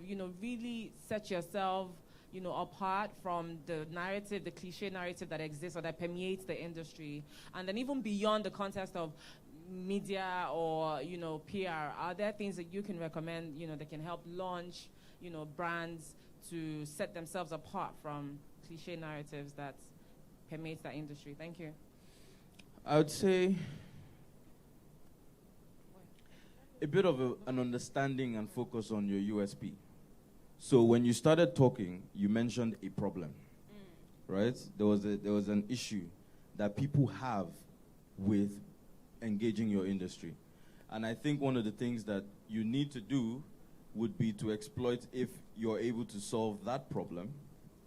And then, since it's a major issue, if you solve the problem, then that means you're giving people a certain level of comfort in doing business in your industry. And if you're giving people comfort in doing business in your industry, it means that you're giving people comfort in doing business with you, right? So I think, yes, authenticity plays a role. I think great content plays a role, but if you're not, let me give you an example. Golf. I could decide I want to learn to play golf, and I could practice for 2 years. But imagine if I have all the equipment, I go to the best golf course, but I'm practicing the wrong form. The day I go pro, I may not even go pro, but the day I go pro, I won't even win one game. Why? Because I've been doing it the wrong way. So yes, I've put in effort. I've put in diligence. I've done some nice advertising. My shirt looks really good. My logo is nice on my shirt. But I've just been practicing the wrong thing. So if you're having a challenge and people are not engaging, then maybe you're not selling what they want to buy. And if you find that unique selling point, you just mentioned one problem that you could solve that puts you in a different space. People knowing, look, if you work with us, we guarantee that the documents will be authentic and everything that we give you is proper, right? And then you push that narrative because that's what people are looking for. Does that make sense? Yeah. Okay, this will be the last question. Hi, Tom. This question is for you, and I also have another question for you as Okay. well. Before I continue, my name is Glory Elijah. I'm a YouTuber. I also work with Maya's Cafe. Maya's Cafe is a coffee shop recently opened in Lekki, Phase 1. Yes. Yeah. All right. So the basic question is, you are a talent manager, right? Yes, ma'am. All right. Now, you've said a lot of things that you manage in people, but is there any point at which the business part of you steps down and that humane part of you that wants real content steps up, and then you want to invest in that talent that you are managing? That's your question. And then for you, Mariam, by the way, you look stunning. Yeah. So I've watched some of your comedy skits and I really love them. So is there any point also that you feel like stepping out of your comfort zone and doing something that would go viral immediately? The reason I'm asking is because there are some comedians that some of their skits are very disturbing. There's one currently, I'm not going to mention that person's name, but it's always very, very, the person literally picks on the female body a lot. And in as much as sometimes it's funny, I find it very disturbing, and I ask myself that, why do people really encourage such? So is there any point at which you feel like stepping out of your comfort zone and doing something like that to go viral as well? Or is there any point at which you feel like condemning what they do? That's my question. I think Miriam should answer first. Well, I've never felt or been in a position where I've had to condemn what anybody's doing.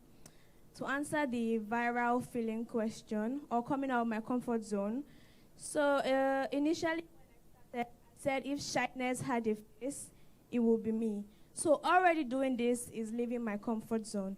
So it will be killing my creativity to always want to do content because I want it to go viral. If I make a skit and one person laughs, my work is done. If two people laugh, my work is done. You cannot really decide which skit or which content would go viral. And that's why it's very important to enjoy the whole process. And the one that will go viral will go viral. If it doesn't go viral, it still does good, which is pretty much okay for me. Thank you.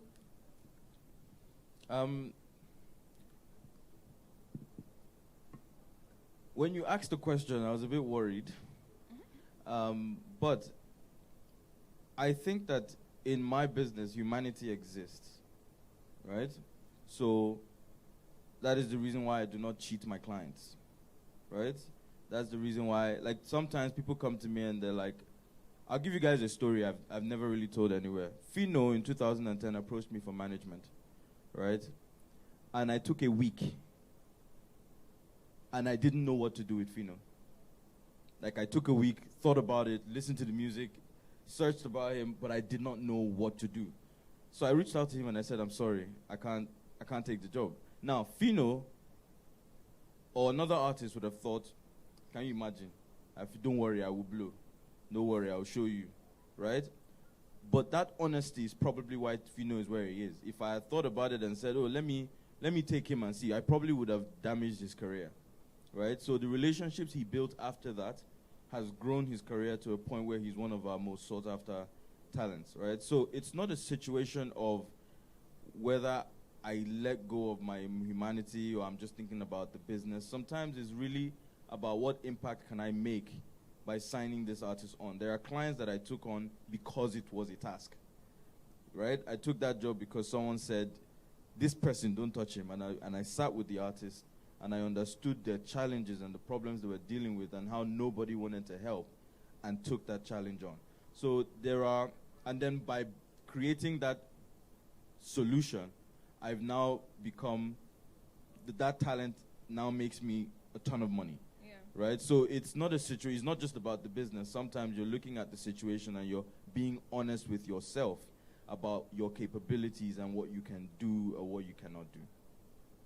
Thank you. Okay. Thank you, everybody. Please, a round of applause for my panelists, a round of applause for all of you who has asked questions and listened to us. This is where we're going to draw the curtain for this panel. See you next year, NMC 2020. Please, let's put our hands together properly for the panelists.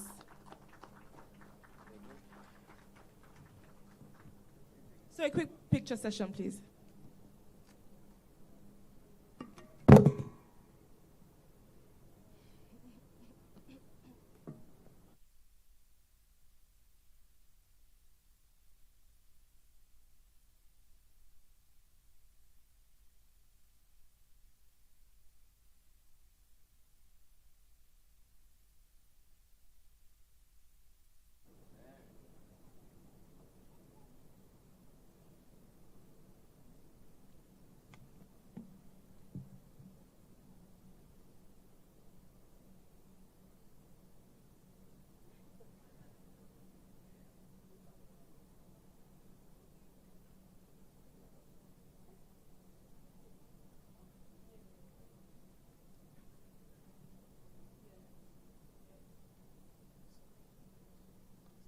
Okay, can I just say that those of you who are still here are the real MVPs, because I'm sure some people have come here and have left, but it's good to know that people want to learn and want to be inspired by other people. Please, let's put our hands together for ourselves, especially those of us who are still here.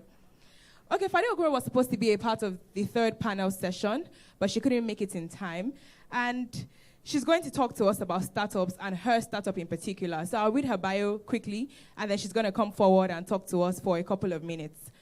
Fade Ogoro is the CEO and founder of BookingsAfrica.com, the first pan-African marketplace aimed at directly connecting customers to millions of service providers and create talent across the continent.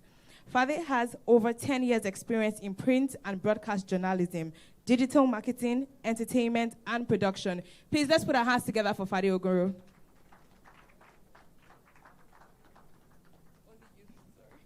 Right, I'm here all alone. Gosh. I actually prefer to stand up when I talk. I'm just one of those. I don't like to sit down too much. Hi, guys. Fade Ogoro here. So thank you all for waiting. I know that I was late. Super crazy day. I actually thought today was the 28th and Saturday was the 29th. I got my days completely mixed up. So, yeah. Life of a CEO, you're constantly just, your head's in like 10,000 places. So I'm going to carry on from where they left off. And from when I walked in, I know they touched on a few pointers about startups. And then also somebody mentioned about Bedu Poet. Yes, you also mentioned about management. So I've created a platform that's going to disrupt the entire media sector and especially talents as well. So Godwin will probably not end up liking me by 2020 because I'm pretty much going to take over his job through technology. Hey, why bother standing in the rain and book a taxi when you can book an Uber, right? So why bother going through a management when you can do it yourself with my app, bookingsafrica.com. So like I said, yeah, I'm probably going to get a few haters, but oh well, that's the nature of the game. So I'll tell you a little bit about Bookings Africa. I launched it in 2018 as a website in Nigeria. And now, 3 weeks ago, I launched it as an app, and it's now available in South Africa, Nigeria, and Kenya. iOS Store, Play Store, the Palm Store if you have a Techno. So what is bookingsafrica.com? It is the first Pan-African marketplace where you can book talent at the tap of a button. So are you a hairstylist, a voiceover artist, a photographer, a model, a makeup artist, a dancer, a DJ? Have you got equipment that you like to rent? Do you need a videographer? Do you need an editor? You can book all of these talent at the tap of a button on bookingsafrica.com. So you get to see the talent's prices. You get to see their work portfolio of what they've done. If they're a DJ, there's a SoundCloud or a YouTube link where you can listen to the work that they've done. If you're a model, you get to put up your pictures. If you're a makeup artist, don't just post up on Instagram. Sign up to Bookings Africa for free. Upload all the amazing pictures, all the beat faces that you've done. Put up your prices per hour, or for a photo shoot for 12 hours. So you can completely control your career. There's no time to haggle anymore.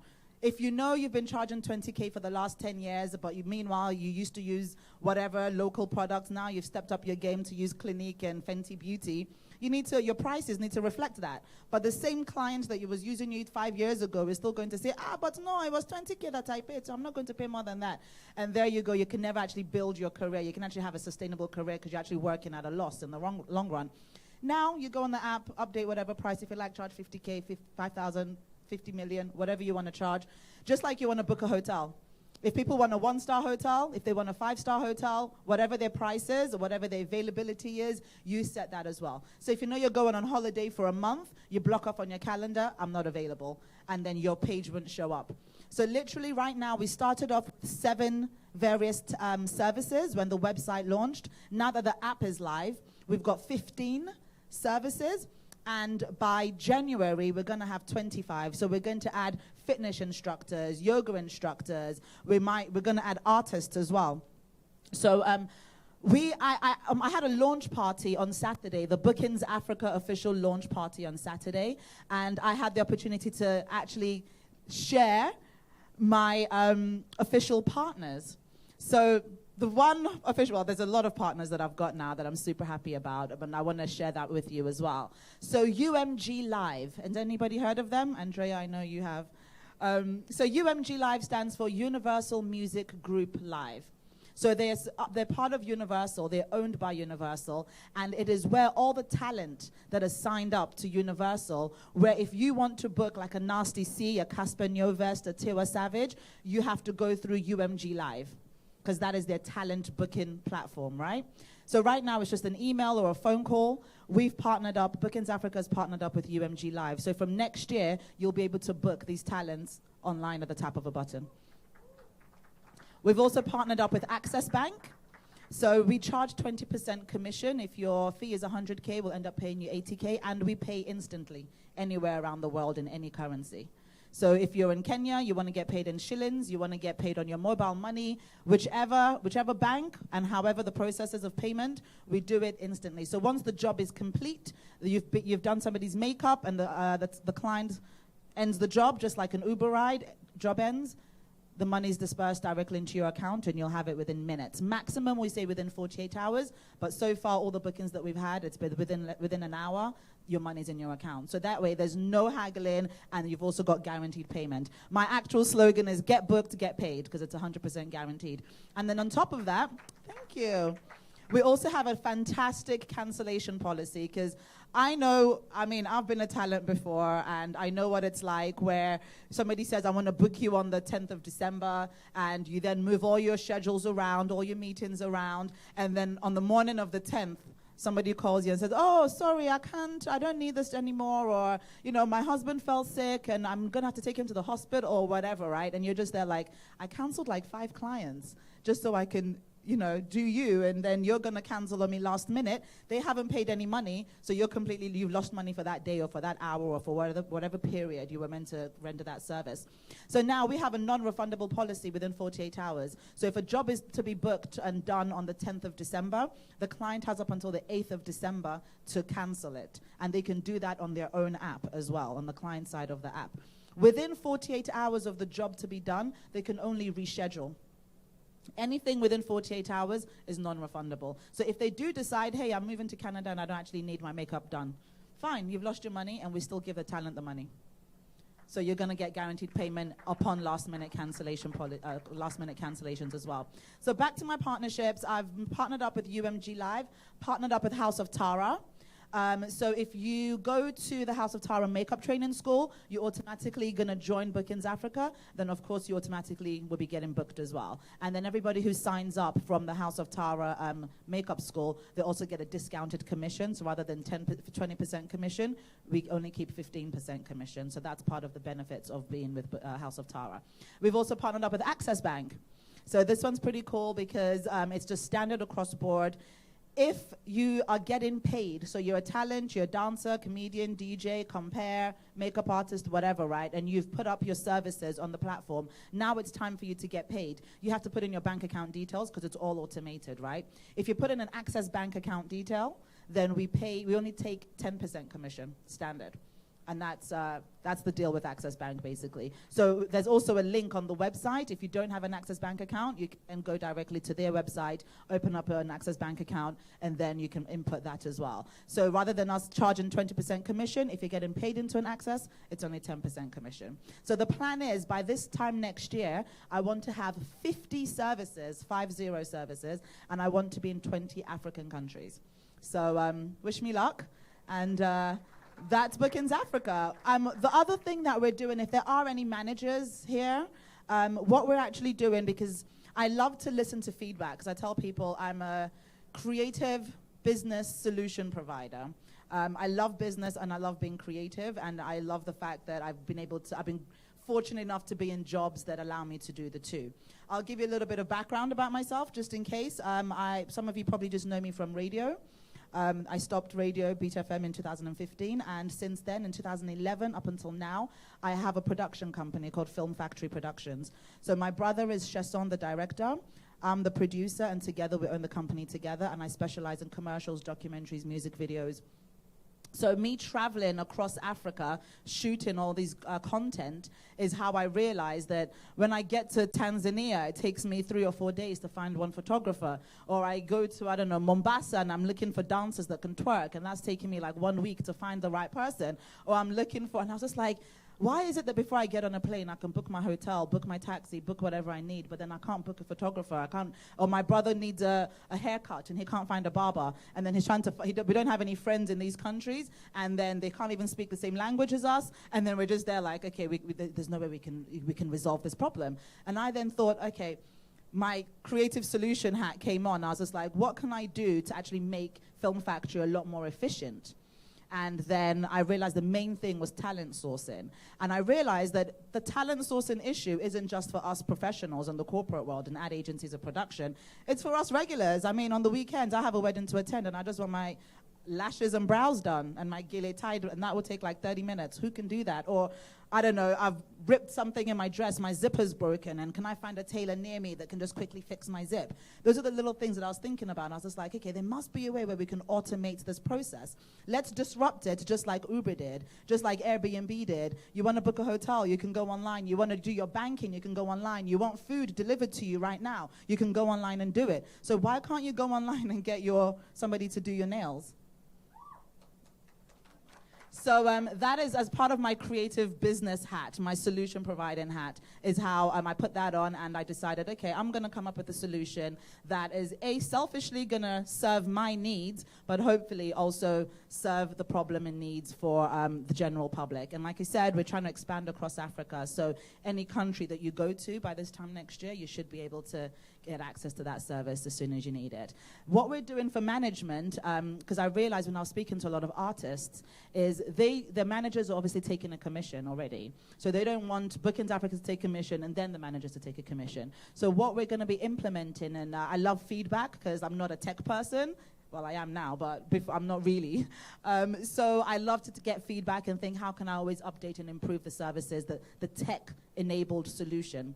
So as an artist, you sign up, just like you creating a Facebook page, you sign up and create your own profile, and then you can then have ad admin, and then you can then put in your manager's email address. And we will then send a link to your manager to say, hey, you've got access to actually control this account. So now, whether you are a verified social media influencer and you've got a manager, you're an artist, you've got a manager, you don't physically have to control the app yourself. Your management will have access to do this, and then the manager can then put in their own bank account details, and then the money will go to the manager's account, and then, of course, they'll split the money with the artist or the verified social media influencer.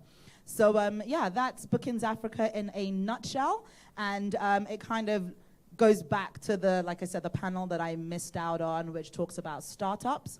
It also talks about how technology might actually get rid of a couple of the managers that were on here.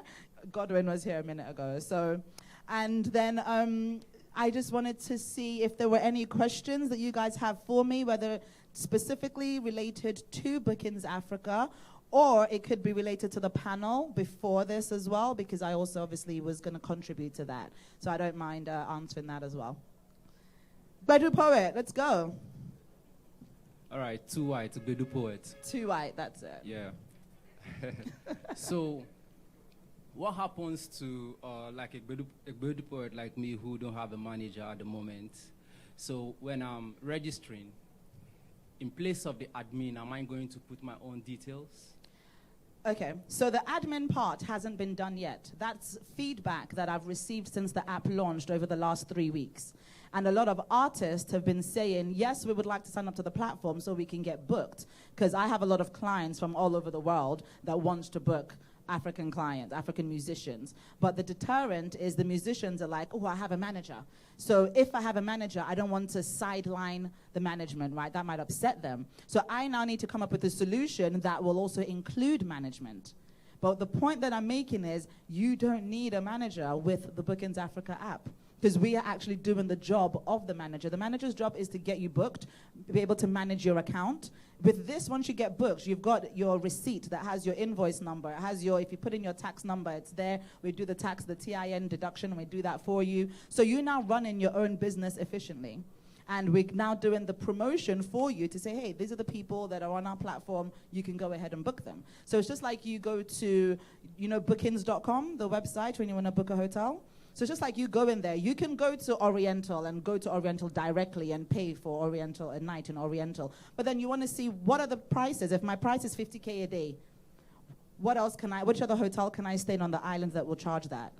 What services am I getting for that $50K a day? Am I going to get free Wi-Fi? Am I getting breakfast in there? Is there parking? Do they have a gym? Do they have a swimming pool? You can get to make an informed decision in minutes because you can compare hundreds of hotels in one place. That's the benefit of Bookings Africa. So now people are searching for your talent. They can compare you, and they can then make an informed decision because they can see your prices, your availability, your work portfolio. So your album, snippets of your album, you can upload that as well. If you've done any live shows, you can also upload the MP4s or put in a YouTube link. So you can sell yourself as much as you need to, and then people will go ahead and book you directly, and you get paid directly into whichever bank account that you put in there. So based on that, we're reducing the need for management. And like Godwin rightly said, until you've got something to manage, there's no point in chasing a manager. That's just the way, the nature of the business. Did that help?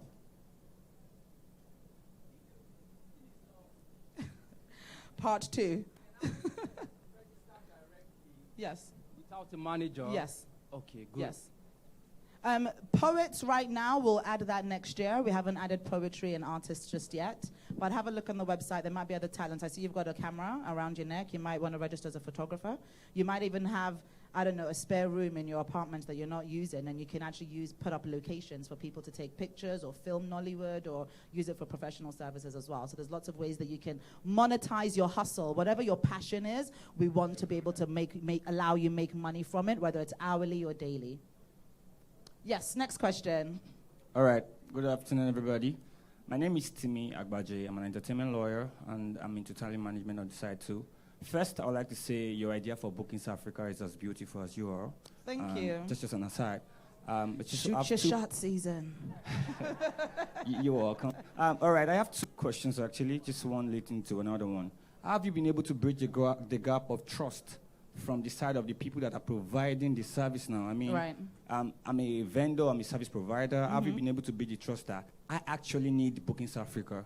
Because the essence of Bookings Africa, I believe, is to bring the people that people want to employ, people want to hire on the platform, not just some guy that takes photographs and take pictures over there.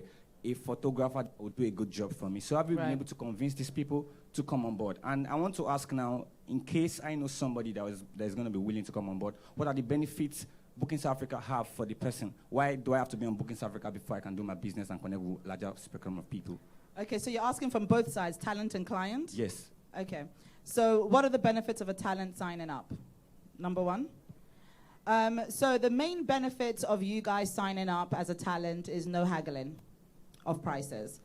And also the last-minute cancellation policy, where you also make money even if the client cancels last minute. Number 2 is in terms of trust. You have to trust the Bookings Africa platform, because with over 100 bookings and the clients that we've already used us, such as Coca-Cola and Unilever, and we've delivered to them adequately, it goes to show that the trusted multinationals are already using us. And that's in Nigeria, in South Africa, and in Kenya as well. Now, for the talent, you get to upload your prices, upload your availability, upload your work portfolio, and now you can get booked from anybody across the world. So the reason that you want to be on our platform as a talent is just so it's not your auntie, uncle, and somebody DMing you on Instagram, right? Now, somebody in LA can book you. Somebody in Paris can book you. Anybody can book you, and once they book you, you're paid. The payment shows up in your e-wallet on your dashboard, so you know that this payment is 100% confirmed. All that you need to do is finish the job, because you can get booked up to 6 months in advance. So now, let me give you the longer play as a talent.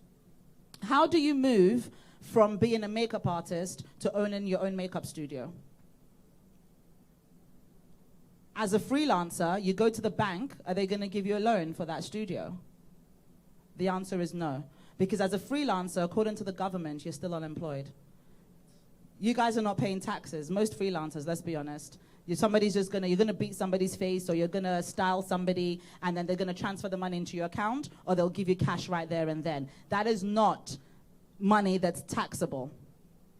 So as far as the government are concerned, you're unemployed. So you now go to the bank and say, hey, I would like to start my own studio, or my own barber, or my own dance studio, or whatever, right? Because you want to have a more sustainable career. You don't want to be freelancing for the rest of your life. You want to be able to employ staff. You want to grow your business.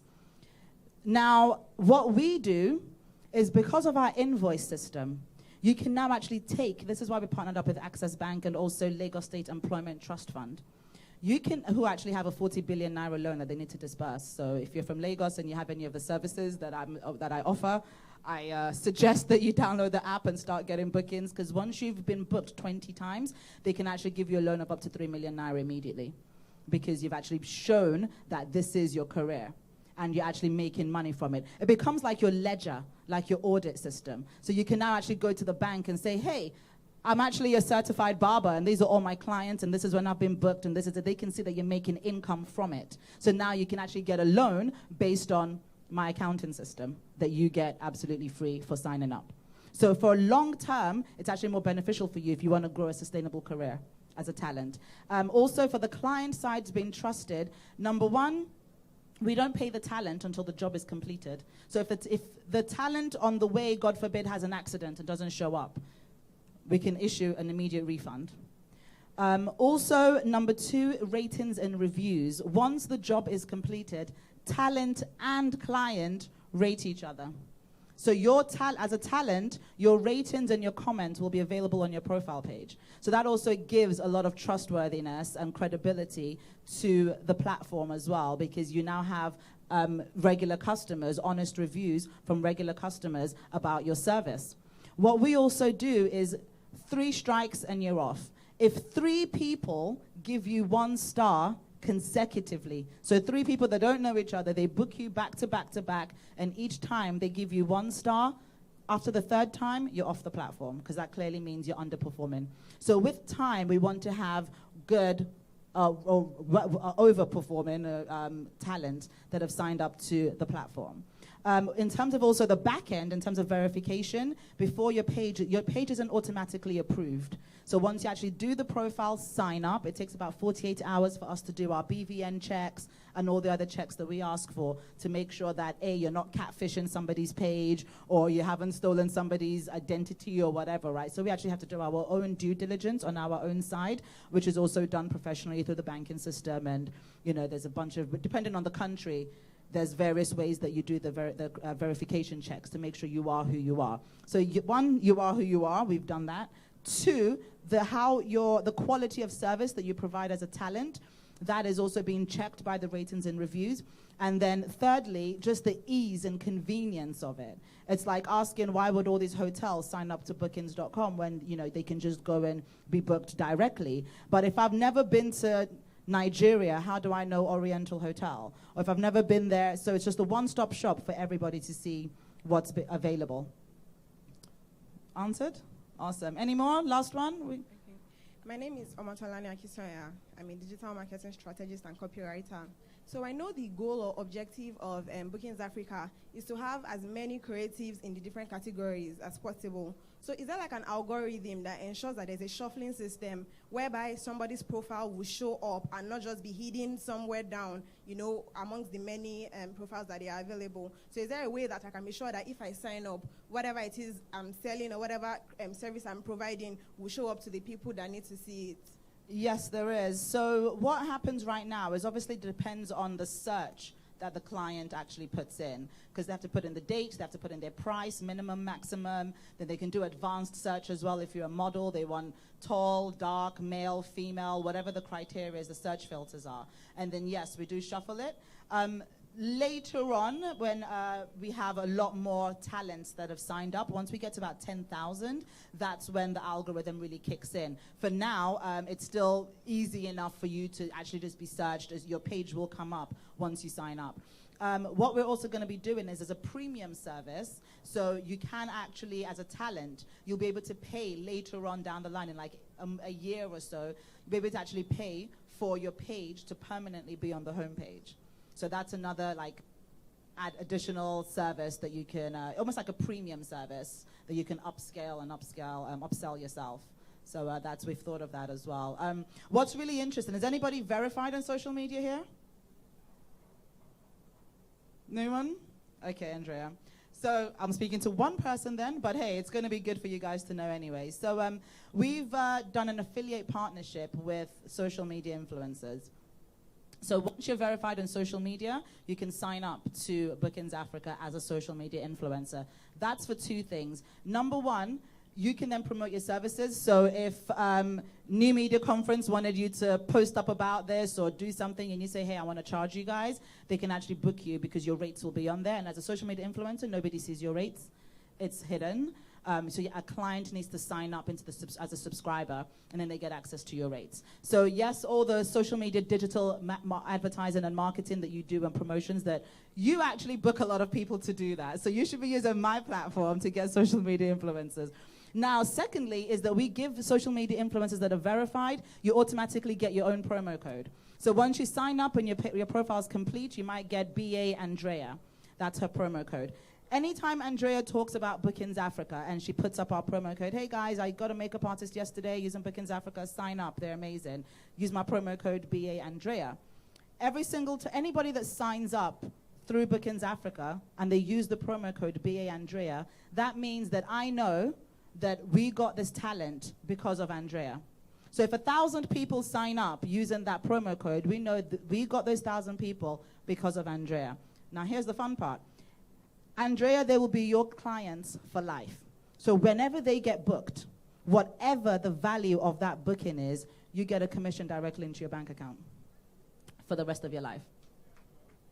So that's our affiliate partnership. So yeah, I think it's about 3%, 2 to 3%, depending on how many followers you have. So that's if somebody gets booked for a 100,000 naira job, you're getting 3K for literally nothing. And if 1,000 people do that every day, it builds up. Every single time they get booked, whether it's today, whether it's in 10 years, whenever they get booked, you're getting paid. Get booked, get paid. Welcome to Bookings Africa. Please let's put our hands together for her one more time. Very quickly, we're going to go into the third panel session. And the theme of that panel session is Showcasing Nigeria, a review of cross-cultural exchanges and impact through art. The first panelist on this session is Jide Taiwo. Jide is a media executive with a savvy for storytelling. He has spent the past decade working in the entertainment space. Currently, he serves as the Chief Content Officer for Boomboz, the editorial and storytelling arm of Boomplay, Africa's largest music streaming service. Please let's put our hands together one more time for Jide Taiwo. Our second panelist on this panel is Wana Udobang, also known as Wana. She's a writer, poet, journalist, filmmaker, and TV personality. She worked as a researcher at Wise Buddha Productions, Above the Title Productions, and Something Else. On her return to Lagos, she worked at 92.3 Inspiration FM for 6 years as a radio presenter and producer. Wana also has 2 spoken word albums to her name. Her work has appeared on the BBC, Al Jazeera, Huffington Post, Bella Niger, The Guardian, and more. Please let's put our hands together for her one more time. Our third panelist, who is not the last, Andrea Manuela. The super hard-working lady is the head talent and project manager at Upfront and Personal. She is an experienced talent liaison project manager with a demonstrated history of working in the media production industry. Please let's put our hands together one more time for her. And our moderator, Foladele Falano. Foladele is a television presenter and producer with experiences in entertainment, music, fashion, and current affairs programs. She holds a master's degree in television journalism and currently works as a producer and presenter on TVC's Entertainment Splash. She is also a lover of performance arts, dance, stage, and spoken word poetry. Over to you, Foladele. Hi, everyone. Good afternoon. How are we doing? All right. So I'm not here to be a hype man, so we'll just get into it. All right. So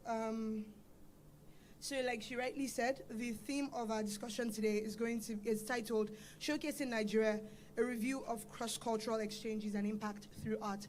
So it sounds very bulky, but don't worry, we'll break it down very soon. And it's supposed to be interactive, so just pay attention. We'll have good conversation, and yeah, enjoy yourself. Okay, so I wrote down a little something just to get us started. So let me just read that, and then we'll get into the conversation. Everyone in this room probably has a story about what their parents wanted them to study while growing up. And I'm sure for most of us here, it's far from where we are now. So can we all just agree that art's to take over? Yeah? Woo! No? No? Okay. It's cool to be a producer now, to be a painter, to be a singer, to be an A&R person, to be a fashion designer, to be a stage actor, a poet, the list goes on. It's nice to see how culture is shifting, and Nigerians who were once fascinated by the Western culture are celebrating homegrown art more now than ever before. We've experienced an influx of international stars in Nigeria over the years. Ciara, Kim Kardashian, Steph London. Heck, Cardi B is coming. How fantastic is that? And that's just to mention a few. So our arts industry has experienced so much growth that others want to identify with us. What a time to be alive. A time when international artists like Chris Brown, Drake, Beyonce, Stormzy want to be associated with the Afrobeat sound. A time when our very own Burna Boy is nominated for a Grammy, and many actually feel like he really has a chance. A time when we're seeing more stage play productions, where streaming platforms have made it easier for artists and poets to get what they deserve in recognition and income. Where songwriting is becoming a more popular phenomenon in Nigeria. The list is honestly endless. So the culture is shifting, and it's exciting to see, and we're going to be talking about that and more this lovely afternoon. So joining me for the conversation once again, so we'll just clap for each person whose name I mentioned. Okay, so we have Jide Taiwo. Woo! Wana Udobang, aka Wana Wana. Wana was rolling her eyes when they were listing out her achievements. And of course, we have, Lord help me, Andrea Jakalia. Lord, I almost did it. But yeah, her name is really complicated. But yeah, so nice to have you guys here. And I'm looking forward to a very exciting conversation because this is art and there's so much to talk about. So I think just to break the ice a little, I'd like each of us to say, okay, do you have the mic? Okay, awesome. So I'd like each of us to say which arm of art that we lean towards. So you could go first, Judy. Mr. Hi, Judy. yeah. Yes, I tend more to music and entertainment, basically. That's it. How about you, Anna? Oh wow, that's a difficult one for me. I'm very heavily involved in literary arts. I also run an archival project called Culture Diaries. So I'm in this sort of nexus of like visual art and music and performance. Yeah. So I think I kind of, but I usually would say I'm more like literary arts and visual arts to a certain extent as well. Awesome. Yeah. How about you, Andrea? And performance. I would say more music and influencer marketing, even though I've worked a lot with, all kinds of talents you can think about in the entertainment industry. Awesome. Okay. So let me start by asking this question, and any of you who wants to go first can feel free. Would you say that the Nigerian art scene has been successful in showcasing Nigeria to the rest of the world, and why? They're pointing at you. Look at them. So how about you go first, Andrea? Because, you do a lot with that, so I think I would like you to go first. I think Nigeria definitely has been successful, especially if you look at Africa and you look at music. Nigeria is probably, the leading country when it comes to exporting music. So yes, they've definitely done a great job at, breaking through with arts. Wana, Jide? Definitely. I think art in itself is soft power. Looking at sort of a lot of our infrastructural breakdowns and the things that have happened in the country, I think art and especially culture have been the particular thing that have gotten sort of diasporic audiences to connect even with their own identities as well. So whether that's with music, whether that's with literature, with people, connecting to their African storytelling roots, whether that's with film, with Nollywood. So I think it's seen, for me, it's about soft power and the influence of that. Awesome. Okay. Yes, indeed. It's done pretty much, especially for kids born in the 90s. And I say that with all sense of respect. It's the music and entertainment that's created, and the arts that's giving us a sort of livelihood. Because you find people that are frustrated, there's no jobs, but you can now, look inwards and see what you can do, and that's what's been carrying us forward. So yeah, it's done great for us. Okay. So let me also ask you this, Jude. Yes, So ma'am. I think a couple of months ago, Aki and Popo, so those two very popular actors, they were trending on social media, and people were like, oh my gosh, it would be so nice if these guys can end up on the Ellen show. That's Ellen DeGeneres' show. And someone then had a different opinion. So some people agreed, and someone was like, why are we so, excited about approval by white people? Why is what we call success, why does it have to be international approval? What do you think should be the yardstick for measuring success? One, I don't think there's any one yardstick. Right. Could be anything. Could be commercial success. Could be critical acclaim. Could be anything. But I don't think it's approval as much as it is validation. Because these are things that it's common to us. We say it every day. I can't pop see finish. But once it's them now. But once you see that there are other audiences that are interested in these things that are yours, you definitely will be excited to share that, hey, that's us now. So I don't think it's approval, so to speak. Aki and Popo does not need any Ellen DeGeneres they are successful already. Right. So being on that show will only say, okay, so this is what we've been doing and this is how the world is seeing it. But do we need people, and I can take you off the hook now and pass you over to 1 hour, Andrea. Do you think we need people abroad to see that before we can then celebrate our own? And I'm saying this because, so we know what happened with Genevieve and the whole Netflix thing. And people were like, someone was like, oh, I'm so glad this happened because now we're going to be forced to, be more indigenous with the movies we're putting out and all that. So almost to say that, again, the people outside are teaching us how to behave. Yeah. So what do you think about that? I mean, I feel like that subject is what underpins it is power that we don't think about, right? So when you're thinking of, it's sort of I don't want to do the whole sort of like think about colonialism in itself, but it's almost like a modern day version of it, right? So when you're thinking of, we often call global, what is global is really just American or Western, essentially. And so it's about these countries who control certain kinds of Western media, and the influence of it and the power of that. So that has to do with their own branding and pushing themselves as this sort of world power, right? So essentially, we often see ourselves that, it's not enough until we are in that space. And so when we're in that space, because Western for us is, global for us is essentially Western, and then we are now seen as like people that are taken seriously.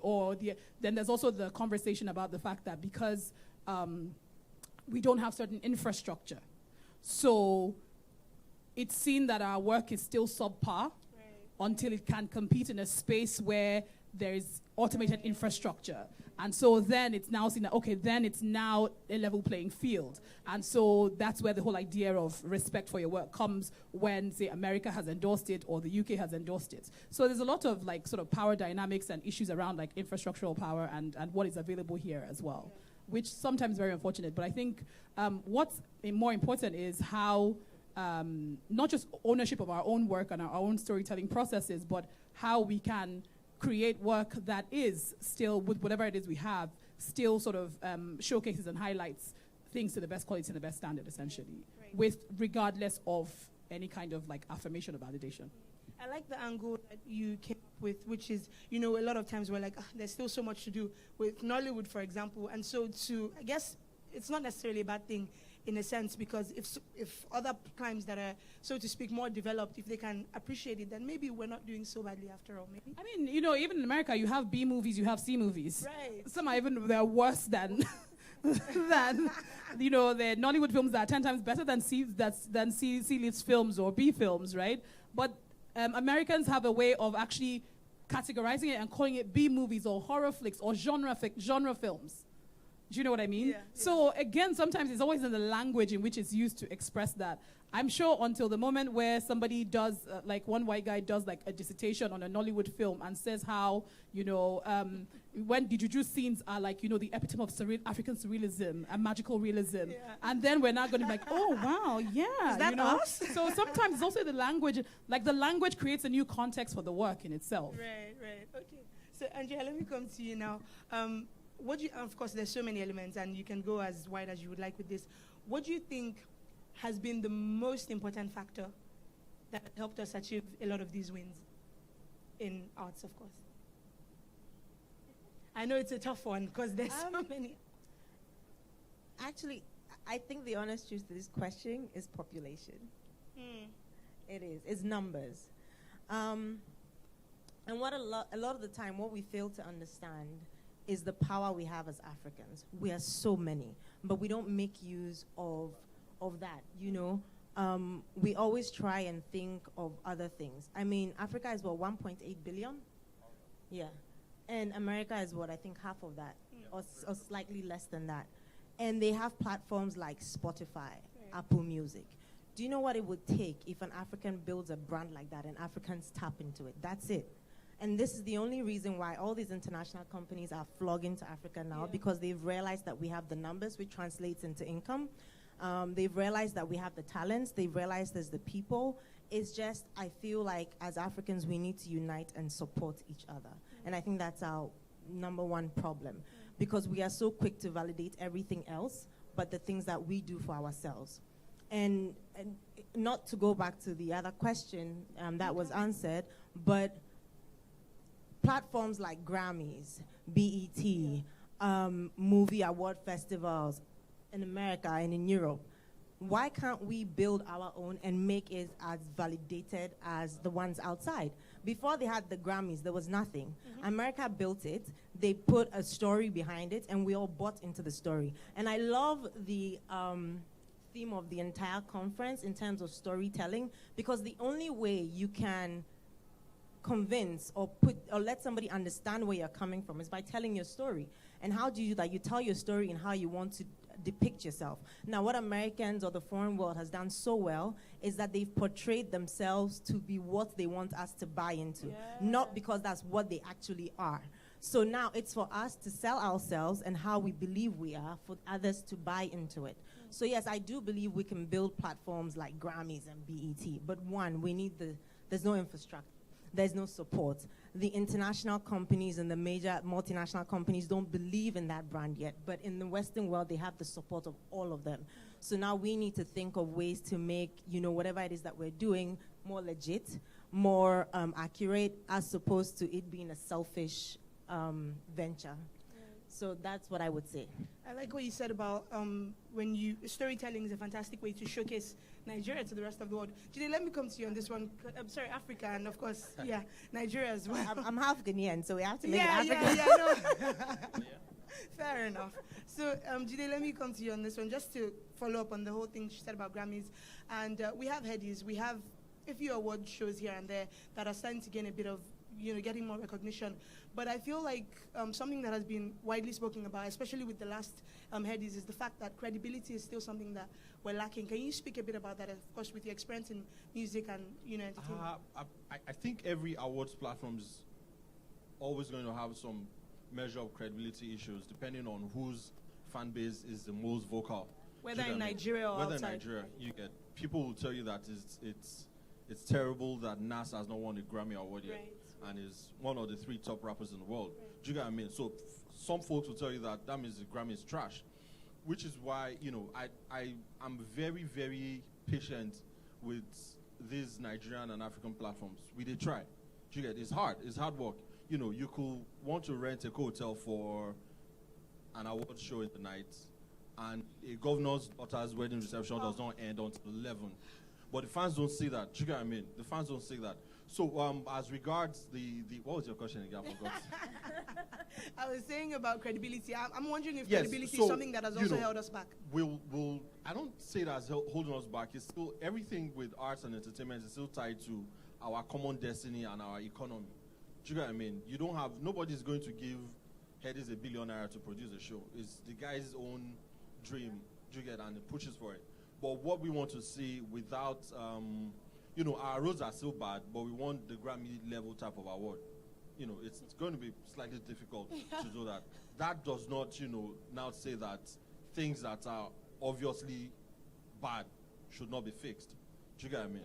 That's what I think. Fair enough. Wana, do you want to say something about this? I feel like you wanted to tell. So I wanted to bring in sort of, as I said, I'm very heavily involved in the literary space. Yeah.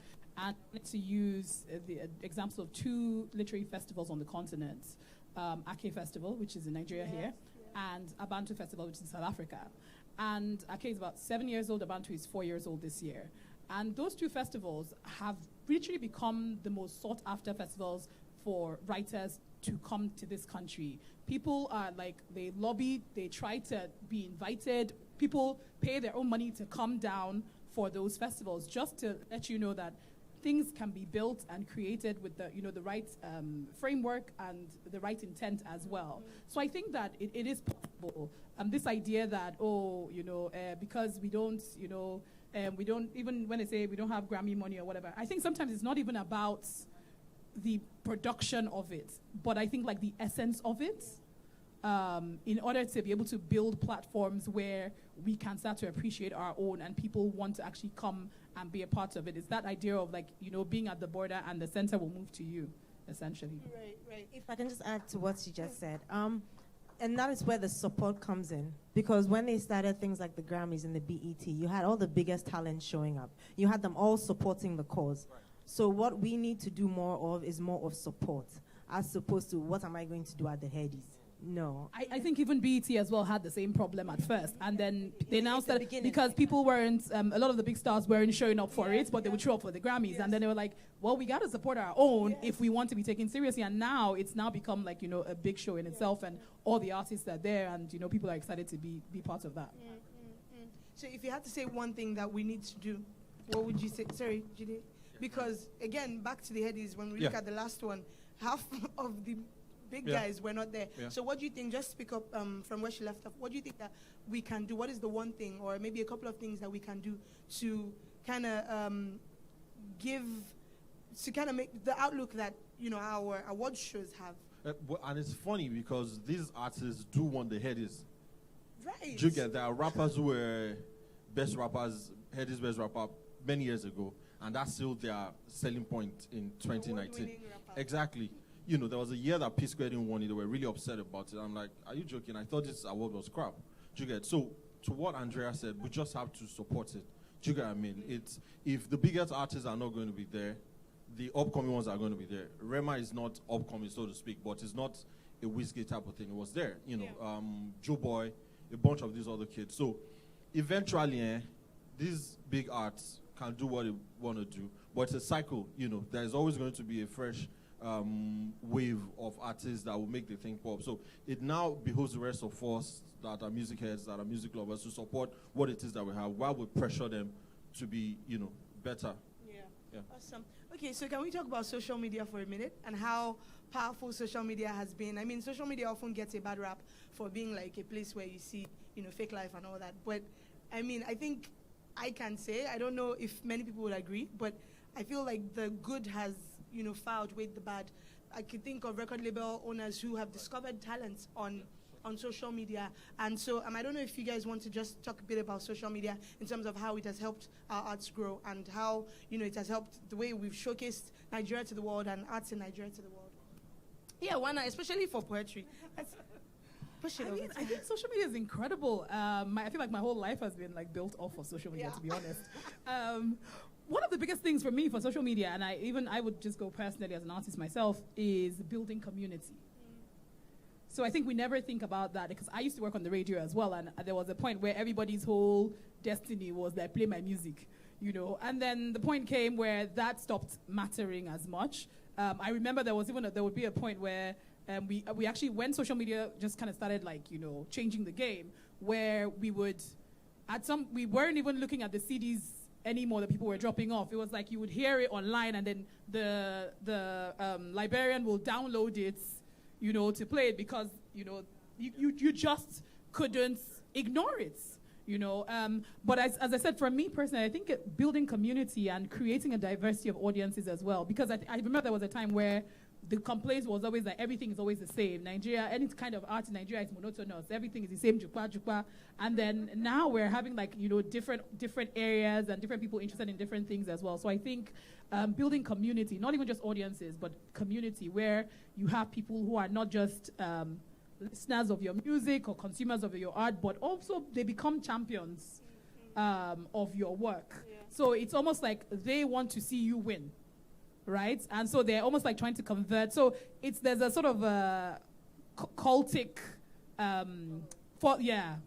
mentality attached to even social media in itself, because it's not just building communities, but these people are also like rooting for you as well. Right. So I think that definitely changes the dynamics and the paradigm in how it is that we consume art. Rooting for you, and it's genuine as well. Yeah, I think so. I think so. Yeah.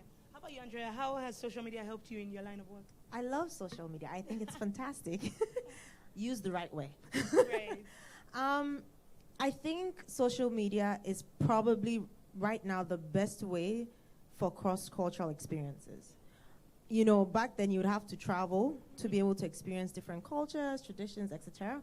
But now you can literally sit at home and experience everything, you know, through social media. So it's a fantastic way for people to exchange ideas, you know, exchange thoughts, music, arts, everything.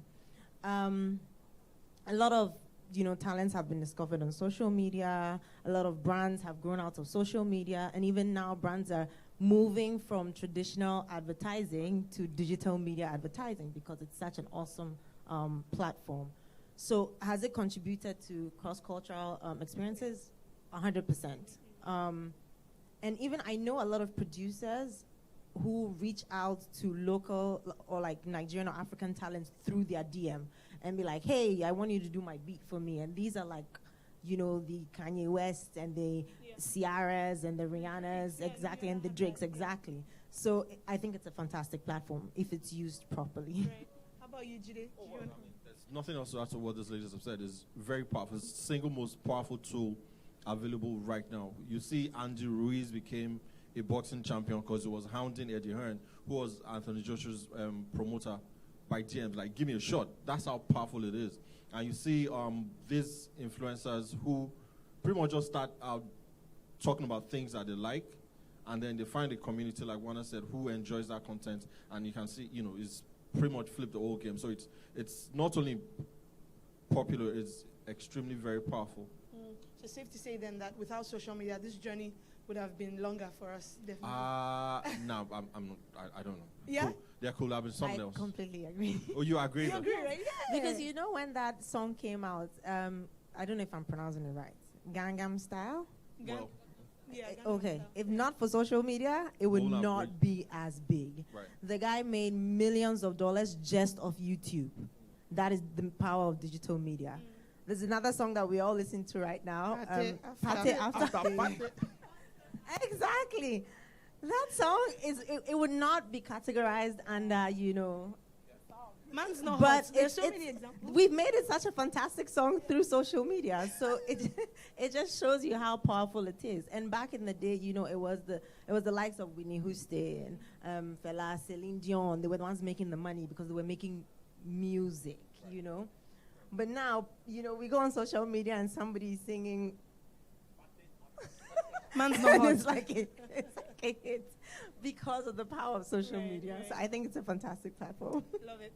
All right, Wana, so let's explore the cross-cultural exchange thing a bit deeper. So for you as, you know, a poet, or the poet side to the many things that you do, what cultures would you say have influenced your craft, your art? In what way? What do you mean? So perhaps growing up, perhaps recently, so taking social media out of it. You know, actually, I mean, I did say that, yeah, social media has been really integral to my career. Well, all my careers, actually, because even film, I make short video work, which is consumed on social media. So I don't make work for like cinema or anything like that. And so with writing as well, I write for international publications, but they are all digital platforms. Yeah. So I feel like my whole life is pretty much on the internet.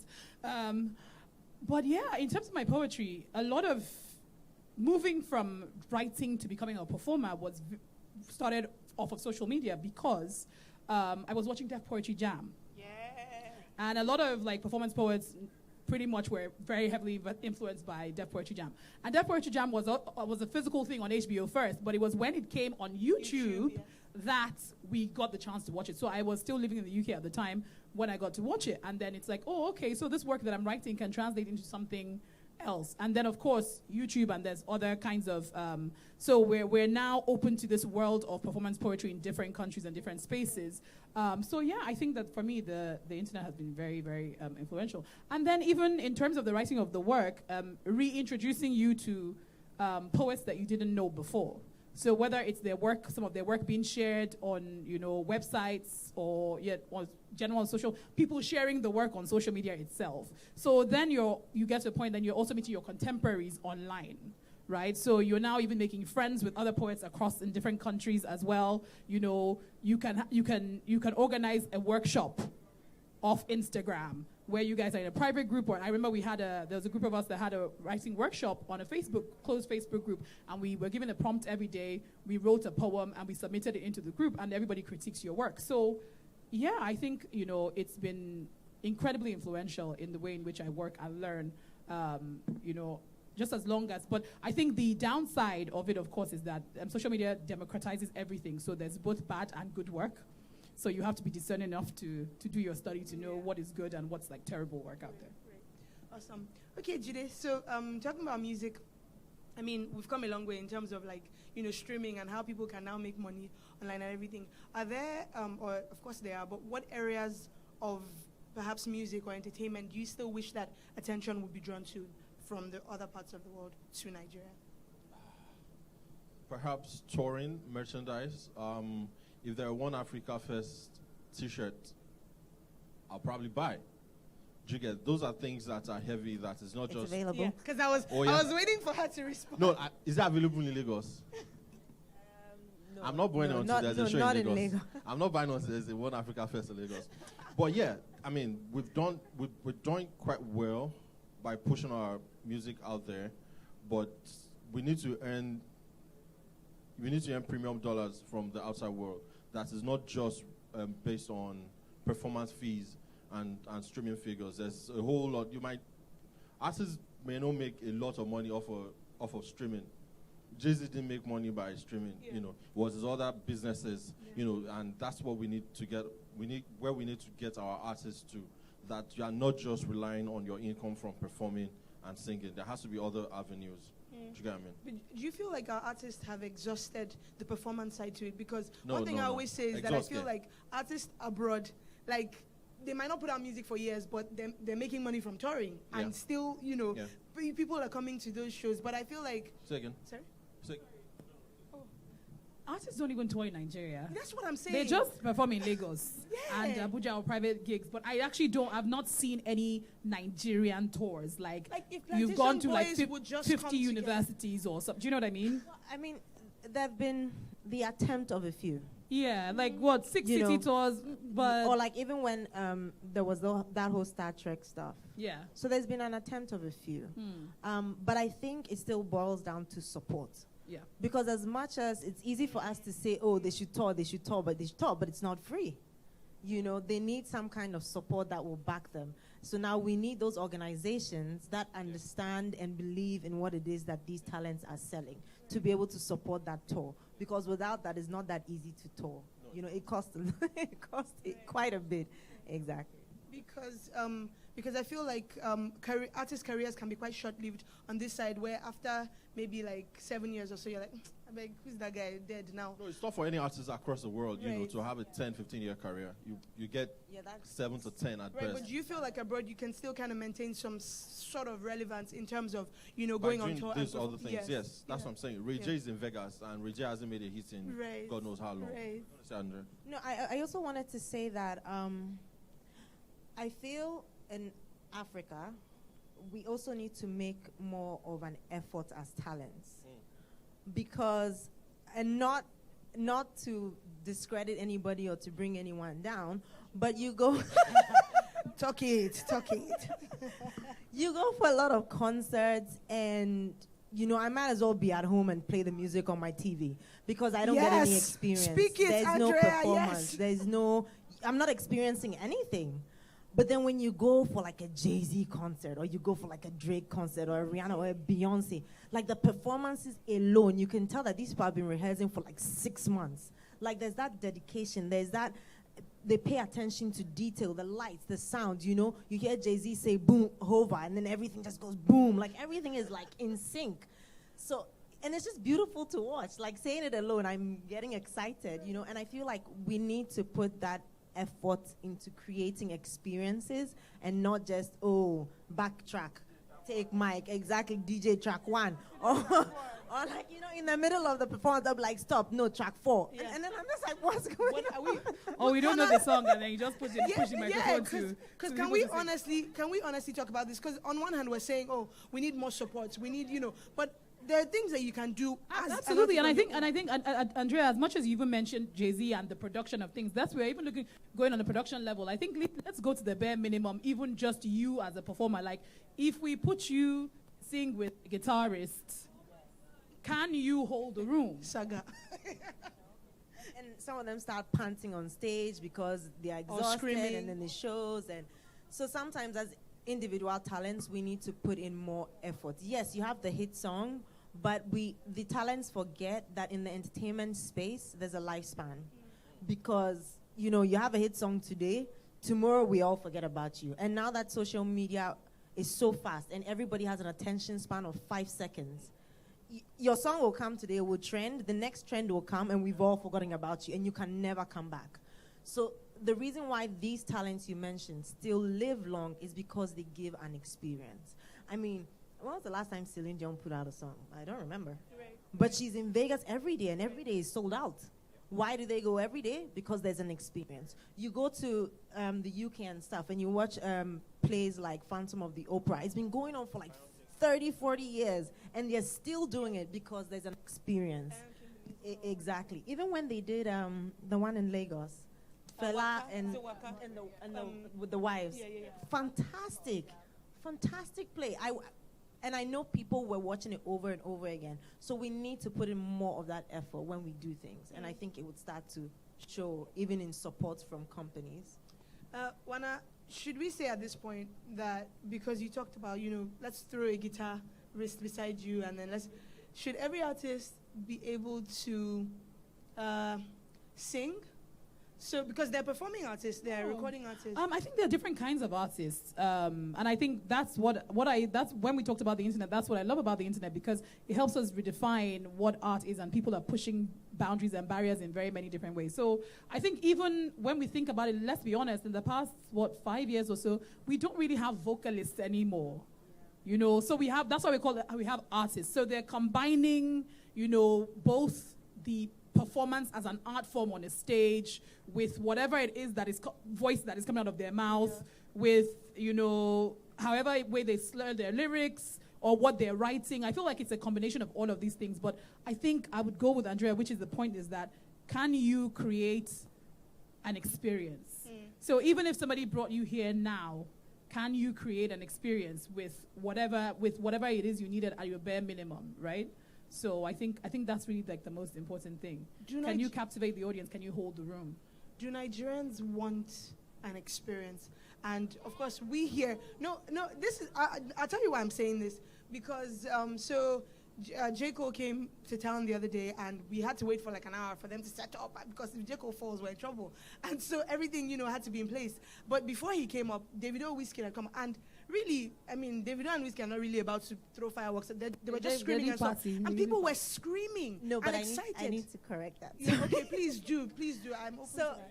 So it's not like you had to wait an hour to set up for J. Cole so he doesn't fall. We don't mind, though. It was more about these people pay a lot of attention to their technical equipment. They pay a lot of attention to their lights and their sound. So before they come, they give you like this whole probably like a 10-page writer of what the lights should be like, what the sound should be like, and a lot of them come with all these high-tech equipment, which a lot of Nigerian artists don't use. Not because they can't use it. Maybe just because it's probably too expensive, maybe because we don't have access to it. I'm not really sure why.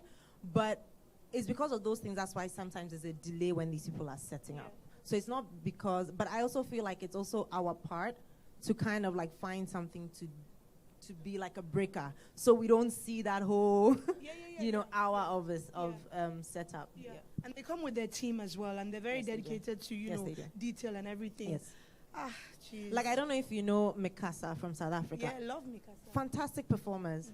But they come with like an entire squad of like all kinds of things, because they know that this is how I want to perform. So it's either you take me this way or I'd rather not perform. So maybe sometimes we also need to stand our ground. Like, I really like the fact that there are some Nigerian talents that now without their band, you can't book them. you have to book them with a band. Yes. You have to book them with their technical rider, all those things. So sometimes we also need to stand our ground and show that without this kind of performance level, I will not perform. Because we are the same people that will be like, oh, just come. And then when I now come and perform, there's a mistake.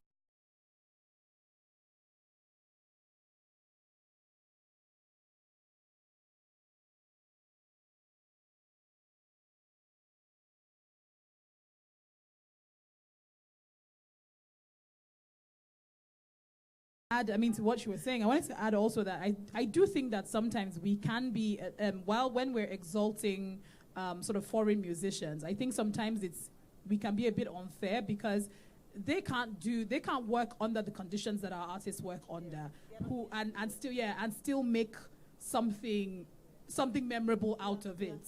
A lot of them would never be able to they wouldn't even know where to start. Even a basic microphone, they're just like, what is this?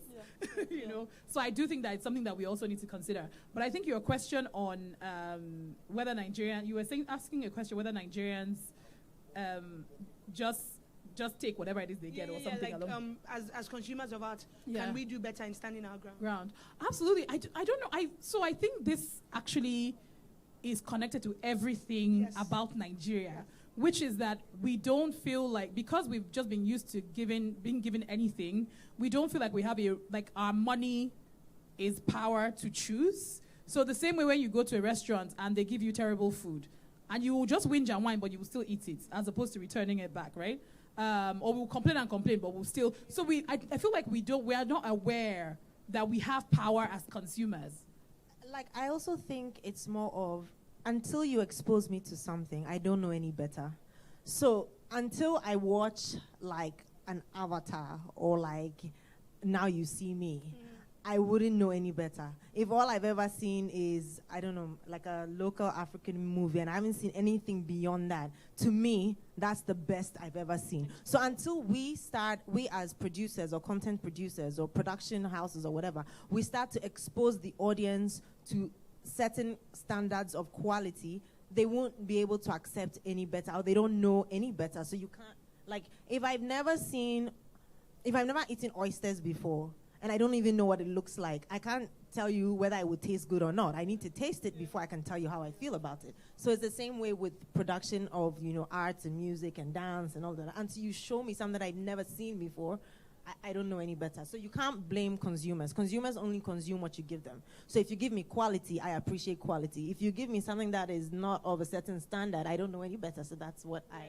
know how to consume. That makes a lot of sense. Okay, so we're out of time. So I think this is just a fantastic place to stop. And of course, we can't exhaust this conversation. So we're only allowed to take 2 questions.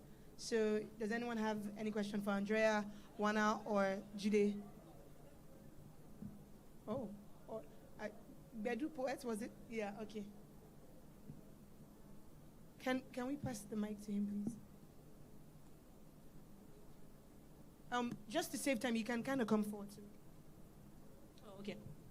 All right, thank you. Nice session. Too white to Bedu Poet. All right, that poet that can make you dance with We will never forget your name at this point. Okay, poetry is something I've been doing for some time now, and the fame has been there, but now what I'm looking at is the money aspect. For some time now, I've been attending some music business seminar to know how things works. And I've been trying to upload my songs on Boomplay because I've come to realize that Boomplay is the in thing for African music, for African artists.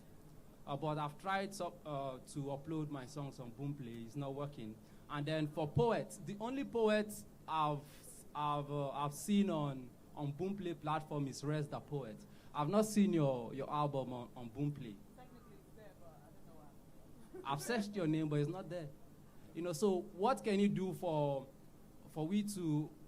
ease to upload our content on Boomplay as poets and also as artists?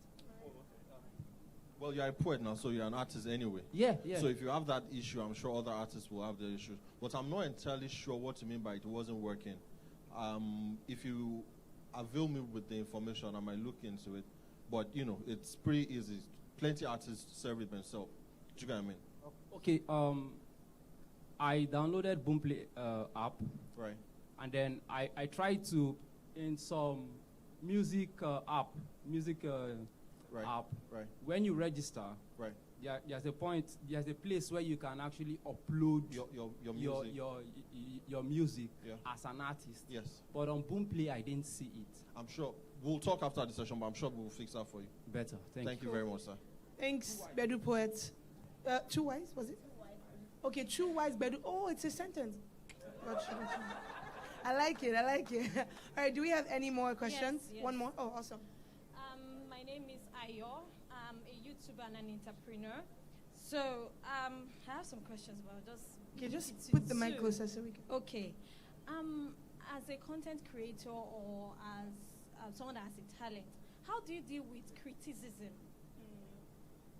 Because sometimes you can, take for instance a singer, you release a song and some people say, your song is boring. If like 2-3 people say your song is boring, then everybody says, oh, your song, you're this. So how do you deal with that? Because that can actually make that person feel like, oh, do I really have this talent, So my second question is... Okay, maybe let's take that one first so they don't forget. Who wants to... I love this question so much. It's so realistic. One is fierce, but I Let feel me like Andrea answer also from wants to. outside of being, a talent. I think in life, anything that you do, people will agree or disagree with you. You just have to follow your dreams, be who you are, do what you want to do, and keep it moving. Because anything you do, the people will like it, people will dislike it. I mean, Beyonce has a huge fan base, and she also has a lot of people that don't like her. I'm sure, Wana, you have people that like you, and there are also some people that disagree with your poetry. You will never, not everybody will like you. Just believe in what you're doing, keep working at it, and focus, let the end goal be your focus. Yeah. I know social media can be very bad when it comes to that. Did you want to quickly? I mean, I think, social media, the applause can be addictive, so you're always wanting that. So this is what I would say to you, like, find your own personal mission statements. So, like, what are the things that are governing what you're doing? Why are you doing it? What are you trying to achieve with it? And then continue until you find the people that understand, till you find your people, right? So you will find your people that understand that. So, you can't create work for everybody. You can create work for people like yourself, or you can decide you want to target certain people. They might not even be like you. You might just say, I want to make work for these people. But I think you need to decide for yourself what it is you're creating, why you're creating it. And I think once you have your own sort of internal mission statement in your head, that continues to be like your compass that guides you in your creative choices as well. So, and once that is done, some people will not like it. Some will like it. It doesn't matter. I think what matters is, are you satisfied with the work that you've created? Yeah. Have you done the necessary learning to get better? And even if you've created and it's not great, the question is, can you get better from it, right? So I think if you can find your selfish reasons to keep growing and doing better, where you're happy and you're satisfied with what you're creating, I think that's the most important thing. And I would just like to add that it's important to have a team of people who you value their opinion. So not just yes people around you, people who can be honest with you and say, okay, is this good work? Can it get better and stuff like that? Okay, my second question is there anything like bad publicity? Because nowadays people put out viral videos or stuffs just to get viral. Talent just to, in the name of talent, just to get viral, just so people can talk about them and people can get to know them. So is there anything like bad publicity to promote a talent? Oh, God. Sure. Not all publicity is good now. Do you get? There are some artists that will not be caught dead doing certain things. Do you get what I mean? That's their own brand, and they cannot go off brand. I think it's an effective but lazy way to get publicity by pulling stunts and all of that. Most Nigerian artists, when they're about to release music now, take down their Instagram posts. That's 2015. Do you get? It's easy, but it happens. Other artists don't need to do that. Do you get? I'm not sure. Anyway, let me not call their name. But yes, there are things like bad publicity. You don't want it. But is there anything wrong with If that's what you want to, and you want to take down all your. Yeah, that's what I'm saying. Now it's boring. Now that's what we were doing in 2015. Right. But then, because we're also moving to a place on social media where people are becoming more woke and starting to allow people just be them. Yes, wokish and some fake woke, but allow people be themselves and stuff. So, if I want to get naked. Yeah, that's what I'm saying. So if that's what you want to do, it's fine. If that's what you do on the normal, it's fine. If you think it's going to get you more eyeballs, nobody's going to shout on Bobrisky not to twerk. That's what she does. I think it's a very personal preference conversation. It's a very personal thing. Yeah. Like Wana said, you figure out what it is you want in life for yourself. You think about what your target is, your mission, your vision, and then based on that, you align with whatever it is you think will get you there. So if you think it's stripping on social media, that's what will get you there. And whether people look at you in a negative light and you don't care, then by all means. It's just that the only disadvantage to this, and which I don't like, is the fact that a lot of younger people look up to all these people on social media and they get confused that this is what I have to do to be able to get here. So that's the only thing I don't like about it, because it now confuses people that without doing this, I can't be popular. So that's the only thing. But otherwise, it's a personal preference as to how I decide to get 1 million followers. Awesome. I believe in being intentional, so I think that whatever choices you're making, you need to, just screw on your brain whilst you're doing it, and so if you want to, go viral for certain reasons, and you feel that all publicity is good publicity, then that's fine.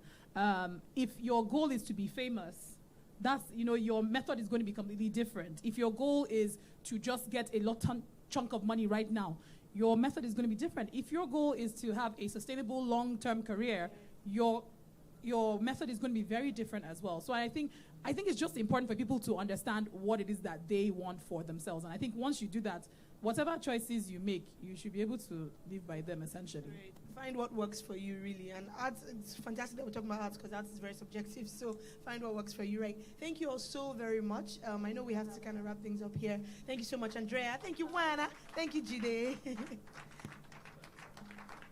And thank you for Ladile. Nobody's Please, can we put our hands together once more for the panel?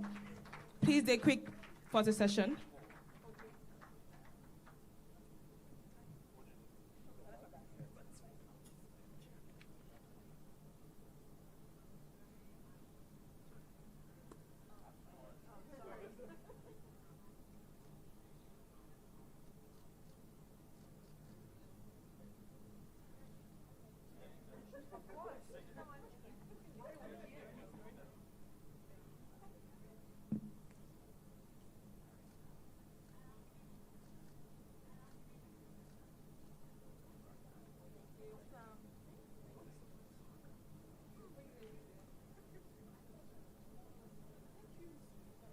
Just in case you haven't gotten Olori Supergirl's book, you can get it. You can place your order and get yours. Right now, I'd like to invite Placard to come and speak to us very quickly.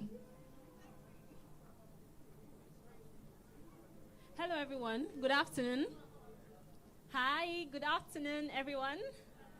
All right, my name is Inyolua, and I work with Placard. Placard is an influencer marketing platform based here in Lagos, Nigeria. From our conversations today, a lot has been said about authenticity in content creation, authenticity in telling the right narratives, and that is what we're all about. Placard is all about connecting individuals who are talented with brands who seek to reach their target audience. So we're right at the back.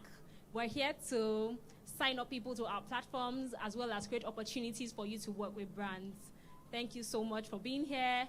We look forward to the great and amazing content that would come out of this event, so to say, from the application of your knowledge from this event. And we look forward to also working with you.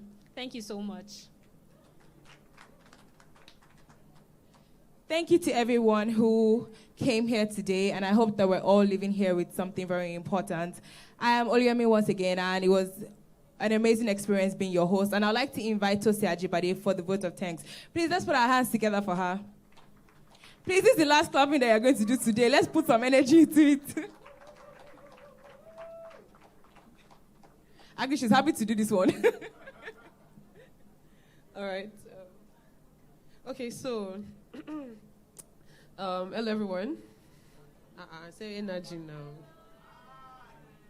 You said energy now. Or should I call Badi Poets? Come and do something for you guys. All right, so first of all, I would like to say thank you to everyone here.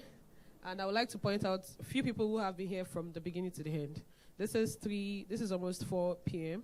And Badi Poets, those two men just right behind you. Can you get their attention? I want to say thank you. I noticed you guys have been here from 8 a.m. or 9 a.m. or so. And to say thank you to everybody who also popped in. I heard traffic was really bad and all of that. Lagos Wahala. And hope you guys didn't use Google Map and FRC didn't catch you.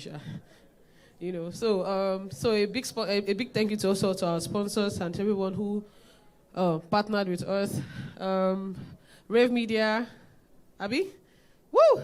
Placard, woo! Wait, where's that list? ID Africa, BHM, Wow Connect. Okay, it's behind me. Okay, Wow Connect, Mirinda, ID Africa, BHM, yes, Placard, and everybody. Just want to say thank you. And we hope to see you next year, 2020. Who's excited to be there in 2020? Definitely plans for 2020, and I hope to see you, and everyone. Tell your friends, tell your family members, and we'll see you 2020. Thank you. God bless. Did I try? Thank you for the support. Oh, yeah, so what we want to do is we want to take like a group picture with everyone who is seated so that we can just have a group picture. Can we all do that, please? Yes, she has been here too since... In short, this was the first person that came here. Oh, my gosh, she just stood up. This was the first person I saw when we were tackling the seat cover. But she came here and she was the first person I saw this morning. Yeah. So thank you so much. God bless. No. Please, let's take a group picture, like everyone. A guy in the red car, please come back.